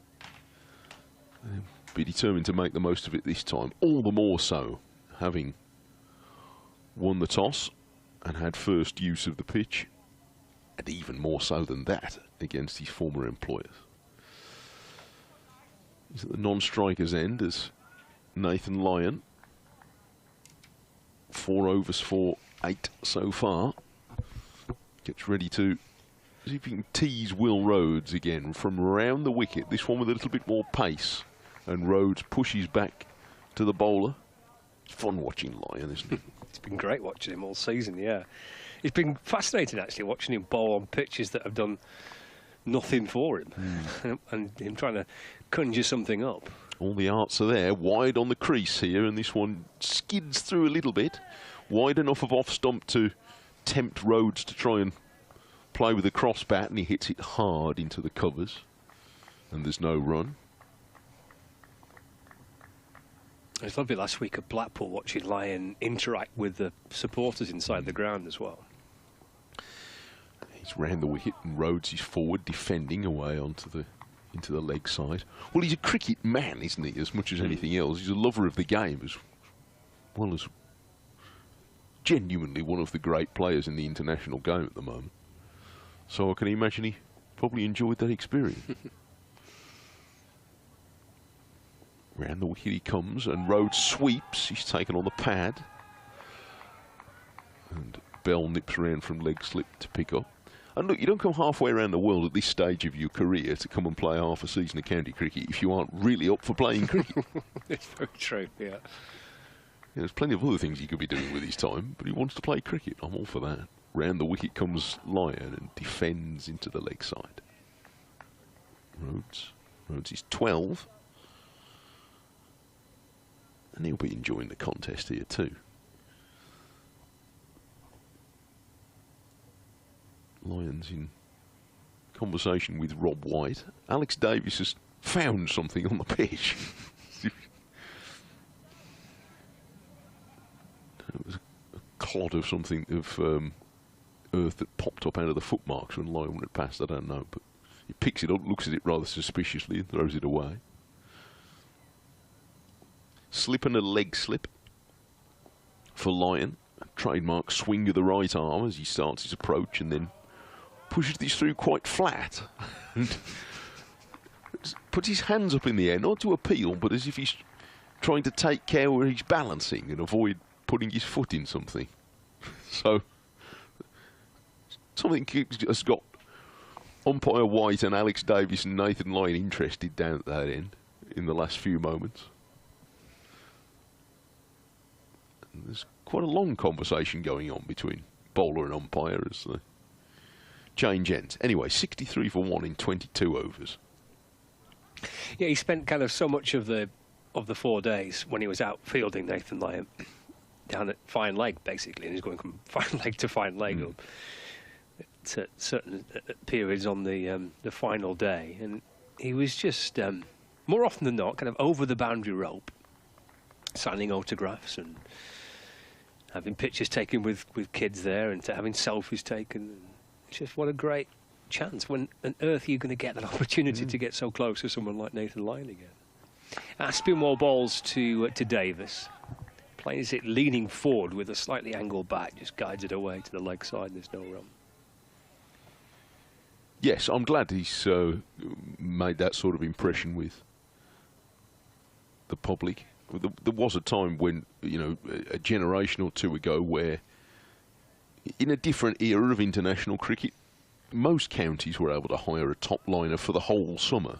But the world is different now, and we understand that. But for an opportunity to have a player of his renown for a decent chunk of the season, reflects well on him and Lancashire. Aspinwall bowls just back of a length, and Davis shuffling back in defence to mid-wicket, and there's no run. 63 for 1. The atmosphere's changed in the ground a bit now because the schools have gone home. I did feel for... I saw a suggestion there were 1,000 children here today. Well, that's how many they were expecting. I'm not sure if that's how many came, but it sounded like 10,000 at one point. And we wouldn't even play. No, I think some just managed to watch a little bit of cricket, didn't they? I think they'd been kind of... They were leaving in batches, and some were staying. It's a full-length ball by Aspinwall, punched up towards mid-on by Davis, and there's no run. That's good. Good to see the schools here. Is it last day before half-term here? It is in a lot of places. I think it is, yeah. I think I heard someone say that, yeah. It's the second time this year that they've done Schools Day. They had one earlier in the season against, I think it was the Kent match. Good. A couple of thousand school kids again. From the foundation that do great work connecting the club to the region. That's turned into the onside by Davis. And George Bell is shuffling away to his right at mid-wicket to field. And they get through for a single, 64 for 1. No, that's very good indeed. Oh, on a few school trips to the cricket. Did you do that? We didn't do school trips to the cricket. No. Don't that? No. My earliest memory of watching cricket actually is at Blackpool. Oh, yeah. My dad took me to Blackpool years ago as a school kid. I remember watching Neil Fairbrother bat at Blackpool. But I don't remember going to watch the cricket with school. It's a proper good day out if you could. Oh, yeah, terrific. Around the wicket, Aspinwall left by Rhodes. He's got an extra bit of nip about him, Aspinwall. Bustles in, full of energy. Seems to skid it through a little quicker. Yes, this is the first time or so I've seen him, and I think a lot of Warwickshire supporters will have seen him. And at first glance, he reminded me of Tim Bresnan, but having seen him bowl for a few overs, his action reminds me a little bit, going back, of Mike Hendrick. He approaches the crease, he gets his arm right back. It just gets a little bigger on Rose. Some have pushed through and kept a little lower. That just seemed to bounce a fraction more than he was expecting. He goes off the back foot and guides the ball away to the leg side. And there's no run, so that's the end of the over. 23 gone. And Warwickshire is 64 for 1. Davis on 29 and Rhodes on 12. I've come back to join you bearing some news as well. Have you? News which you may already know. But I wouldn't have thought so. I don't know what gives you that impression. I definitely didn't. I'm not as plugged in as you. Anyway, go on. Which is when is tea? So tea's at 4:10. That's a time. Right. Tea will be at 4:10. And that's doesn't matter about overs left and all that. Come on, mate. All that stuff. And the second piece of news. Yes. Is that the lemon drizzle cake's out already. So I was thinking, what could be more important than tea being the time of tea? There you go. The time of cake. Well, that's marvellous. Lemon drizzle's being served. Yes. Nathan Lyon, with a grin on his face of a man who knows he's only 25 minutes away from a piece of cake, starts a new over. And Davis with a rather awkward stroke with a ball that maybe bounced a little bit more than he thought it was going to. And he ends up helping it round the corner away from short leg, but off the thigh pad. And they take a leg by. It's a rather ungainly shot. He's got a mischievous look on his face, though, Lyon, isn't it? As if he's having a lot of fun. Good for him. Slip and a leg slip again for the left-handed Rhodes, who sweeps at a ball that's wide of off stump. And it's pushed through a bit quicker and goes under the mat. It's a variation of flight and pace as much as the turn, isn't it? Yep. Flight of pigeons go past us. Lyon's in to bowl again. Holds this one back a bit. Rhodes is forward, dabbing it on the leg side. I was really interested listening to an interview that was carried out by Tom Prest, a young Hampshire batter. Oh, yeah. And it was only the second game of the season. Round the wicket, Lyon right up against the return crease, and Rhodes is defending from his crease. Lyon's reacted as if he can't believe that didn't knock everything over. Rhodes has defended it out the middle of the bat. And Tom obviously had never faced Nathan Lyon before. He got 85 in the first innings against Hampshire, against Lancashire for Hampshire in that match. That was with the Kookaburra ball at the start of the season. And he was chatting to Kevin James after the match, the Hampshire commentator, about facing Lyon. And I was watching the video back, and his eyes lit up when Kevin asked him about it, and obviously was relishing the challenge and the experience that he had. Fantastic. Round the wicket comes Lyon, and Rhodes is forward, defending carefully. And the pitch was doing nothing. And he said the challenges that he faced wasn't any particular bite or turn off the pitch, but it was all those extra subtle little variations that he was sending down. Here's Lyon again, and Rhodes is meeting the pitch of that and turning it up to mid-on, but not wide of the fielder, so it's the end of the over. A maiden from Nathan Lyon, 65 for 1, and Rhodes stays on 12 and Davis 29. And I imagine those are all the sorts of things that you would really struggle to see on television. You'd only see them when you experienced it for real. Yeah, and he was referring to the variations, the subtleties in flight, in speed, in line, in length, and he was talking a lot about in particular, he found the biggest threat was the dip he would get, and said that was a real challenge because you're not too concerned about what's coming off the pitch, because he wasn't doing anything particularly for Nathan Lyon, but that late dip that he had was a real threat. And I just thought it was a really interesting listen to hear from an opponent, an opposition player, young player who'd never faced Lyon before, talk on a pitch that wasn't actually doing much to the eye. Yeah. And actually just a little bit, you just scratched below that, and the threats that he had, and that he had to get through. There's Balderson in, full of length, just outside off stump, and it's defended by Davis, and there's no run. Well, having players of Lyon's calibre around, you know, Lancashire signing Nathan Lyon was not only good for Lancashire, it was also good for all the players he'd face in the competition. Because, you know, that's experience. Tom Prest, you can't buy that. Yep. And he's come through it, he's got runs.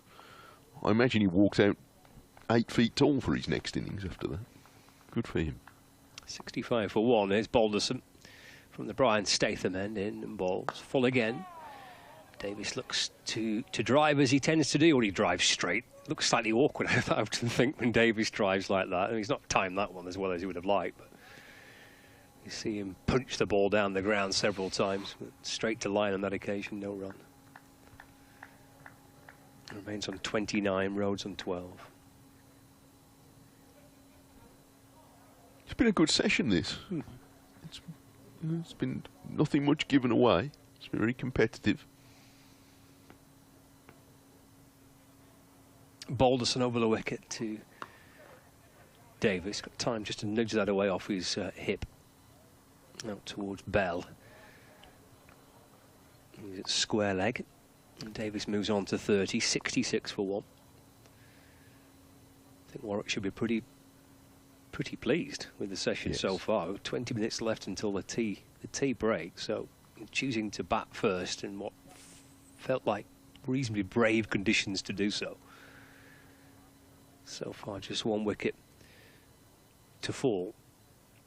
And 66 runs scored in 25 overs. Around the wicket this time to Rhodes. And that beats him as he plays forward, and the ball is taken by Hurst, who tumbles away to his right-hand side. And there's no run. Yeah, it felt like a decision at the toss, born more of looking at the pitch than looking at the sky. Because in some ways it did feel like a bowling day, although it's cold and still, isn't it? But defiantly overcast. Balderson pops a little on Rhodes, and he takes his bottom hand off the bat and defends it nicely out towards the leg side. Aspinwall coming up to complete the fielding. There's been just a little bit, judging by the batter's reactions, of slightly untrustworthy bounce. Yep. Outside the left-hander's off stump. When the bowl's been coming from this end, we saw one from Aspinall that scuttled. A couple of pop just for action. Ooh. Carries through to Hurst, and again left by Rose, but left in a manner that would suggest he's not 100% certain as to what he might go on and do. On that occasion, it flashed into the gloves of Hurst. He took it about shoulder height. The ball nestling into his gloves. It's the end of the over. 66 for 1. Davis on 30. Rhodes on 12. It's not bad by any means, but there's just a little bit of unusual stuff happening. But I noted that Keaton Jennings said to you that it wasn't the intention to use this pitch, but that they were going to have a new one. But not surprisingly, the ground staff have, it's been made very, very difficult for them this week to prepare a pitch. I think we can all appreciate that. 66 for 1. It's the 26th over, and Lyon from the Old Pavilion end, the Anderson end, bowls a ball that is wide enough of the off stump for Davies not to think of playing at it. And Lyon reacted as if it was going very close to the off stump. Slipping a short leg for the right-hander on strike. Davies gets in an awkward position, defending this late from inside his crease, right in front of the stumps, with his feet splayed apart.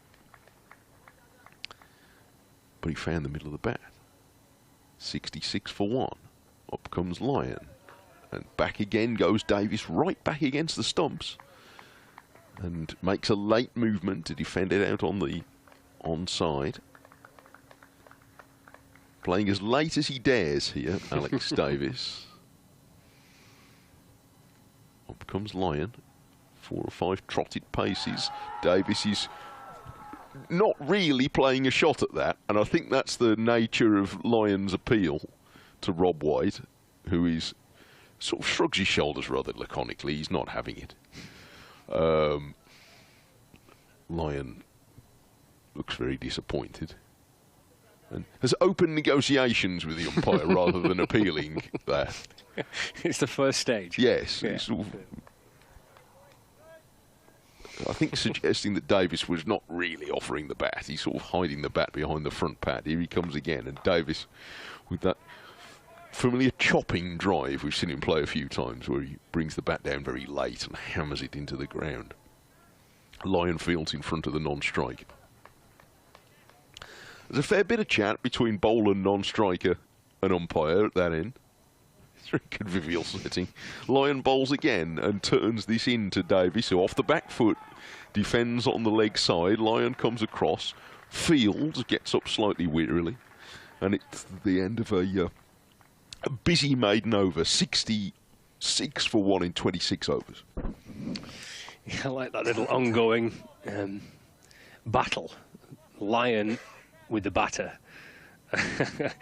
And then the little sideshow with the umpire at both ends, actually. Nathan Lyon, even when he's not bowling from this end, he's having a little chat with Ian Blackwell, who's umpiring from the Statham end. As he is again now, just having a little chat with the umpire on his way back to his position at mid-on. 66 for 1. Yes, he's always in the game, I think, isn't he, Nathan Lyon?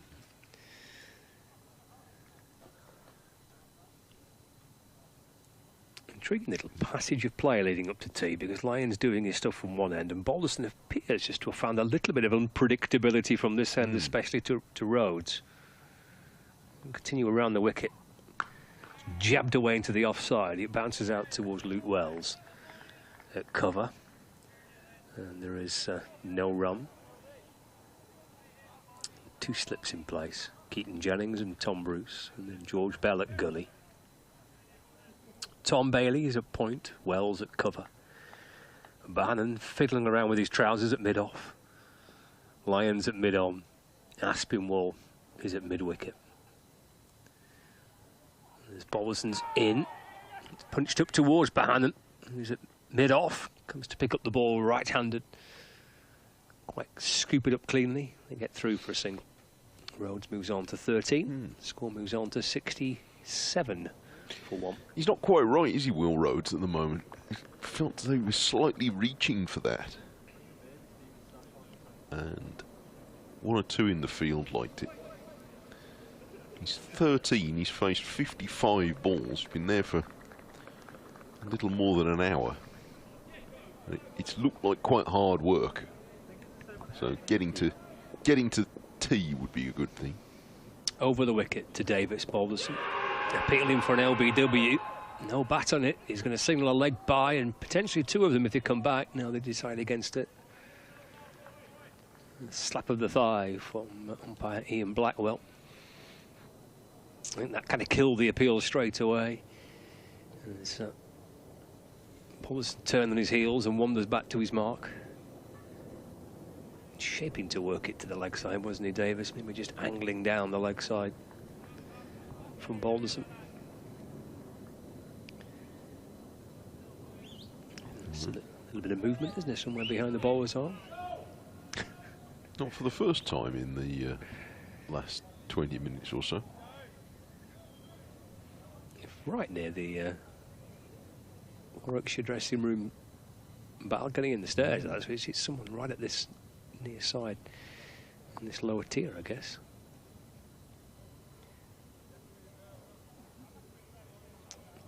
Is he happy with this? I think he's okay now. There's Balderson to Rhodes. It's full, just outside off stump and punched towards mid-off where Bohannon fields. And there is no run. I need to be updating listeners to BBC Local Radio. I'll be back with you shortly. Yeah, it's just at 4 o'clock, so we've got 10 minutes left of the session. Tea breaks out elsewhere across the country. They're either, well, actually, most of them are just coming towards an end now. So we've got back underway after tea in the northeast. Durham replying to Somerset's 171 all out. Wickets for Ben Stokes in that game. Balderson's in, left by Rhodes. Again, good carry through into the gloves of Hurst. Stokes finishing with 4 for 54 in that match. Peter Siddle 3 for 27 and Ben Rain 3 for 41. Somerset all out for 171 against Durham, who just started in their first innings. Hampshire bowls Surrey out for 127. They've started their reply, but they're just at tea actually now. 28 without loss, Hampshire to Surrey's 127 all out. Balderson. And has Rhodes kind of groping off the front foot and the ball through to the gloves of the keeper.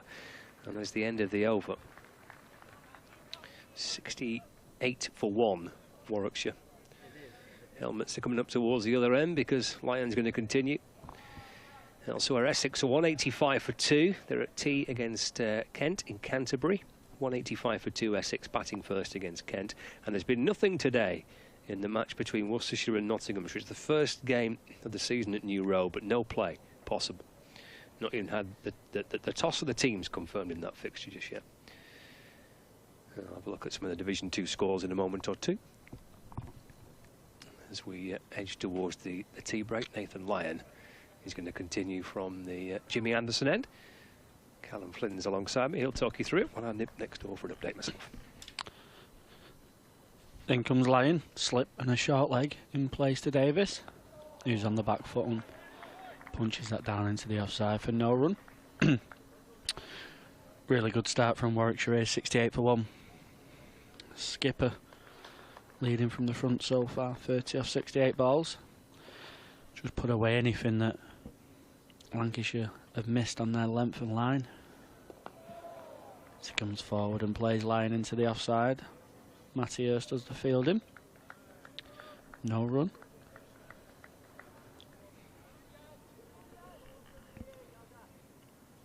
Keaton Jennings still out at long on. Got a deep mid wicket and just a deep fine leg, just more for the sweep shot than anything. Line balls, nice flighted delivery. Davis prods forward, no run. His temperament's been really good here, Alex Davis. He's not tried to force anything off Nathan Lyon. He knows he'll be bowling a bulk of the deliveries and a bulk of the overs for Lancashire in this first innings and second innings as well. So it might have been a ploy where Warwickshire might have chatted about forcing one of the spinners out the attack and bringing on Lancashire's seam bowlers. In comes Lyon. Davis just runs off the face. Down to Balderson at backward point, and that's no run. Yeah, it might have been a chat where Warwickshire might have had a little discussion about whether to take on the spin of Lancashire and force the run to bring the seam bowlers back on, which at the moment look pretty comfortable on this pitch. That one just spits and bounces outside off stump. Lyon won't mind seeing that. Davis allows it through to Marius for no run.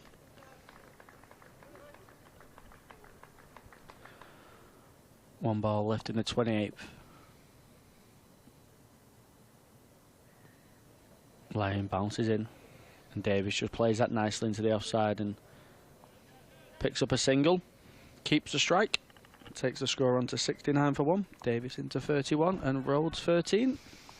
So look at some of the Division 2 scores. They're playing in all 4 matches there. So Gloucestershire, Derbyshire, it's T in that fixture with Derbyshire 276 for 3. And yeah, they're just at T in that fixture. Matt Lamb has reached a century, 109 not out. Glamorgan also in action. At Leicestershire, Glamorgan are 251 for 5. A couple of wickets for Curry. Sam Northeast is currently batting. He's on 21. So 251 for 5. Glamorgan against Leicestershire. As Balderson starts a fresh over, that's defended by Davis. And there is no run. 2 other games in Division 2 include the matches involving Middlesex against Sussex. This match is taking place at Lords. Sussex are batting first, and they're 212 for 4. And Northamptonshire against Yorkshire, that's currently at T in that fixture. Balderson's in, that's nudged again to the leg side by Davis, and there's no run. Yorkshire 204 for 2 at T against Northants. And in the Charlotte Edwards Cup, Lancashire Thunder are in action today. They're taking on the South East Stars in Beckenham. Lancashire Thunder batting first, finishing on 139 for 7. With Fee Morris top scoring, making 41. Balderson to Davis, it's carved away into the offside, picked up at point, and there's no run. So 139 for 7, Lancashire Thunder. After 20 overs, South East Stars have just got their reply underway, and they are 4 for 1 in the second over. Chasing 140 to win, so we'll keep you across how the Thunder get on against the South East Stars. And then on Thursday next week is the first double header in that competition here. It's a nice shot down the ground by Davis, but straight to mid-on where Lyon fields, and there's no run.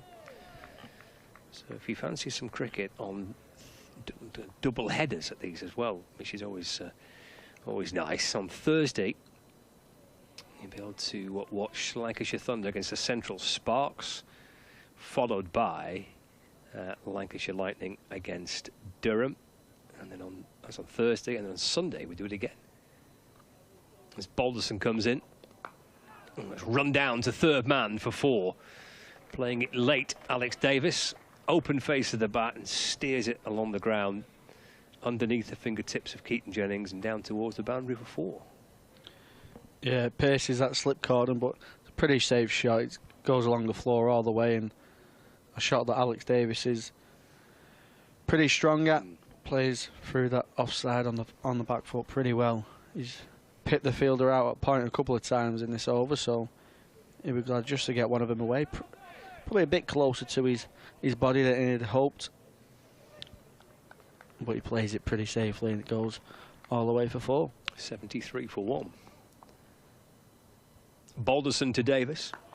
Defends this time. And that completes the over, and it's probably time for another one. 8 minutes past 4.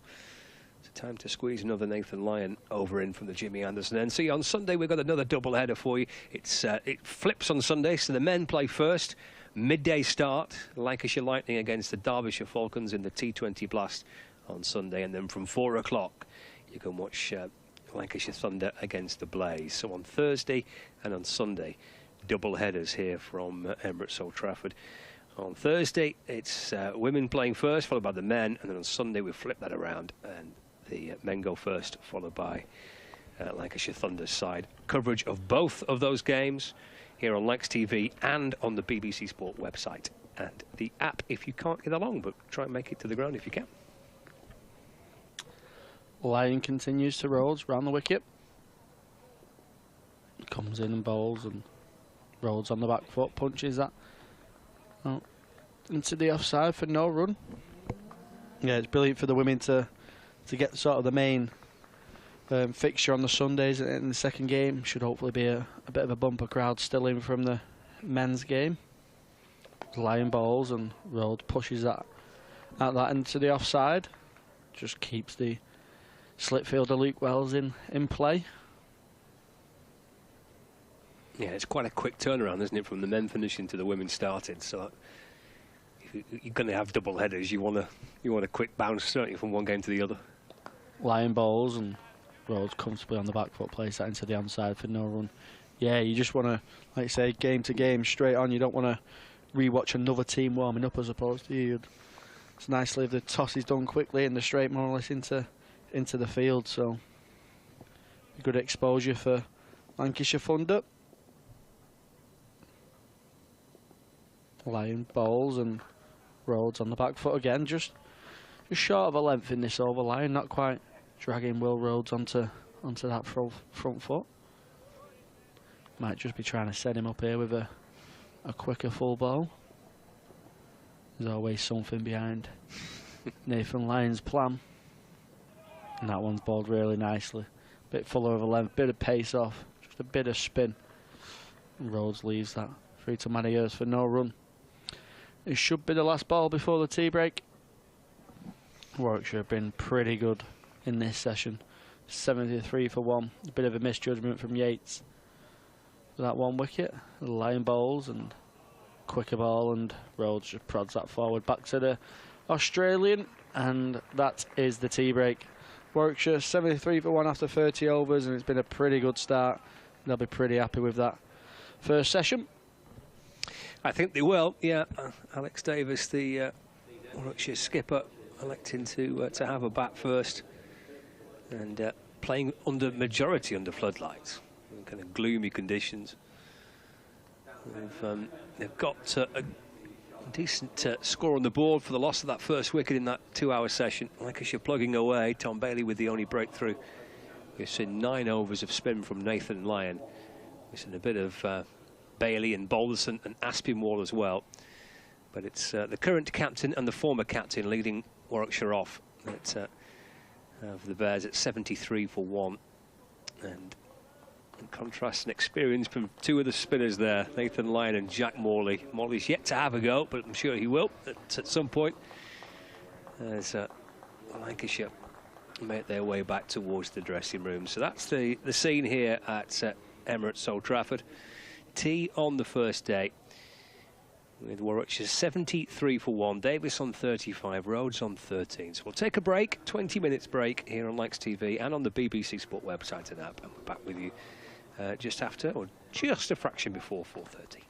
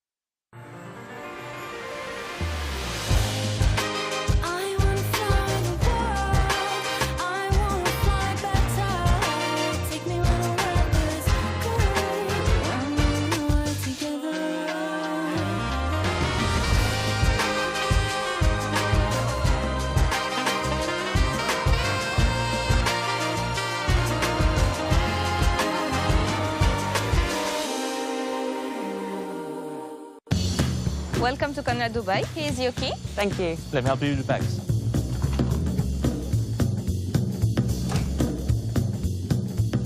Nice room. How's that?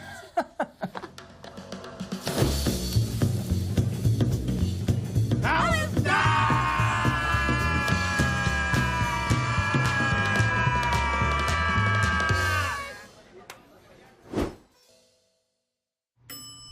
How's that?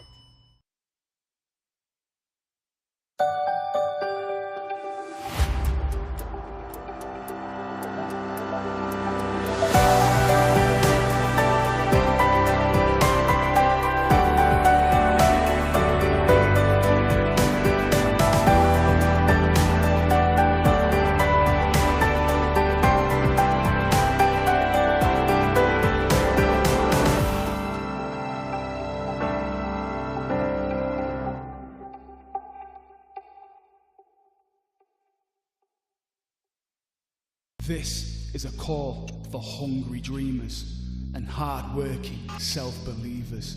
Success is down to more than just luck and talent. It's striving to be the best, breaking the boundaries and never giving up. Are you ready to become your best self? Are you ready to unlock your greatness? So what are you waiting for? This is Education Evolved. This is UA 92. Two local favourites are staying at the Hilton Garden Inn. She's gone for the chip. My goodness me. It's over to the Hilton review system. A big bite. Gone. When lunch is the best part of the day, it matters where you stay. 1954, Cyril Washbrook became the first professional captain of the county. Lancashire have won a tremendous victory here. Indeed he has, and he's played what a moment. He don't play.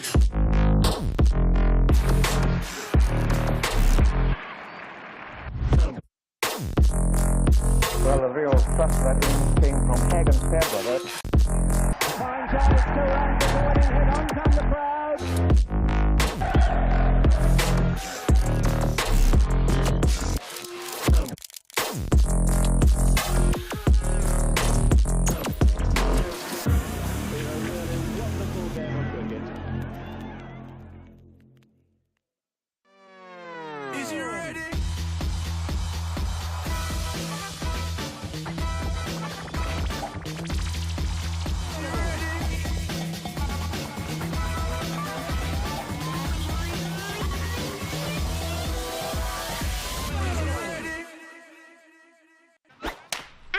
All the fun and all the games, they all start here with All Stars Cricket. All new experiences for everyone, all over the country. Every session is all-out action all the time. All welcome, all invited, even mums and dads. Skills, friendships, smiles, dreams, it all happens here. All you need is delivered right to your door. Best of all, it even has your name on it. All the activators are fully trained, and all they want is for us to have a great time. Always. Tap, ball, catch, throw, try it all. It's time to go all in, all together. And it all starts with All Stars. All you need to get started is at allstarscricket.co.uk.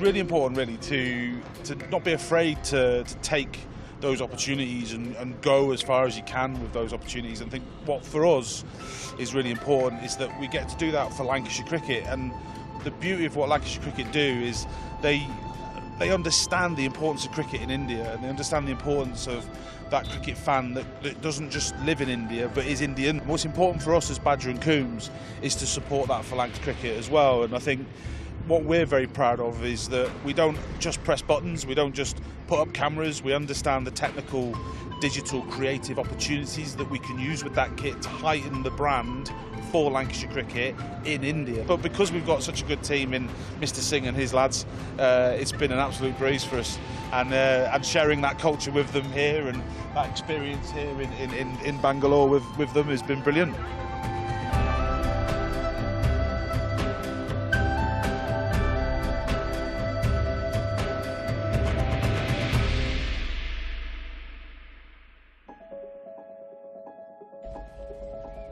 We've been very tired, and we've all worked really hard to get the best out of what we've been trying to work on here. The opportunity that's come with this project, it has honestly been such a great experience, an opportunity to be able to work on and engineer a production like this to this scale and this calibre. It's crazy to think that it's something that I've done. Everyone's been great, everyone's smiley, even at an unearthly hour that we all get here, and especially the Badger and Coombs team who do far more than I do. I just wander in here and chat about cricket. Everybody behind the scenes is putting in the work and the skill to get this broadcast to what it is. So, yeah, as ever, there's lots of smiley faces behind the scenes, which makes it a pleasure to come in and work. This is a big deal for Badgers because it's a huge scale production.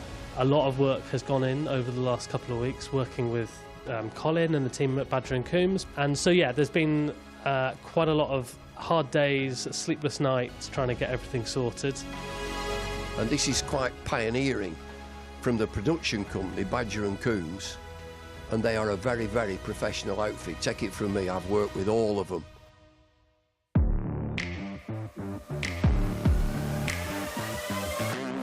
Over in Bangalore, there's been 5 days of games. We've had a double-header T20, a 50-over women's match, and a 3-day men's game.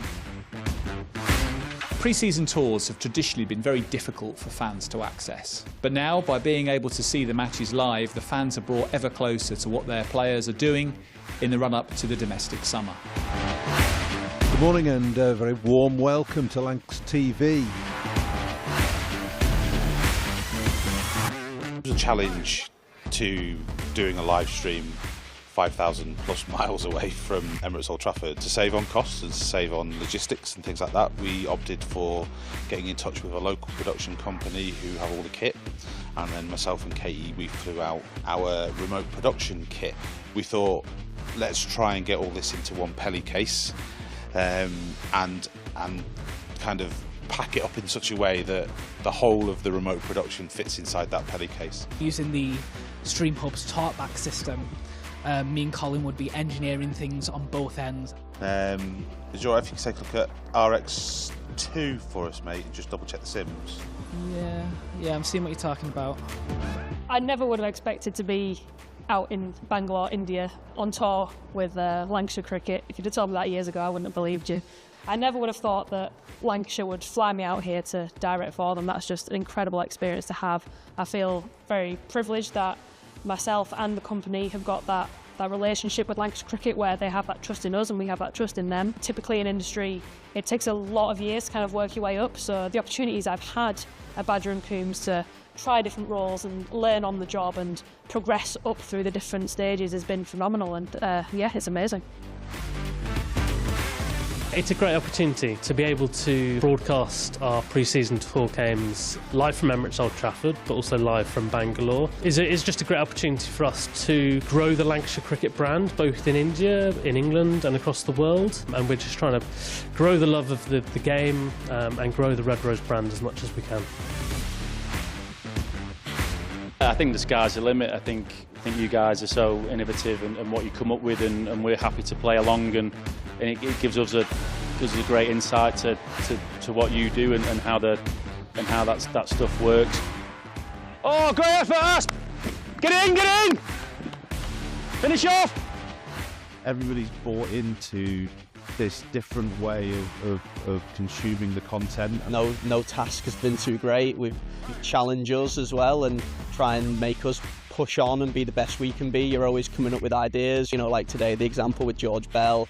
We got him mic'd up and, you know, the first over, they go out there, we take a wicket and Belly gives us the commentary. And George, what are you, in these pre-season games, is it just about just trying to find a little bit of rhythm when you're a bowler or the batter, just get back into the groove of it all?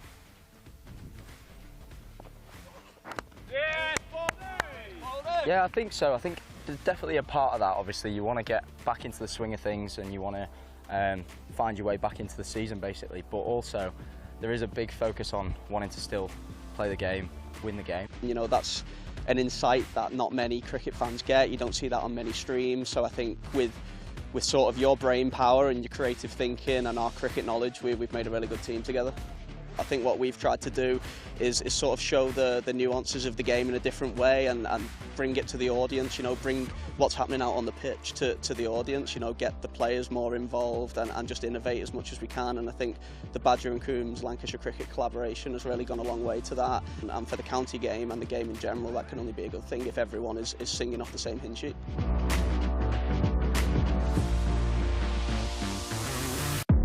The director is most important because she is looking at all these cameras, and out in Bengaluru there will be maybe 6 or 8 cameras. This is where I sit during a match, up on the balcony just outside the changing rooms as well, here in Bangalore.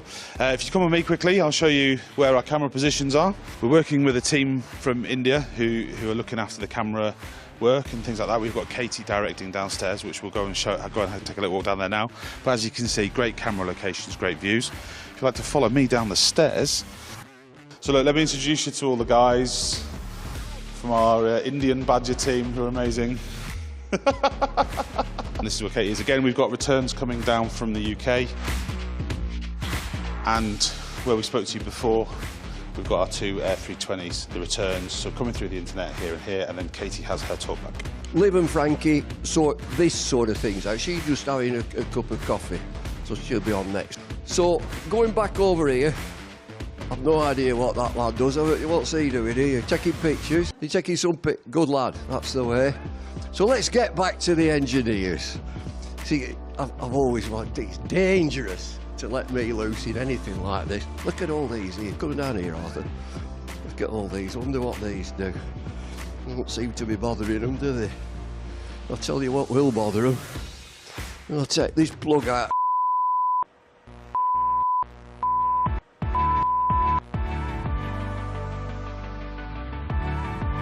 So I've just nipped out to the hotel garden, actually, just to take a couple of minutes to explain a little bit about why Badger and Coombs are here in India with Lancashire Cricket and the importance of what we do as a company. We're not just a TV production company, we're not just pointing cameras and all that kind of thing.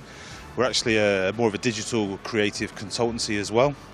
We're quite lucky in the vast range of skill sets that we have at Badger and Coombs, and what that does is it gives us the ability to advise clients about digital growth strategies, especially when it comes to engaging brands and brands engaging audiences. We get to have conversations about, let's put a microphone on a player and bring a fan in from home on the other side of the world to talk to that player, or this is how we can look at creating user-generated content and bringing the audience into the broadcasts, and how can we get the audience to feel like they have control over the narrative of a broadcast, for example. What that does is it engages that audience member in a way that they feel connected better to the brand. We're really fortunate at Badger and Coombs to have Lancashire Cricket as a client. They're fantastic, and they're really invested in our success just as much as we're invested in theirs, and they believe in what we believe in, and they believe that we can bring that great hard-working talent to the Emirates Old Trafford cricket brand. And just recently, and very recently, Lancs TV has launched a 24-hour, 7-day-a-week television channel in India on the Geo platform. So it's us that have been able to help them facilitate that.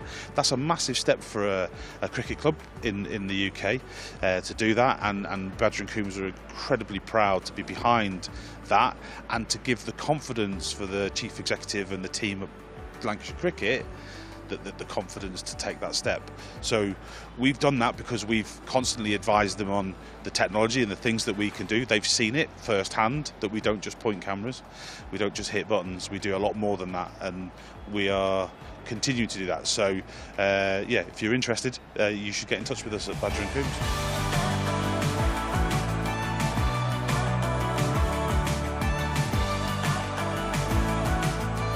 I think for the overall outcome of the project, I think everyone's been really happy with it, and I think we're all very proud, honestly. Take people for what they are. You obviously you welcome everyone in, and then if they're just as welcoming, I think a good development in a relationship, you get a nice bond, and I think that's exactly what we have got. All your guys are brilliant to work with. You're not in the way at all or anything like that. It's just a brilliant relationship that's kept growing and growing, and we're happy to have you all around, and hopefully vice versa. And they're all young, and they're all ambitious, and they do it right. And I'm an old stager now, but it brings the youth out in me when I'm around all these young people, watching what they do technically. And I, for one, I can tell you, it's mind-boggling.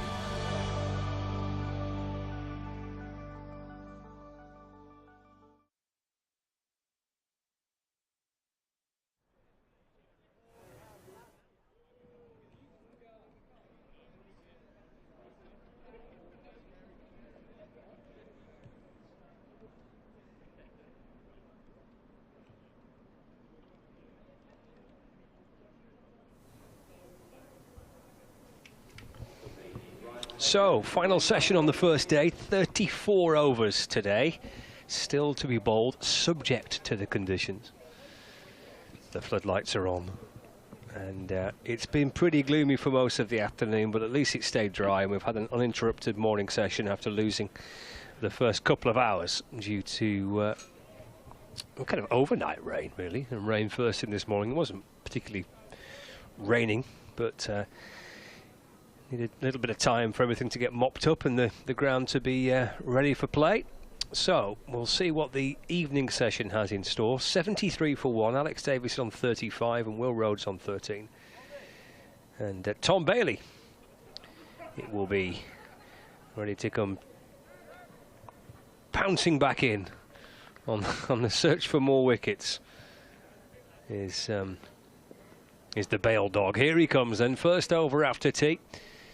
And forward in defence goes Alex Davis, and there is no run. We'll hear from Mike Taylor a little later on. Scott Reed and Callum Flynn with you to start things off in the evening session. Pretty good first session, that wasn't it, for the Bears?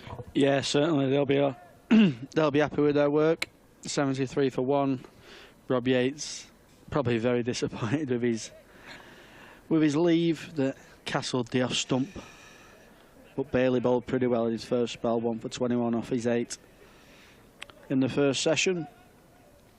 And he'll be looking to try and get Lancashire in again and get that second wicket. Here he comes over the wicket and bowls again to Davis. That's just turned out towards the leg side. George Bell comes up from mid-wicket to field, no run. Doesn't look too uncomfortable with the seamers operating. For the batsman, it looks pretty easily paced. Not much zipping through to Matty Hurst with the gloves. There's only one slip fielder in now, which is the skipper, Keaton Jennings. So kind of tells you all you need to know, really, especially in these conditions.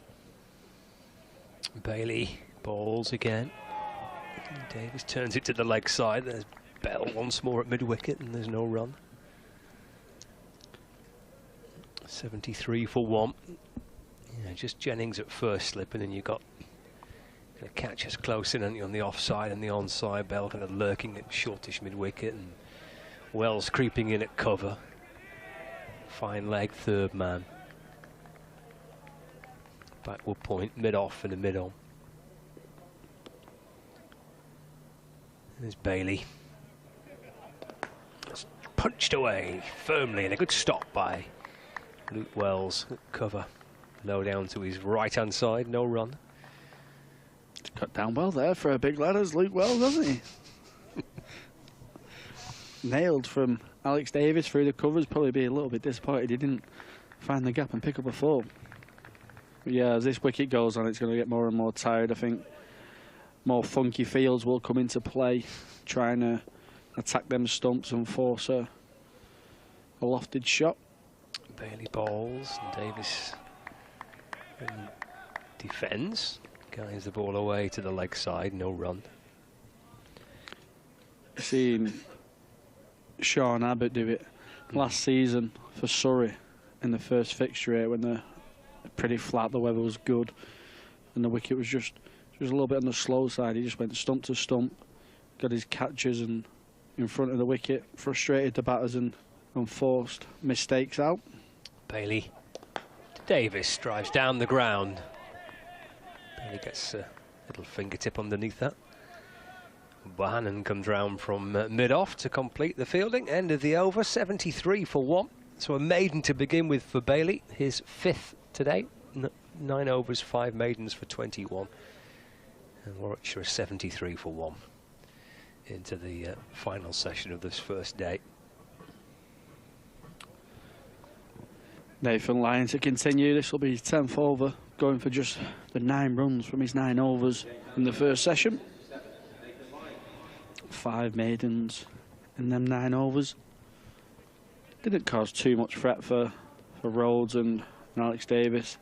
Rhodes just left the bat hanging at 1 or 2 deliveries outside the off stump, but no real chances for Lancashire other than the dismissal of Yates. They'll be bowling to 1 slip and 1 leg slip. George Bell under the helmet at leg slip. In comes Lyon. It's that lovely line of length straight away. And Rhodes just prods forward into the onside for no run.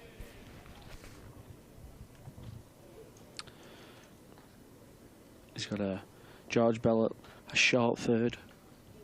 He's got Aspinwall just in front of point. As Lyon comes in and Rhodes just tickles that off his hips. Gets a single.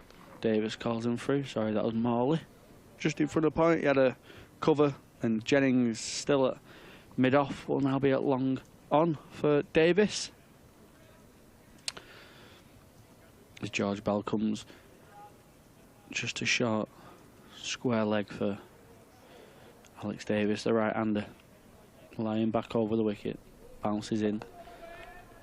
Davis pushes that into the offside, thinks about a single, but decides against it.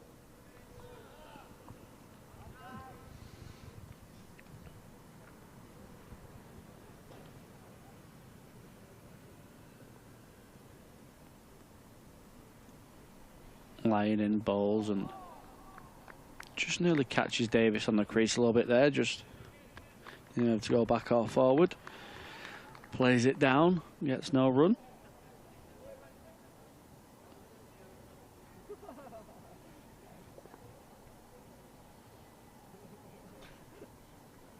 Lyon again in and just gets a false shot from Davis there, just pushes that one through a little bit quicker. A bit more of the arm ball, a bit outside off stump, and Davis tries to just cut it finely, tries to beat the backward point fielder. Well, it goes through to Hurst for no run. Lyon in and Davis on the back foot, pushes it back to the bowler. Just a single off that over. Takes the score on to 74 for 1. He's rattled through that over, hasn't he, Nathan Lyon? Yeah, they probably get these overs in Lancashire because we'll see a bit of Morley at some stage as well. I'm surprised we didn't see him for an over just before the tea break. But yeah, imagine two spinners will be operating at some stage in this evening session.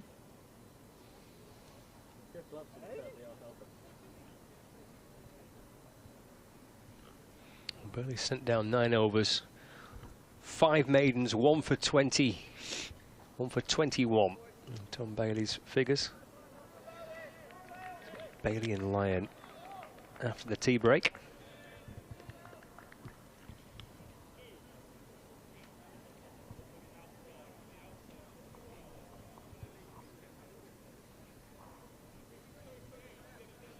Lancashire go in search of a second wicket of the day. Jennings at slip, there's a deep square leg and a fine leg. Gully, point, mid-wicket, mid-on, mid-off, and cover. Around the wicket. Nice delivery to Rose, just drops his hands and through it goes to Hurst, Lancashire's keeper. And there is no run.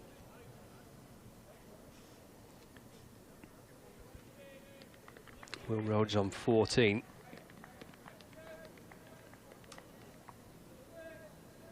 Good start to the season with the bat for the former skipper. Averaging 54. Top score of 178. 430 runs coming into this game. Edge through to the keeper it is, and Rhodes departs. Second for Bailey. Hurst completes the job behind the stumps with the catch. And Warwickshire lose a wicket straight after the tea break. Second ball of the third over after tea, in fact. 74 for 2.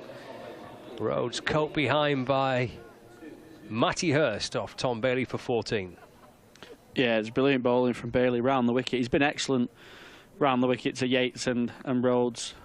We spoke about there's not been many chances really for Lancashire, and there hasn't, but there's been a lot of oohs and ahs from the slip cord, and we're not quite behind the bowler's arm, so we can't exactly see how tight they've been leaving the ball to that off stump. But it looks like he just had Rhodes in a little bit of trouble every now and again in that corridor of uncertainty where Rhodes didn't know whether to play or leave it.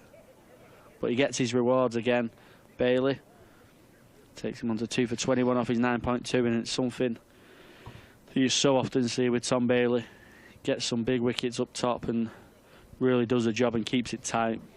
Just seeing the replay back of that dismissal, as you say, Callum, the benefit of having the monitor is you get to see properly from behind the bowler's arm rather than kind of where we are with the pitch way out towards the right hand side. And that angle he's delivered that from around the wicket to the left-hander. Here we go again on the replay. It's a lovely piece of bowling, isn't it? Just looks like it's trying to tail back into him, doesn't it? And it looks like it just straightens a little bit off the pitch. And the ball previous, even though Rhodes didn't quite play at it, I think he was playing a little bit inside the line because it straightened up off the pitch. And Tom Bailey gets that to do it again, and it's a little tighter to the off stump this time. So Will Rhodes really does have to play at it. But it's beautiful bowling from Bailey. Ed Barnard is the new batter. Bailey comes over the wicket. Shuffles across and leaves it. Watchful start. Taken by Hurst. And there's no run. Perfect way for Lancashire to get into the evening session. Nice early wicket. It's another big wicket here now with Ed Barnard. He's been in some brilliant form for Warwickshire, averaging 57, scoring 521 runs so far. Plays defensively. Carries the ball out towards mid-wicket, no run. Yeah, back-to-back championship centuries for Barnard, with 165 coming in the first innings against Essex and Chelmsford, and then the week prior to that at the Oval, 108 in the first innings, and 44 second time round. So he's in form. Waits for Bailey. Drives to mid-off and Bohannon fields. And there's no run. 74 for 2.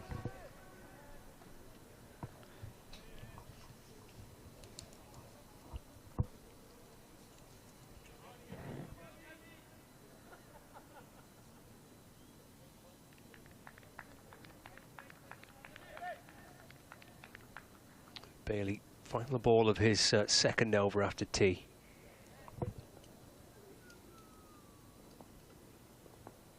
Sets off again, floodlights are on.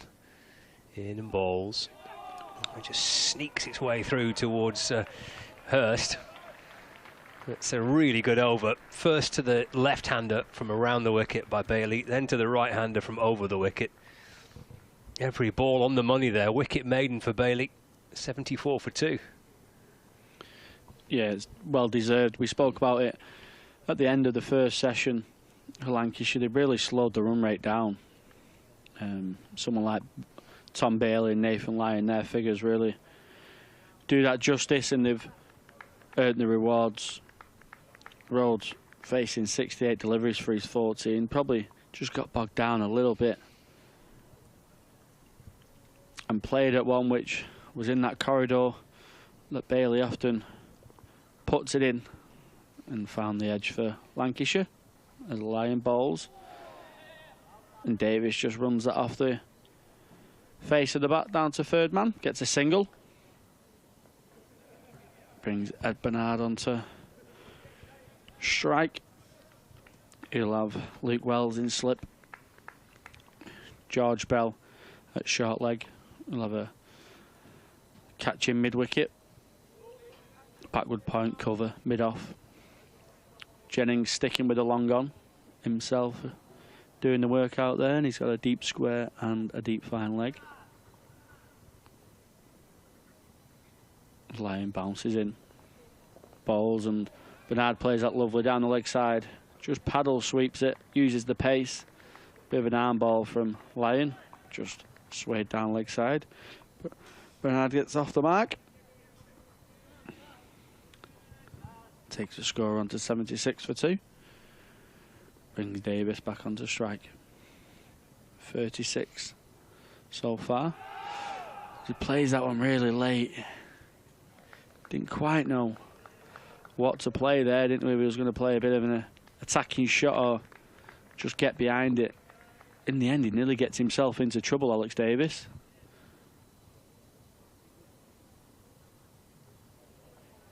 Lyon bowls, and Davis again on that back foot, just allowing the ball to spin, plays it late, cuts it into the offside. Slip fielder does the fielding, there's no run.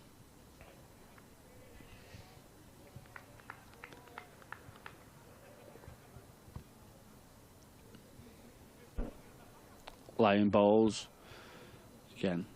Davis, as he so often is, on that back foot, allowing the ball to spin, and then just trusting his hands and his footwork. Plays it in the offside, gets no run. Good tight bowling from Nathan Lyon here. He comes in, a bowls outside the off stump. That one just doesn't quite grip as Alex Davis expects. Maybe it was the arm ball. Nathan Lyon setting him up pretty well. Plays it, misses at that one. There's a good end to the over for Nathan Lyon. 76 for 2, Warwickshire. After 34 overs, Davis 36 and Ed Bernard 1. Just keeping an eye on the, well, obviously the other championship matches taking place, but also on that Charlotte Edwards Cup game, South East Stars against Lancashire Thunder, with Thunder reaching 139 for 7 from 20 overs. And they've picked up 3 wickets so far, actually, in the Stars reply. With South East Stars 82 for 3 in the 12th. So require a further 58 runs to win, 8 overs and 7 wickets to get them. Bailey's in, and just leans carefully onto the front foot to defend. And there's no run. So 82 for 3 in the 12th over, South East Stars, with 140 as their target to win the match. There's been some lively old games in Division 1. Match up at Durham's bounced along pretty quickly. And Somerset are 171 all out, and Durham are 43 for 3 in reply.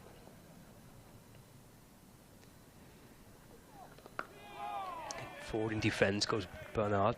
Ball just bounces back down the pitch, and Bell comes up to field, and there's no run. Durham have lost Lees and Borthwick and Ackerman all pretty cheaply. 43 for 3 in reply to Somerset's 171 all out. Hampshire made a solid start, 50 without loss, replying to Surrey's 127 all out.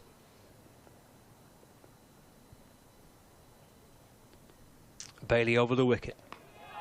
Just off the back foot, clips the ball down towards backward square leg for a single. Bernard doubles his total, moves on to 2, 77 for 2 now. In Essex, a 217 for 3 in their first innings against Kent in Canterbury. Dean Elgar making 77, Nick Brown making 65. Essex 217 for 3. The game between Worcestershire and Nottinghamshire, the other Division 1 game, hasn't got going yet today. In fact, it's a close of play. Worcestershire, Nottinghamshire yet to bowl a ball in that match. Short by Bailey and pulled by Davis. Drags the ball out towards the square leg boundary where Aspinwall comes up to field. Davis moves on to 37, 78 for 2 now. Real shame for the grounds staff and the fans at Worcestershire, isn't it? Yeah. So every year they have the awful floods from the river, and this would have been the first game, I think, at New Road this year. It's the first men's match. I think there was a Charlotte Edwards Cup fixture there over the weekend. That's defended by Barnard. There's no run. So I don't know whether that's just a knock-on effect of the amount of water that they've had there, or whether it's just because the ground's fine. It's just happened to rain a lot all day. I don't think they've had too much rain today from the looks of the social media. I think it's more how boggy it's. Right. How boggy it is. Knock-on effect from it. Yeah, sadly. Let's hope it's brighter, sunnier weather tomorrow. And hope try things up and we get some cricket at New Road. Lancashire play there in a T20 match. It's a week today, actually. We'll be at New Road for the Worcestershire game. Be able to follow the match on the BBC Sport website and app, and on BBC Radio Lancashire. A week today. Bailey sets off and aborts it again.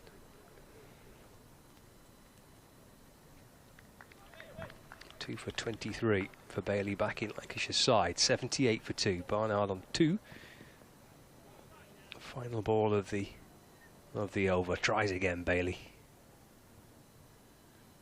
And he's over the wicket and bowls and punched off the back foot into the offside. Wells in behind it to field. And there's no run. Completes Bailey's over. A couple of runs coming off it. Both batters meet halfway down the pitch. 78 for 2 on the board for the Bears. Just look after them for me, please. I don't think he needed that sun cream zinc on his face today, Nathan Lyon. I think that was a bit of wasted product. It's part of the threatening image. It's all part of the mystique. Then comes Lyon. Balls. Davis pushes it out into the offside for no run. Good little battle boiling here. Davis not really getting, well, no one's really getting Lyon away. No one really often does. But he just looks like he's getting bogged down at this end a little bit against Nathan Lyon. As he comes. Alex Davis sweeps, and sweeps really well. What do I know, eh? A brilliant shot from Alex Davis. Picked the length beautifully. It's the first sweep shot we've seen from Davis. First probably attacking shot we've seen against Nathan Lyon from him. But he played it really well and picks up 4 beautifully into the leg side boundary.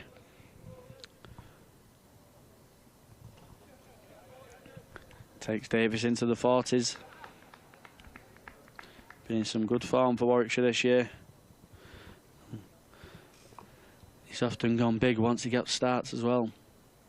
Then comes Lyon. Pushes Davis onto the back foot. Plays it into the offside for no run. Lancashire won't mind that sweep too much, especially Nathan Lyon. He'll be happy to see a couple of attacking shots against him. That's when his chances will come. And the Warwickshire players are playing risk and reward cricket. Lyon balls again, a sweep shot. Kind of chops it onto his foot, I think. Thought at one stage there might have been a chance for the keeper, but spilled out into the offside. Looked like he inside edged it onto his foot, but can't quite tell from this angle.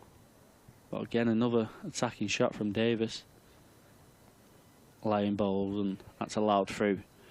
This time from Davis, and no run. 82 for 2 Warwickshire. Davis on 41. Bernard 2. Lyon just gone for 16 off his 11.5 so far. Lyon balls and Davis just digs it out to Josh Bohannon in the leg side. So dot ball to end the over.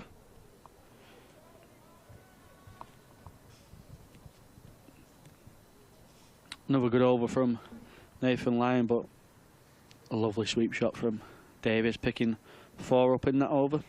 Get him into the 40s. Averaging 58 this year. Alex Davis, couple of big hundreds early on in the season. A double 100 against Durham, 149 against Hampshire. So he'll be feeling pretty good about his batting so far this year. Yeah, I think he cashed in with the Kookaburra ball, according to Mike Taylor. Bailey bowls. And Barnard defends into the offside, no run. Yeah, I don't think the batters will be moaning about them Kookaburra balls being used a bit more often, will they? Did see a stack of runs, didn't we, in the first few rounds of the season? I don't think we've ever seen so many overs bowled by spin in April. I suppose that's like one of the reasons behind bringing it in, isn't it, really? I think the logic behind it is probably right. I think it's just the method and how you deploy it is. Bailey to Barnard, defends, blocks it up towards mid-on where Lyon waits for it and then scoops it up and there's no run. Yeah, it's how you deploy that method. Is for someone a lot higher up than me and paid a lot better than me to decide, thankfully. Don't know if 2 games here and 2 games there exactly gets the seamers motivated to adapt and try new things. I think if you're going to do it, I think you'd have to go all in and do a full season.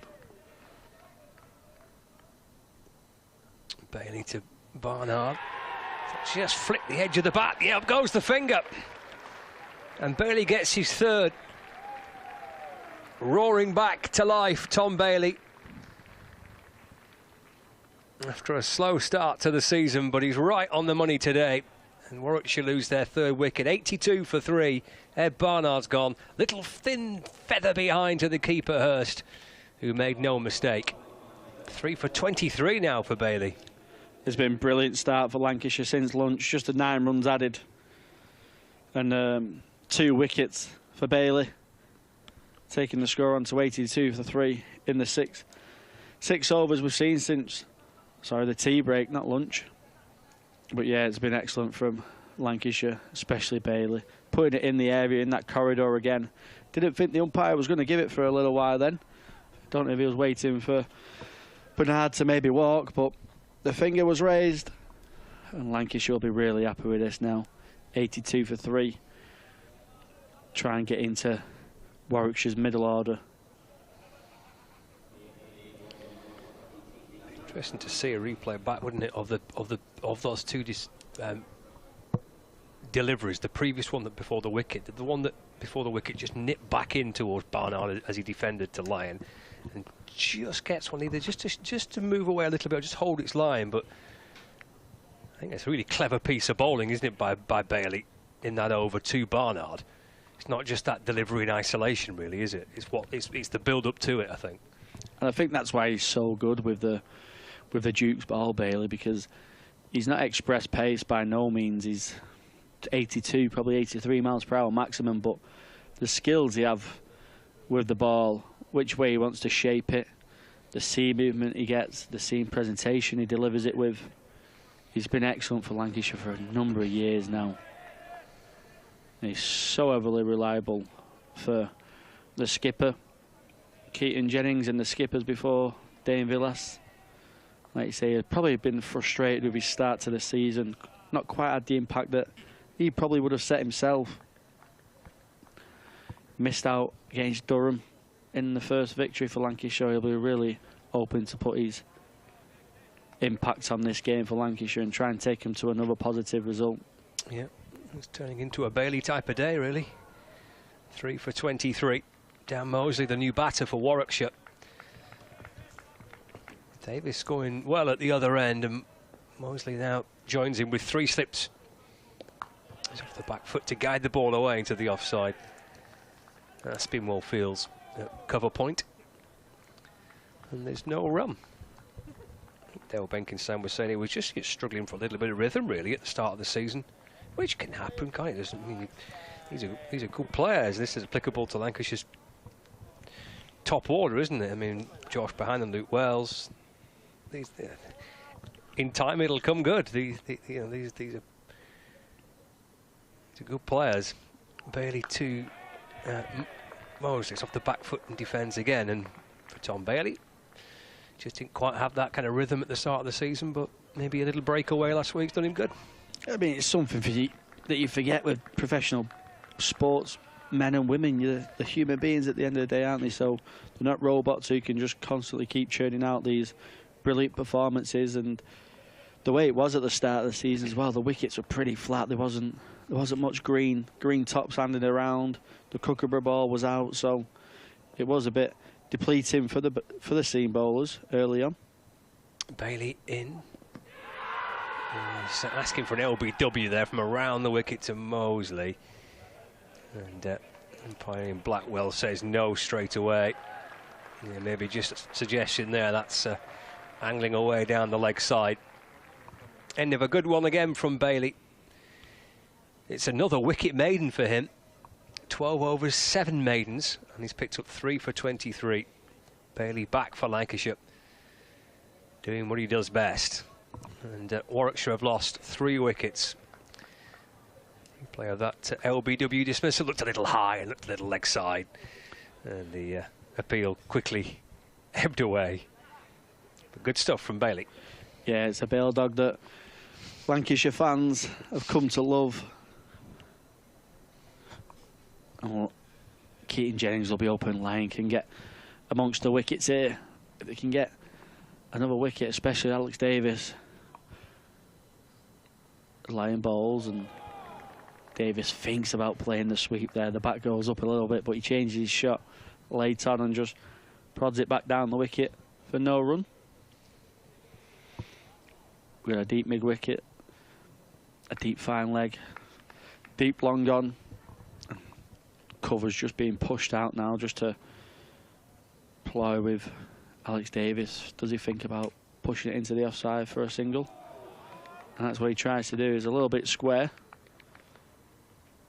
Nathan Lyon won't mind that. The logic behind this is try and get Davis forcing himself forward. He'll bring in both edges of the bat. He's got the short leg in George Bell, he's got Luke Wells in slip. But he'll also try and produce a bit of a gap between bat and pad and try and utilise that and try and spin it through the gate. In comes Lyon. Alex Davis slog sweeps again. It's played pretty well. Oh, and Balderson overruns it. Down at fine leg. Davis picks up a 4. Probably that he thought was just going for a single. One of them's on this wet surface where you get a bit ahead of yourself and you struggle to stop him. Balderson sadly just overruns that. Takes Davis on to 45. One scoring shot from his 50. Balderson won't want to see that on the highlights package. 86 for 3 Warwickshire. In comes Lyon. Bowles, and Davis again just tapping that into the offside. Aspinwall at backward point in the action quite a lot with Alex Davis. Plays very square at the wicket. Just hangs back in the crease. Allows the ball to do what it needs to do and then adapts. He's played really well so far. Lyon bounces in. Davis pushes that down the ground nicely past the bowler. Picks up a single to long on. Keaton Jennings does the fielding. It's not often you see the skipper out on the boundary, but when you've got someone like Nathan Lyon, so experienced, and he's basically a captain himself off of his own bowling. Basically, yeah. Don't need to do anything, do you? Yeah, let him crack on with it, yeah. I wouldn't like to argue with him either, I don't think.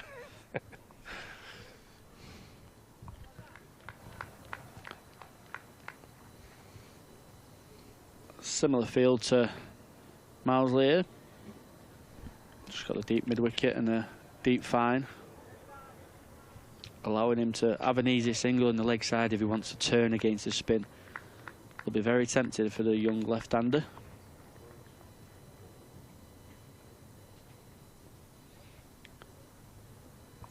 Lyon bounces in round the wicket. Mosley just prods forward to Dot to end the over. 87 for 3. Davis 46. Mosley on and off 3. And it's been a very disciplined effort so far, hasn't it, from Lancashire, especially since tea dried up the scoring rate. Yeah, they bowled pretty well, haven't they, since. It was a good start from Warwickshire. It still is a pretty decent start. But they'll be open to just try and get a bit of a partnership and try and get a grip on this first innings again. Yes, Davis has played a couple of more adventurous strokes. He's got that sweep away off Nathan Lyon. But there's not really been many other scoring opportunities. And he's now back on strike to face Tom Bailey from commentary and the Statham end in really not very good light now. And it turns the first ball into the leg side off the back foot. They're slightly more defensive against Davis, who's made a fighting 46. But it is hard going at the moment for Warwickshire. Yeah, Lancashire bowling really well in partnerships. Not giving away many bad balls. Trying to get the batters to play as much as possible. Comes Bailey and just drifts that one onto the leg side. I wonder if he might have been slightly slower. And it's dabbed down to long leg for 1 run by Davis, getting an enormous cheer from, I think, the Warwickshire dressing room getting behind it. Anyway, somebody is. Noise rather echoing around. In probably the poorest light for batting we've seen all day. I find it quite hard to tell from in the commentary box when the floodlights are on. It's quite hard with the windows as well. Yeah. Gauge how light it is out there, but umpires haven't got together since earlier on in the day. Big banks of floodlights here. And Bailey picking out the shadows as he runs in round the wicket to bowl to the left-handed Mosley. And he allows it to pass through to Hurst. Seems like someone like a Stuart Broad type who loves bowling to left-handers, does Tom Bailey. He looks to try and shape the ball back in, but then just get it to jag a little bit off the pitch, away from the batsman. That's what's did for Rhodes earlier on. And he's having a good day, and he's round the wicket now, and Mosley is forward defending on the offside. Very talented player, Dan Mosley, but still in this form of the game, looking for a big statement innings, really. Still without a first-class 100, but no doubting his ability. Yeah, he's got a couple of starts, hasn't he? A couple of 50s against Durham and Worcester. A couple of starts against Surrey and Hampshire and Notts as well, so kind of one of them where you just want to get the first big score off your shoulder. Bailey round the wicket to him, and he's off the back foot, forcing it for his first run, wide of mid-off. And through for a single to take it to 89 for 3. Had a good time in the blast in the last summer with bat and ball, Mosley. Enjoyed himself. I think 21 wickets in the competition, bowling his off breaks.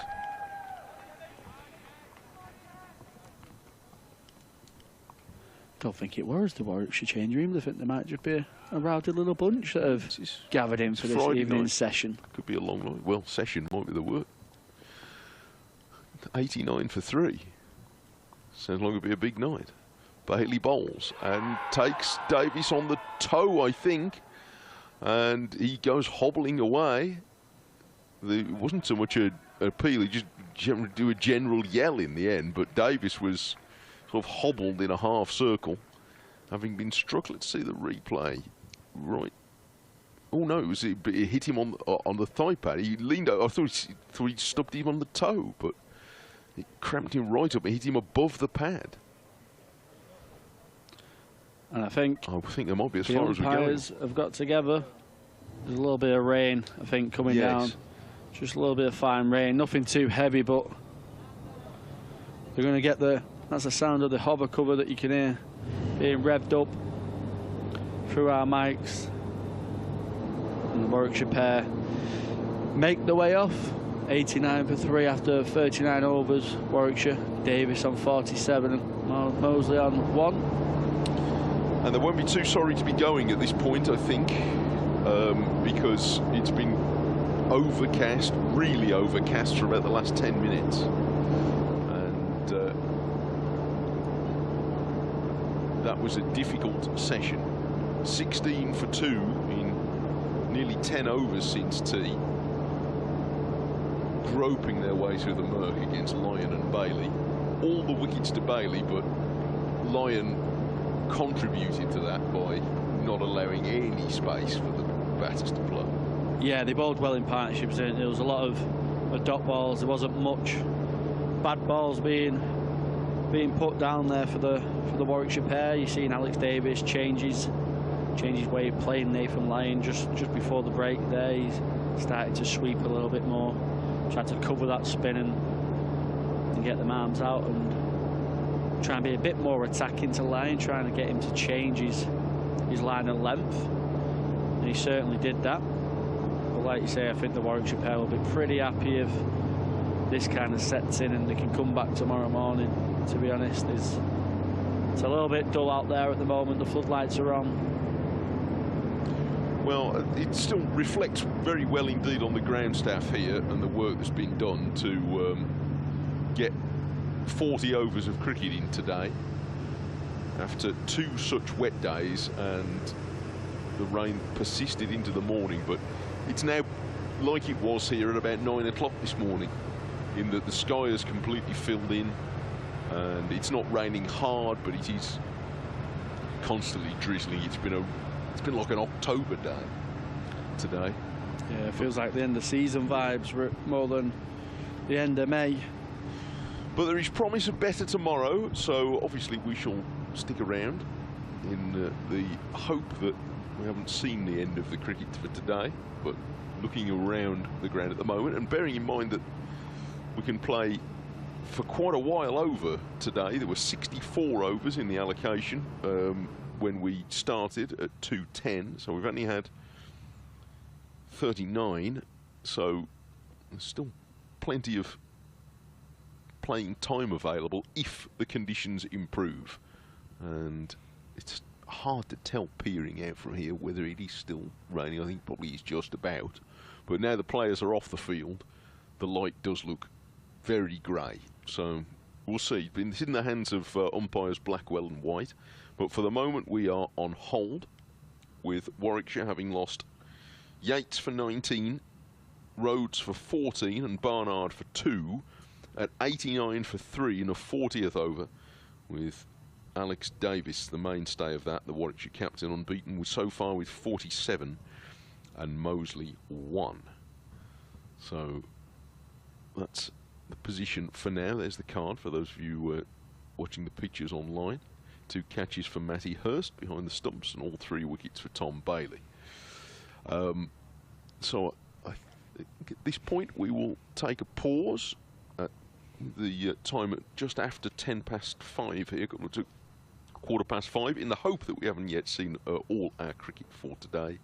But we will monitor the events here and we'll see whether we do get some more.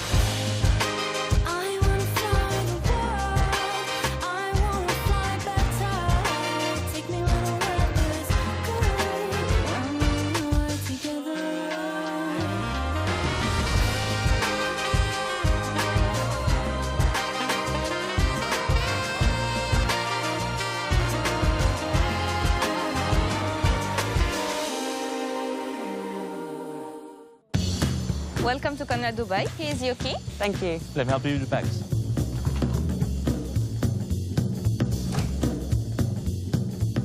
Nice room. How's that?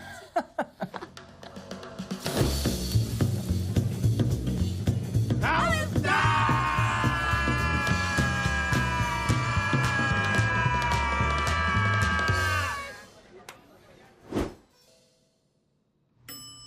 How's that?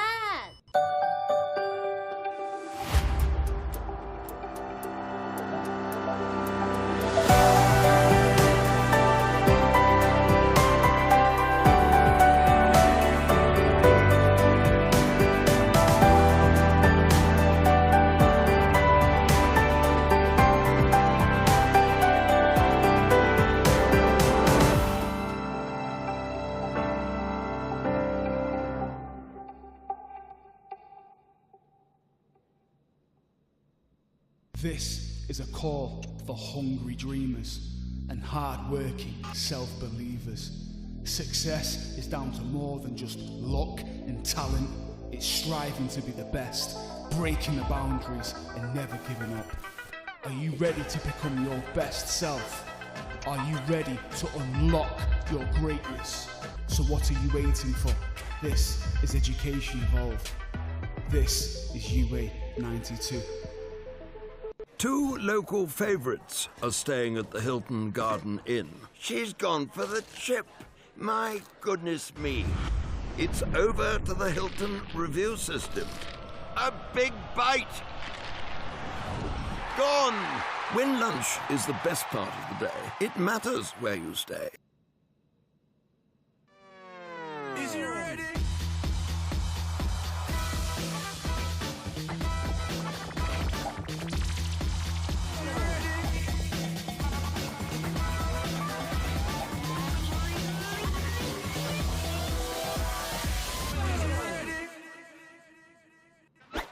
Action. All the fun and all the games, they all start here with All Stars Cricket. All new experiences for everyone, all over the country. Every session is all-out action all the time. Fully well coached, all invited. Even mums and dads. Skills, friendships, smiles, dreams. It all happens here. All you need is delivered right to your door. Best of all, it even has your name on it. All the activators are fully trained. And all they want is for us to have a great time. Always. Have ball, catch, throw, try it all. It's time to go all in, all together. And it all starts with All Stars. All you need to get started is at allstarscricket.co.uk.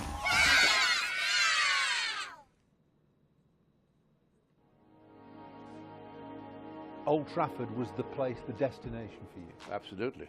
And here I am. I had a very good upbringing. I was very fortunate in having excellent parents. My mum, my dad, my brother Darius, who was... He got you into cricket, really, didn't he? Well, your the father keeping. played tennis and was quite sporty. Dad was the captain of Grand Medical College. Was he? He was a doctor. Never had any coaching as such. Used to get fielding practice and just being in that club, savouring the atmosphere where all the great men played, using its facilities as a, you know, out on the pitch. A lot of people tell you, gosh, you could have easily got 100 the way you were going and all that.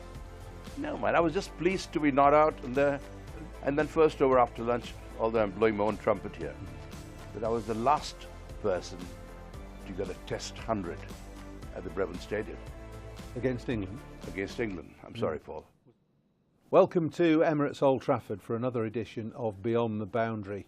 And I'm delighted to say this morning I have one of Lancashire's finest, born in India though, and one of Lancashire's first overseas players, Farouk Engineer, alongside me. Farouk, it's great to see you, and on a cold, frosty, foggy morning like this, I often wonder why you've made Lancashire or Cheshire your home, and you must be hankering after the warmth of Mumbai. Very good morning to you, Paul. Lovely to see you as always. And thank you for the very kind words. Yes, indeed. Why I chose to live in Lancashire. Lancashire made me feel so much at home. You know, as you probably know, I was offered contracts by 4 counties, Worcestershire, Somerset, Hampshire and Lancashire. But somehow Lancashire had a ring to it. You know, Lancashire had a great history. You know, you had great players, the great wicket keepers like George Duckworth and all that before me. And Lancashire just seemed, and funny enough, I was a Lancashire supporter living in Bombay, never having seen a Lancashire match, but like people are Manchester United supporters, you know. And so Lancashire, as soon as they offered me the contract, you know. Yeah, there's something about doing a little bit of research for this. You said that you came to Lancashire because of its history and because of the ground. So that must have sparked the imagination of a young Farouk engineer. Indeed. Playing Old Trafford. I mean, world famous. You played through the 60s for India and into the 70s. So Old Trafford was the place, the destination for you. Absolutely, and here I am. Yeah, and here you are, and here you still are. Still are, very much so. Now, let's talk a little bit about your early career, because you were from a reasonably well-to-do family. Your father was a doctor, and you were a Parsi, which is the last Parsi to play for India. Was that a slightly different upbringing to the rest of your in Mumbai? When the British ruled India, yeah, I think the Parsis were the ones who came in greater contact, because the way we lived, you know, for example, I mean, we had bacon and eggs for breakfast. You know, I mean, how more British can you get? So there was no no Muslim upbringing then at all. No, I'm not a Muslim. No, I know, Yeah. I know. Or a Hindu or anything like that. But the traditional Hindus have like a chapati and vegetables and all that for breakfast.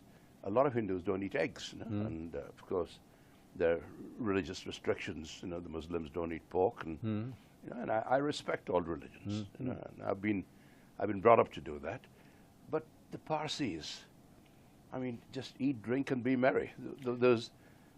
Our religion says three things: good thoughts, good words, good deeds. And you've carried on being like that through your career. I'm not sure about all the deeds, but yes, indeed. I had a very good upbringing. I was very fortunate in having excellent parents. My mum, my dad, my brother Darius, who was... He got you into cricket, really, didn't he? Well, your father played tennis and was quite sporty. Dad was the captain of Grand Medical College. Was he? He was a doctor. Yeah, yeah.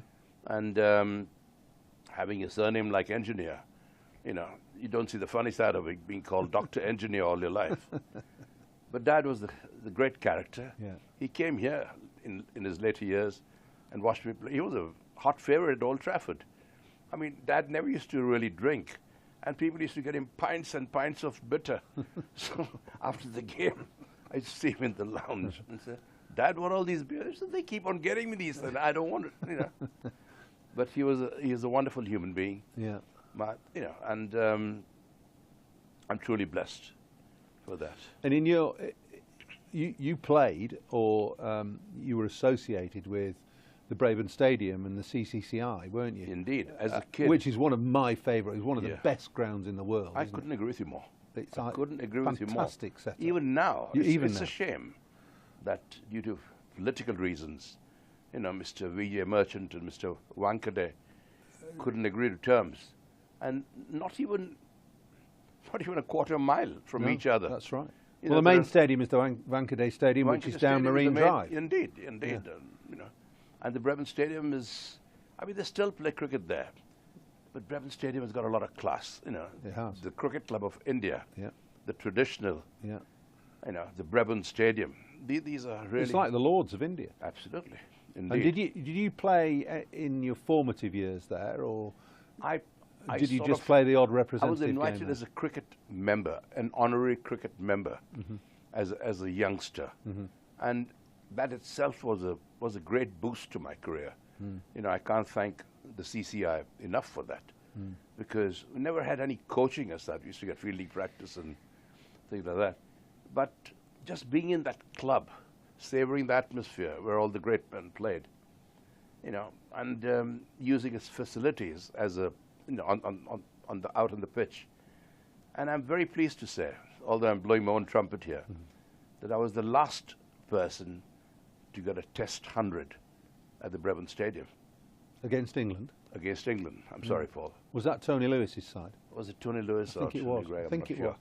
It was the last official Test match there. Was that your highest score as well? 120? I'm not sure about that. Well, I think so. Is it? Okay. You got two. I've never tests. been one for. No, but Yeah. that's great. Scoring Yeah. 100 at the Yeah, I got Craven, other one against the West Indies. which was perhaps one you're more well known for because you Indeed. nearly got 100 before lunch. I got 94 before lunch, and opening to the likes of Wes Hall, Charlie Griffith, Renowned as Gary the- Sobers, and Lance Gibbs. he didn't come on till the first ball after lunch. He What came did you on- whip him through mid-wicket for 4? No. Lance Gibbs came on when I was 94, and everyone in the dressing room says, "Gosh, why didn't you get 100?" You know, Dilip Sardesai was my partner. Yeah. And when I was 92, I had a shot at Rohan Kanai. I hooked Wes Hall. Rohan Kanai at deep square leg, dived full length and stopped to 4. The ball ricocheted. We could have easily got 2 runs, but Sardesai didn't want to take the second run. And he blocked the last over. My good mate, Clive Lloyd. Yes. You know, I had a cover drive of Charlie Griffith, and Clive dived full length, and it touched his fingers, and you know, again, he could have easily got 2, but you know, we took 1 and Dilip added the rest of the over. I mean, I'm not blaming Sardesai for that. I think most people would settle for 94 before lunch Yes, in a indeed. test match against that attack. I was more than happy. But a lot of people tell me, "Oh gosh, you could have easily got 100 the way you were going and all that." No, man, I was just pleased to be not out and there. And then first over after lunch, I see Lance Gibbs come onto ball, and I hit him straight for 6, straight out of the stadium. I think the ball is still travelling. You know, they never found it. That's how I onto the beach. On the beach, yes, indeed, yes. Yeah. Well, when did you were renowned as a flamboyant cricketer, and slightly unusually in those days, and even now, you kept wicket obviously, but you opened the batting as well. I mean, that was quite a test for any individual to be able to keep and then open the batting. I didn't consider it a task. It just came naturally, and I think it was an advantage to me because just having kept wickets, you're coming to open the batting, batting. So your eye is already, you know what the pitch is doing, you know what the conditions are like. You're as near the pitch as the previous batsmen were. So you're halfway there, really, you know. And I preferred fielders behind me than all. I had some big gaps in front too. You know, I used to lift the ball a lot. You did. I can lift him. Was your phrase, wasn't it? You used to say that to. That was one of your famous phrases in the Lancashire dressing room. Yeah. I think I can lift him. Yes. So, in other words, Yes, hit it in the air. Indeed. And I used to play the scoop and all these stupid shots those days that the T20 people in IPL play these days. I tried to hit the ball where there were no fielders. You know, and if I lifted the ball in that direction, I knew it was pretty safe because there were no fielders to catch them or stop them. I mean, I remember watching you as a schoolboy, sitting in the ladies' stand, opening the batting for Lancashire in the John Player League, and you became symptomatic with the way the new game, you know, it was a new game, should be played. You used to whack it through mid-wicket from ball 1. You used to work the ball. Yes. In a similar vein, I'll blow your trumpet for you now, to Viv Richards and more latterly Kevin Peterson. That's the way you played. Yes, because I used to come right behind the ball. And when you come right behind the ball, the gaps open automatically, especially between mid-on and mid-wicket. So you're virtually playing with a straight bat, but you're placing the ball at an angle. And that gap gives you so many fours because there's never a fielder between mid-on and mid-wicket, you know, unless people are going for runs nowadays and all that. So I got a lot of runs in that area. So people thought I could only play on the onside. So when England came to India, Tony Gregg or Tony Lewis, he's an onside player. They packed all the onside and started bowling on the offside. And that's where I got all my runs. But I enjoyed my cricket basically, Paul. But was it a conscious effort to play that way, or was it just a natural way of playing? It was a natural way of playing. I mean, you must have had a fantastic eye. Yes. Both as a keeper and as a batter. Definitely helps. I was never coached, you know, which is perhaps a blessing. You learn from your own mistakes. You know how we improved? I looked into a mirror when I got out sometimes, and I tried to play that shot, why I missed it. And the mirror told you everything. You know, my bat was at an angle there, should have been going straighter, and this and that. So, I mean, you learn from your own mistakes. And there's no better way of learning, as long as you don't make the same mistakes again and again, you know. True. And well, you had a wonderful career for India in Test match cricket. You were before really the age of one-day cricket. You only played a handful of games because there weren't any. I played the first World Cup in the first World Cup, Cricket World Cup. Right. Yeah. When Sunil Gavaskar got some batting practice, he decided to, you know. Yeah, at Lord's. He did. Yeah, great player, Sonny. You know, and a great friend of mine. And well, I've got your book here, Farouk, and he said Farouk Engineer, the original playboy of Indian cricket. He's just getting his own back on me there. But Sonny and I are very dear friends. You know, and, yeah. I'd rather you read the Bradman's quote. Okay, well, I'll read the Bradman bit then, Rookie. It says, I always enjoyed, this is Sir Donald Bradman, I always enjoyed Farouk's entertaining batsmanship and the way he enjoyed the game of cricket. He's one of the game's great ambassadors, on and off the field, always a delight to talk to, and without doubt, one of the world's great wicket-keeper batsmen. That's not bad coming from Sir Don Bradman. I'm not surprised you put it in the book. That's why I asked you to read it. Yeah, well, it's and he's right. I mean, fantastic. So, don't worry. So, look, wonderful career for India. But you were a bit of a maverick as well, because when you came to England, we already touched on coming to Lancashire and why you wanted to play for Lancashire. But you turned your back on domestic cricket in India at that time, almost. Well, I did turn my back, really, because the games coincided. I was contracted with Lancashire. Yeah. And I just had to fulfill my contract. Well, that's I don't believe in breaking. Admirable. Even when Lancashire have been very good to me, because when India toured England.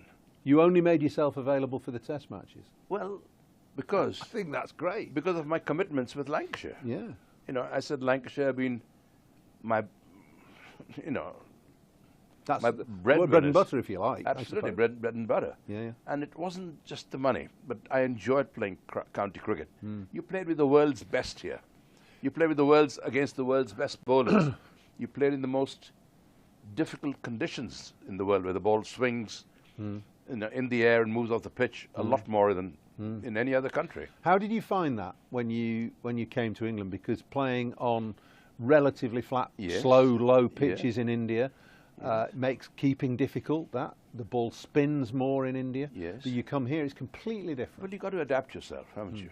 You know what the conditions are there like. So over there, wicket keeping, you rise with the ball. I mean, everywhere. A good wicket keeper should rise. Listen, young wicket keepers, rise with the ball. Very most important thing. A lot of keepers these days get up too soon. Stand up and have to go down. The wrong way around. Same with the first slip as well. Yeah. You know, they get up, come, and that fraction of a second that's lost, you know, results in a dropped catch or a dropped stumping or something. So rise with the ball, expect every ball to come in here.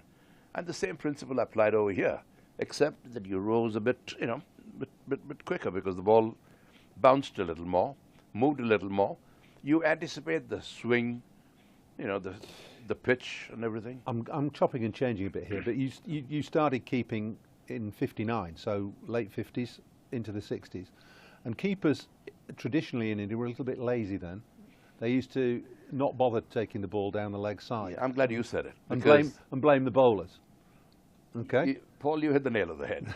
That is exactly what happened. Anything down the leg side, you know, the wicket-keeper normally gave the bowler a bollocking. You know, so you know, what are you doing? Ball properly. Aim for these gloves. Your first game, you took 2 leg side stumpings, which was unheard of. Yes, I'd never kept wickets in my life before. I had never kept wickets, and it was a club game. Yeah. And my brother Darius was a very, very good off spinner. His finger used to rip. He used to give the ball a rip. He used to turn the ball from outside the off stump, way down the leg side. Yeah. You know, and I knew that he did that because I'd watched him play. I played him in the back garden, so course. you know. Yeah. And I was amazed that batsmen used to go for the on drive and miss, and they were out of the crease. And the ball just went for 4 byes. You know, why doesn't the wicketkeeper come round? You know, gather the ball and stump the batsman. And that's exactly what was in my mind. As soon as I saw the batsman step out, I was way down the leg side. And the same thing I followed, keeping to Brian Statham over here. Because Brian Statham, he never realized how good he was. Great bowler. Mind you, they used to pick the seam those days. And the seam was about huge those days. You know, George used to really give it a rip. And anything that pitched on the off and middle stump coming at that angle in, I was way down the leg side. Literally way down the leg side. And I got so many leg side catches of Brian Statham there. Who's the best bowler you kept to? You've mentioned it. Surely you've just mentioned him, have you? Brian Statham, I think, you know, would be one of the greatest. Right up there. You know, because right up there. Because he cut them. He not only swung the ball, but he sort of cut the ball both ways. And with the seam or without, you know, he was a great bowler. Lancashire had been in a very barren patch when you came. They hadn't won a trophy since 1950. And in your time at Lancashire, from 68 to 75, 76, Lancashire won 4 Gillette Cups and 2 John Player Leagues. Well, that's a credit to the team. You know, we had a very good team. Yeah. You know, we had a very good captain, Jack Bond. Jack, I can't remember Jack doing anything on the pitch until he took that one catch at the Oval off Asif Iqbal. You know, we hardly saw him bat, or, you know, he never bowled. But his man management was terrific. The way he held the teams together, the lads together. You know, there was Peter Lever, Ken Shuttleworth. There were no test players except Brian Statham and Ken Higgs. Ken Higgs later came on. And by the time myself and Clive finished, you know, we had David Lloyd, Barry Wood, Frank Hayes, Peter Lever, Ken Shuttleworth. It was a team of internationals. Yes, almost. Harry Pilling should have played, actually. You know, it was good enough. But we had a very, very good team. You know, David Hughes. Yeah. I mean, excellent bowler, great fielder. Jack Simmons, but you know. That was one of the best Lancashire sides throughout time. Why didn't you win the championship? Well, time and again, we were in the dressing room because of rain. I'm not looking for excuses here. But we were listening to Kent, Surrey, you know, all playing and getting points, whereas we were watching the rainfall and playing poker in the dressing room. I mean, this is one very funny incident. Cess Pepper was the umpire, and Frank Hayes and John Sullivan were the great poker players. We didn't play for big bucks or something, you know, just a little bit. And Cess Pepper wanted to get in the game, and he had 3 kings, and Frank Hayes had 3 aces, you know. And the bell went. Umpires had to go out, but Cess Pepper wasn't leaving his 3 kings alone. Anyway, I saw both the hands, and I thought, this is getting out.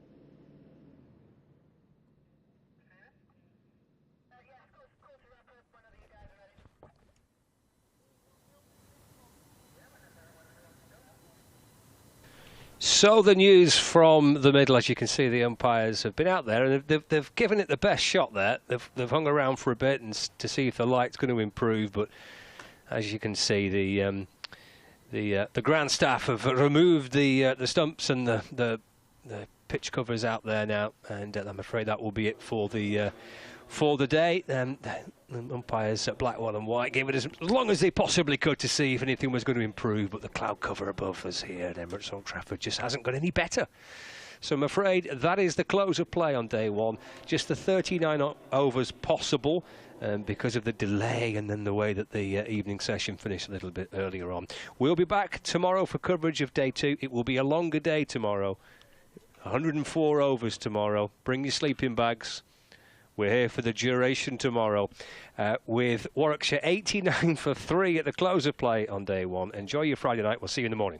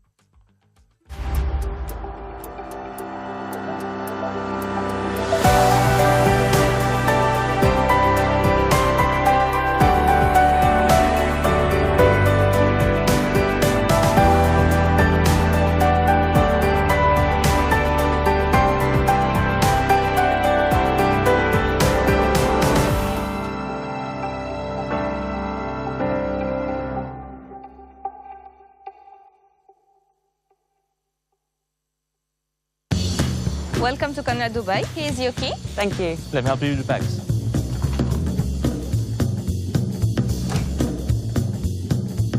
Nice room. How's that?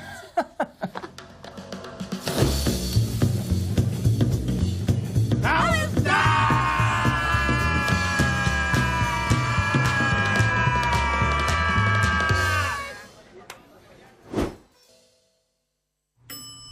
How's that? 1954, Cyril Washbrook became the first professional captain of the county. Lancashire have won a tremendous victory here. Indeed he has, and he's played with what a moment. He don't play.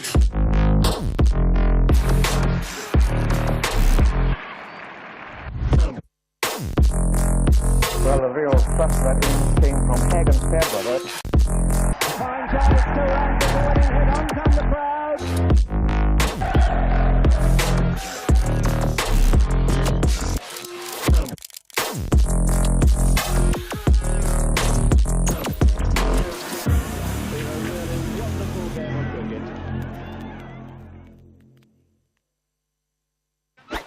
Action. All the fun and all the games, they all start here with All Stars Cricket. All new experiences for everyone, all over the country. Every session is all-out action all the time. Fully welcome, all invited. Even mums and dads. Skills, friendships, smiles, dreams. It all happens here. All you need is delivered right to your door. Best of all, it even has your name on it. All the activators are fully trained, and all they want is for us to have a great time. Always. That's ball, catch, throw, try it all. It's time to go all in, all together. And it all starts with All Stars. All you need to get started is at allstarscricket.co.uk. 2 local favourites are staying at the Hilton Garden Inn. She's gone for the chip.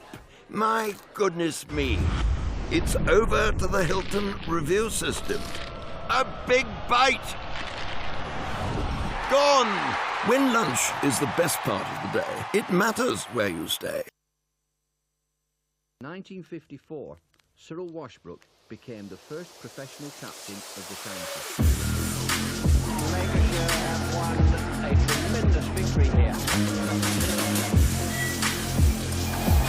Indeed he has, and he's played with what a moment. He don't play.